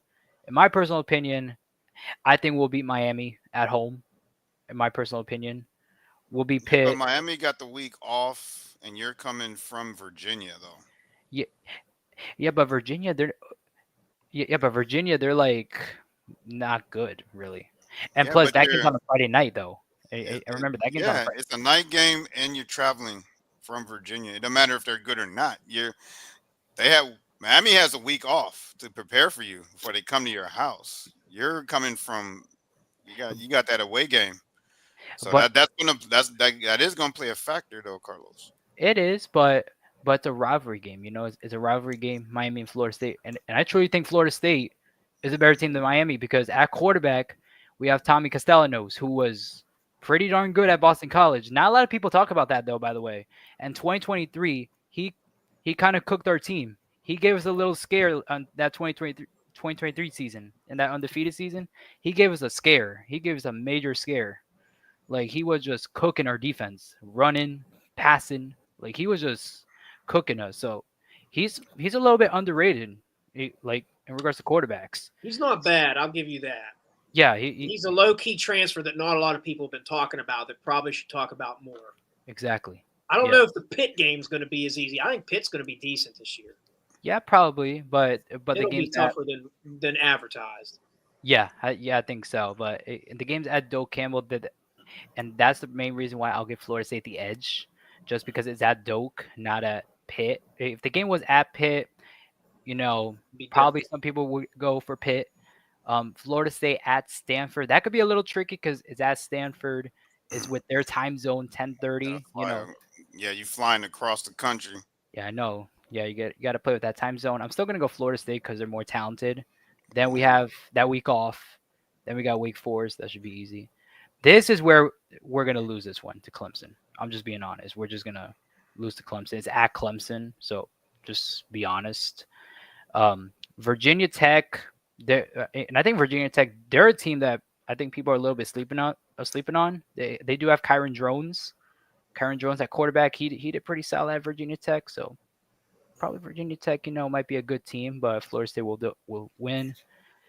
Lose to NC State. Is at NC State. Florida State always has a hard time in Raleigh. They always have a hard time. Yeah. And to be honest, I think we're going to lose to NC State, and then at Florida. Then at Florida in a rivalry game. I'm just being honest. As a college football fan, I'll probably give us the loss there. Just being honest. So 8-4, I would just say. Which is a success after last year. Man. Yeah, exactly. In the That'll be standard- that's a and win. honestly, Yeah. The standard of Norvell, 8 wins is a good season for him. Yeah, that You is. take that one undefeated season out of the picture, Norvell's winning like 6 games a year on average. He's not that. That's why I'm saying it's sad to see a program like Florida State. We all grew up. Florida State was still always tough. Oh, yeah. That's why Every Saturday. I'm skeptical on Norvell. I just don't know if he's the guy. I think it's fair, given the brand, given the history, Yes. even given the conference, because I'm not trying to talk smack. It's easy for me to say we don't play in a conference. ACC is not a juggernaut. True. It's not. So it's like once you get past the top 2, maybe 3 teams, it's not like, oh man, we got to deal with a Big Ten schedule or an SEC type schedule. Yeah, true. Right. They're like at the bottom. That's where I would say. And like another thing, like historical programs in that conference aren't helping. Miami's not usually at the standard they were 10, 15 years ago. Virginia Tech's not at the standard they were at 10, 15 years ago. So you have other contributing teams that Yeah, they're Virginia. not really living up to what they traditionally used to be. Yeah, it used to be you go play Virginia Tech, as regardless of Yeah, you're going to have a Beamer dog fight. Yeah, Beamer ball. Everybody remember Frank Beamer, dude. Yes. They would beat you on special teams. When I think of ACC, I think basketball. Some Well, certain yeah. conferences. Yeah, I just like a think ball, basketball, like ACC basketball, Big East basketball. But like you were saying, Florida State don't have that same nostalgia it had in the 90s, man, in the early 2000s, man. That everybody in the stands chopping and Peter Warwick and Warwick Dunn and them. Peter and, Like Ward. Warwick Dunn, Now that's a Peter name, Ward. bro. Peter What? Ward. What? He was That was the dog. times, man. He That was the a time. dog. Peter Bowler. I'm talking about the 90s, man. Like when Florida State, when Bobby Bowden, man, just was, man, the spear guy come out with the spear on the horses. Just don't have that same. Ever since James, now just give it to Jameis Winston. He got y'all one as of recent. What's that? 10 years ago, 13 years ago. Yeah, 12 years. But in the 90s, the you turn on the TV Saturday morning, you see them chopping, and every 80,000 is chopping, and just was Peter Warwick and Warwick Dunn and Charlie Ward and Peter Boulware. I'm talking about those teams. You know what I'm saying? Oh man, was, But remember, in Back 2023, on the West. Go ahead. but remember, in 2023, Jordan Travis did get hurt, and it kind of brought that team way down. he was overhyped. He was overhyped anyway. Overhyped. Yeah, he was over. He wasn't like that. If Jordan Travis was like still playing, if he was still playing and not injured, he was overhyped. That's why they didn't make the playoffs that year. They were undefeated. Why you think they did it? Because they was overhyped. The schedule, strength of schedule. I'm talking about the 90s. Well, Florida State need to get back to prominence, man. Hopefully, man. Oh man, Florida State was the creme de la creme of schools in the 90s, man. In high school, and it's all in the Saturday afternoons. Shit. Yeah, my Must only see wish TV. was that was that Coach Prime was the coach of Florida State, but obviously that didn't happen. That was like my only like. This is what I don't understand with Florida State is their administration. Yeah, the administration. They let Jimbo walk. Right. Because they didn't give him the facilities and the resources he wanted. A guy who won you a championship and had you recruiting at a high level, winning 10, 11 games a year, winning ACC champion, and they let him walk out the door to Texas A&M because Texas A&M's got that Texas money says, we'll pay you. You tell us what you want. Now, it didn't work out. But having said that, that divorce, we're seeing long-term effects from that, where they should have probably just been like, we got our coach. He actually was successful after Bobby Bowden, which a lot of times when you lose your guy, like a Saban, a Bobby Bowden, your big-time program coach, it's not easy for the next guy to step in and keep that going. Jimbo did that. That's where I didn't understand. And now, I don't know. Florida State, some things I read on their administration facts. It's not the players' fault. It's not things like that. But it's like now you're dealing with this Coach Norvell who's like, he's not doing it for you. And I'd gotten rid of him not 2 years ago because they were successful. I'll give him that one. But it's like they were winning 5 games, 6 games, most of Norvell's tenure. Yeah, that's true. Definitely the magic has gone away, especially from the 90s, the 2013, definitely the magic has gone. And the magic is really gone because they did renovation in the stadium that basically made their attendance go down from 79,000 to 66,000. See, things like that. It's like, what are you doing as a program making some of these decisions? Brucey, you remember Chris Winkie? Yeah. Chris Winkie. He was like 26 years old or something like that. Like 28 years old playing in college. Yeah. But he was good. He was good there. He was good. Chris Winkie. Yeah, they won a championship with him, I think. Or they was close. So. They won a championship with him, I think, that one year. Yeah. Yeah, he was like 25 years old or some shit. Yeah, I remember that. Hey, Just don't have that same aura, man. Not like it used know. to be. Them and Miami both. It's not like because when we grew up, Miami and Florida State, they were like Miami, yes. They were a problem. They were a problem every year. Remember that year Miami had like 13, Miami had like 15 people go to the NFL? It was always the Florida schools. Yeah. Florida State and Miami were. You're right, Coach. In the 90s when Florida had Spurrier, they were tough. Yeah. All 3 of them were tough. Remember that year, Miami, like 15 of their players went to the NFL. 10 went in like the first round. That's the year they had Kellen Winslow. Brucey, when you look up Miami's roster from 1999 to 2003, your jaw drops. Their Your jaw will backfield drop. had Frank Gore, Clinton Portis, Willis McGahee, Right.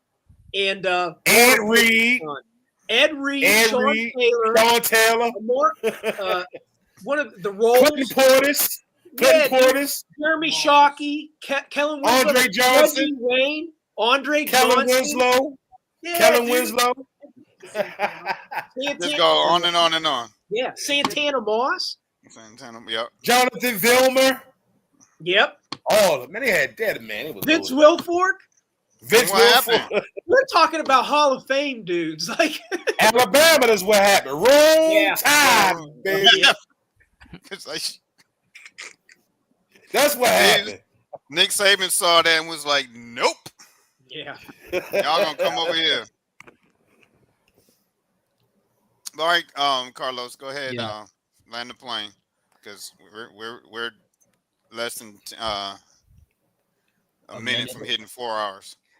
Okay, so wait, so just say the record or Florida State? No, finish with Florida State, man. We ain't gonna rush you off your team. Well, once again, and I did say we were going to go 8-4 with losses to Alabama. Let's see, Clemson, NC State, and Florida. Those are probably the only 4 losses. Well, we'll probably have some struggles, like games against probably Pitt. Probably those games will have like struggle games where it might be one possession type of games. But 8-4 probably for Florida State. But what do you guys think? Last thing I'll say about Florida State, then we'll finish it off with we'll run through these power conferences. What will if Florida State comes out and pushes Alabama to the limit in game 1? Will y'all change your opinions on Florida State this year? Sure. Yeah. Oh yes, most definitely. If they knock off Alabama, oh yeah, most definitely. Most definitely going to have everybody buzzing.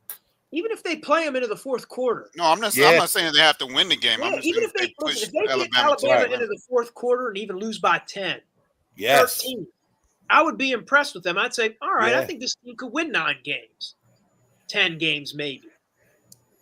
But it's more That's what I likely that I don't know. You think I don't know. I don't see them playing Alabama tough into the fourth quarter. I mean, I like that quarterback they brought in, but it's like everything around. Again, I hate to keep using this word, but it's the truth. The culture. Is that one guy going to change a culture right now? I don't know. It's going to take time. Like, and he's good, but he was playing in the ACC with Boston College. He's never seen an Alabama week 1 in his life. That could be a wake-up call. So I don't know. I would say I think Carlos is got a lot of fair. 8-4, 9-3 ceiling, low 6-6, 5-7. That could be. I think that would be like. It still will be a win from. It'll still be a win from last year. Yeah, anything's better than last year, man. That last year team was. That last year was a. That was disaster. Disaster. Yeah, it wasn't good. Was. I don't. When was the last time Florida State ever had a season like that? I don't think it's ever happened. Probably like in the 50s, 60s. I don't think it ever happened. Norvell had another season like that. Probably 2021. Norvell had another season where it was bad, like 3 wins, 4 wins, something like that. He needs to go. If he had multiple 3-win seasons, he needs that to was go. I think during COVID. It's Hold on, let me look. Because Florida State has never. What been like even probably USC like USC with all its problems. Probably the last time never had a 2-win season. Well, probably the last time Florida State was that bad was probably like the way beginning, like when they first started the program, probably like in the 50s, like a long time said ago. No, your coach had a season like that previously. If he had 2-3-win seasons in the Notre Dame, wow. In a Florida State program, he needs to go. Probably the last one was 2020. They were 5-7 in 2021. Wasn't as bad, and they had a 2-10 record in 2018. Yeah, I'm just saying. That's what I'm saying. After Jimbo, Yeah, Norvell has really not done. Damn. That's what I'm saying. Like, now he had a 10-win season 2 years ago, Yes. and in 2022 they won 10 games. right. Yeah. They beat Oklahoma in the bowl Yeah, game. but he's also had some rock bottom ones: 5-7 last year, 2-10 in 2018. That's what I'm saying. Like, on average, it probably comes out to like he's like a 7-win coach at Florida State. That's just not Florida State standard. Man, he need to go. Well, You got hope though. You got a new guy. You got a new quarterback. Things could go well. But Yeah, listen, fellas, I hate to do it again, but I have to get off because I got to go pick up our dinner. I just ordered it. All right, bro. I got to run down the street and pick it up. Again, I thank you all for having me on. Y'all stay blessed. Yeah, we're about to end the show anyways. We're hit the. I'll just give you this real quick. So I don't tap out without getting. Big Ten, I got Ohio State winning it. SEC, I got Roll Tide. I got Bama. ACC, I got Clemson. Big 12, I got Arizona State. All right. Buffs, baby. Go Buffs. Oh, Big stop 12. it. Stop it. All right, fellas, I got to get off here, man. Y'all Arizona State. All right, Steve. All right, Steve. All right. We got to wrap this up, Carlos. We hit the 4-hour mark. Yeah. How about let's run through these Power 4 conferences. All right, let's bring up this ACC here. All right, so okay, for the ACC, probably SMU Clemson in the ACC title game, and then the winner,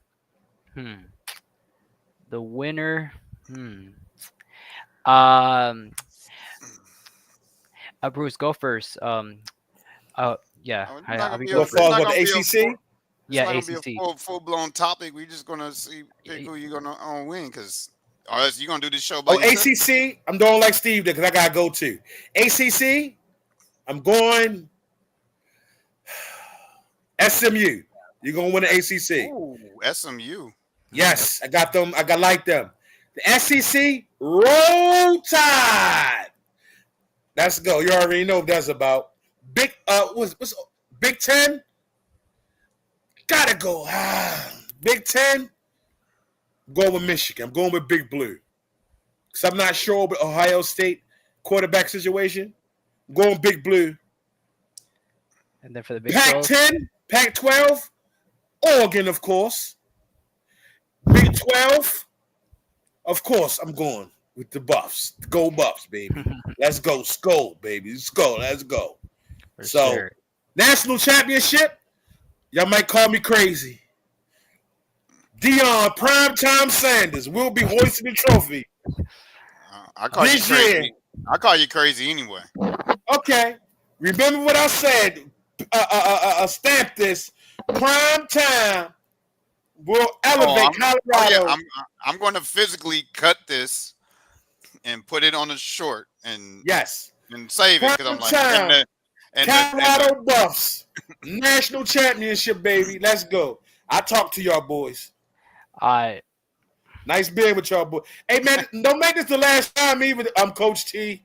Man, get off. All right, man.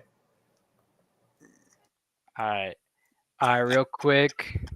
Okay, we about to wrap this show up, Carlos. We've been on here for 4 hours. I ain't never did a 4-hour show because they're yapping. That's why. We're still on air, bro. Okay. Okay. I don't care. For the ACC, SMU. How about you, Tony?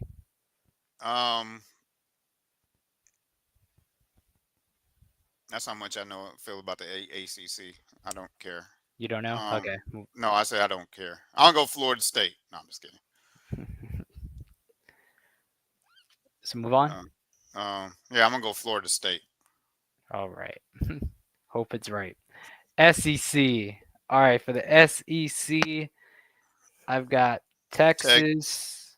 Georgia, man. Georgia. You got Georgia winning it? Yeah, Georgia. Okay. Everybody's sold on the hype of Alabama, man. Alabama is not what they used to be. All right. And Georgia's the dogs of the SEC, man. I don't think Archie Manning is gonna. I said Archie. He definitely can't because he's like 70 years old. Um, I don't think Arch Manning is. I gotta see because I don't think Arch Manning is going to take Texas over the top to win this conference. Hmm. I got Georgia. Okay. I'm gonna go with Texas versus. I'm gonna do a little wild card here. I'm gonna go Texas versus South Carolina. Yeah. I'm gonna pull it off there. Texas versus South Carolina, and then the Why you winner of got the Why you got South Carolina? You gotta.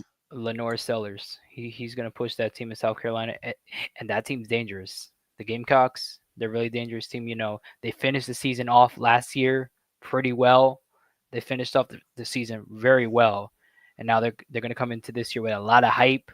So probably either South Carolina or LSU, probably one of those two. But I'll just go. Probably go with South Carolina. More confident in that. But at the end, I'm gonna go Texas. Texas wins the SEC. All right, Big Ten. Big Ten. Wow, there's a lot of teams in the Big Ten. Yeah, it's more than 10. Yes, more than that, big time. Well, So it's a combination of the Big 10, Pac-12. indeed, yeah. Well, the Big Ten and the Pac-12. Yeah, yeah. I get it. Um, Okay, let's see here. You got Ohio State as a contender. You got Penn State as a contender. You got Oregon's Oregon and another team that people don't talk about, Illinois. A lot of people don't talk about Illinois. Joel Clack called them this year's Indiana. I feel like that team with Brent Bielema, a head coach, Luke Altmaier coming back, bringing some of their starters back. Illinois, they can make some noise. And plus, they have Ohio State this year. They have them at home. They have them at home. So Ohio State's going to have a very dangerous game against Illinois. But is it enough to get into the Big Ten championship game? That's the thing I got to think here. Whew. Oregon's tough. You got the defending national champions in here. Penn State is going to be tough. Michigan's going to be tough. Yeah, no. USC is going to be different. Yeah. They're going to be a lot better than where they were last year. They're getting adjusted to the Big Ten. Oregon's just an anomaly, you know. Until you see everybody else at the bottom, where the Pac-12 teams adjusting to the Big Ten. They're all at the bottom, except for one. They were undefeated in the conference. That's crazy. Didn't they lose? No, they lost the conference championship game. Who? Oregon? No, they did they? No. They beat Penn State. Yeah, Oregon won the Big Ten last year. Yeah. So I'm not going to count out the Oregon Ducks, but I can't overlook the national championship. But I want to say USC, but I want USC, but I think Oregon. So you think they're gonna win it, Oregon? All right. Yeah. I'm be writing this down, by the way. So when it does happen, I got receipts. You don't have to write it down. You can just cut the episode. Just go on StreamYard. Go on StreamYard. Cut the episode and.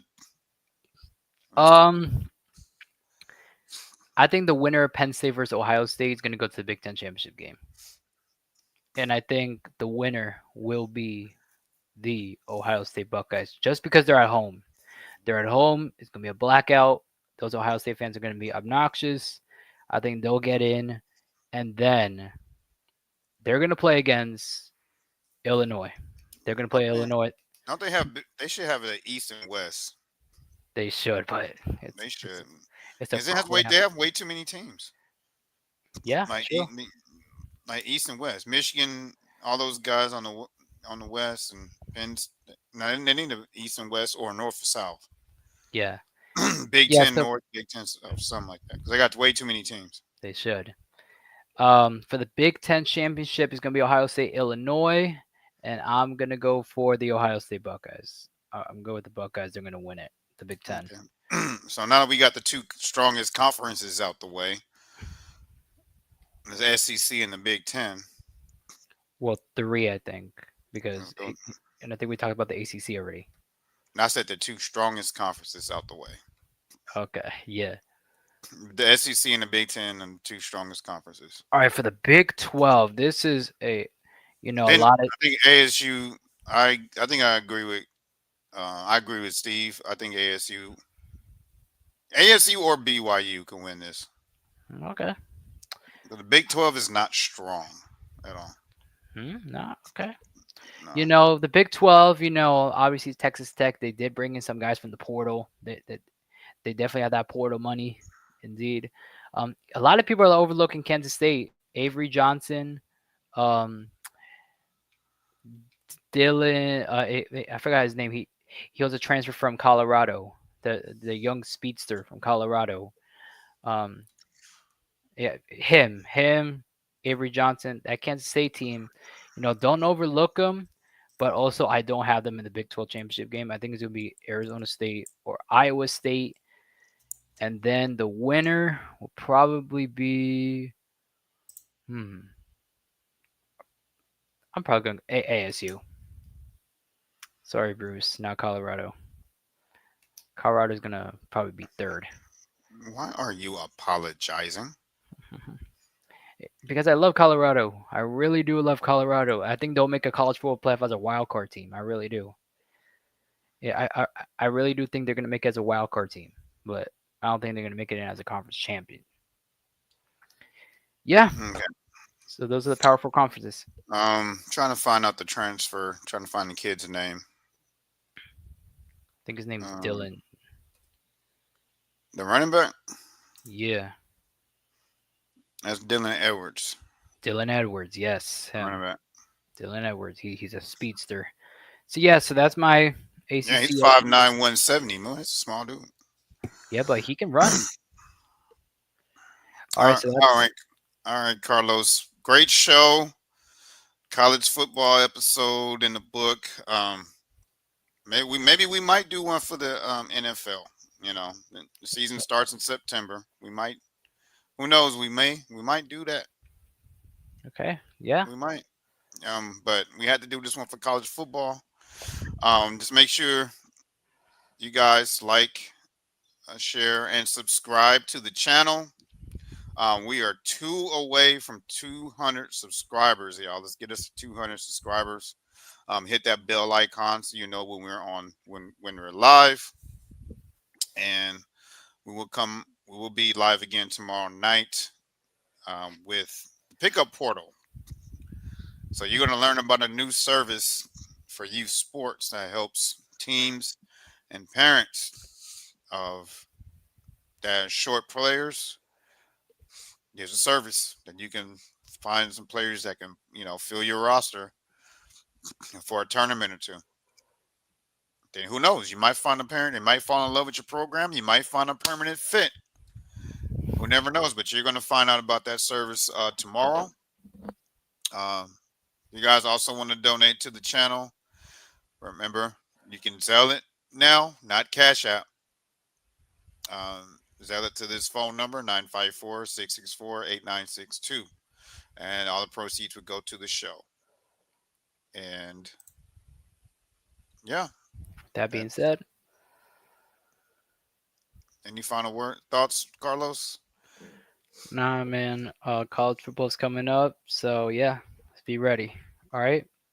Yeah, this is our longest show, man. This is the record, and it's gonna be historic because we're never gonna do a 4-hour show again. Yeah, never.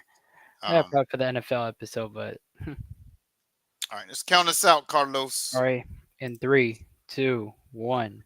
To be ready. Stay ready. And we out, y'all. Carlos interview is coming. Oh yeah. When we out, y'all. Yes.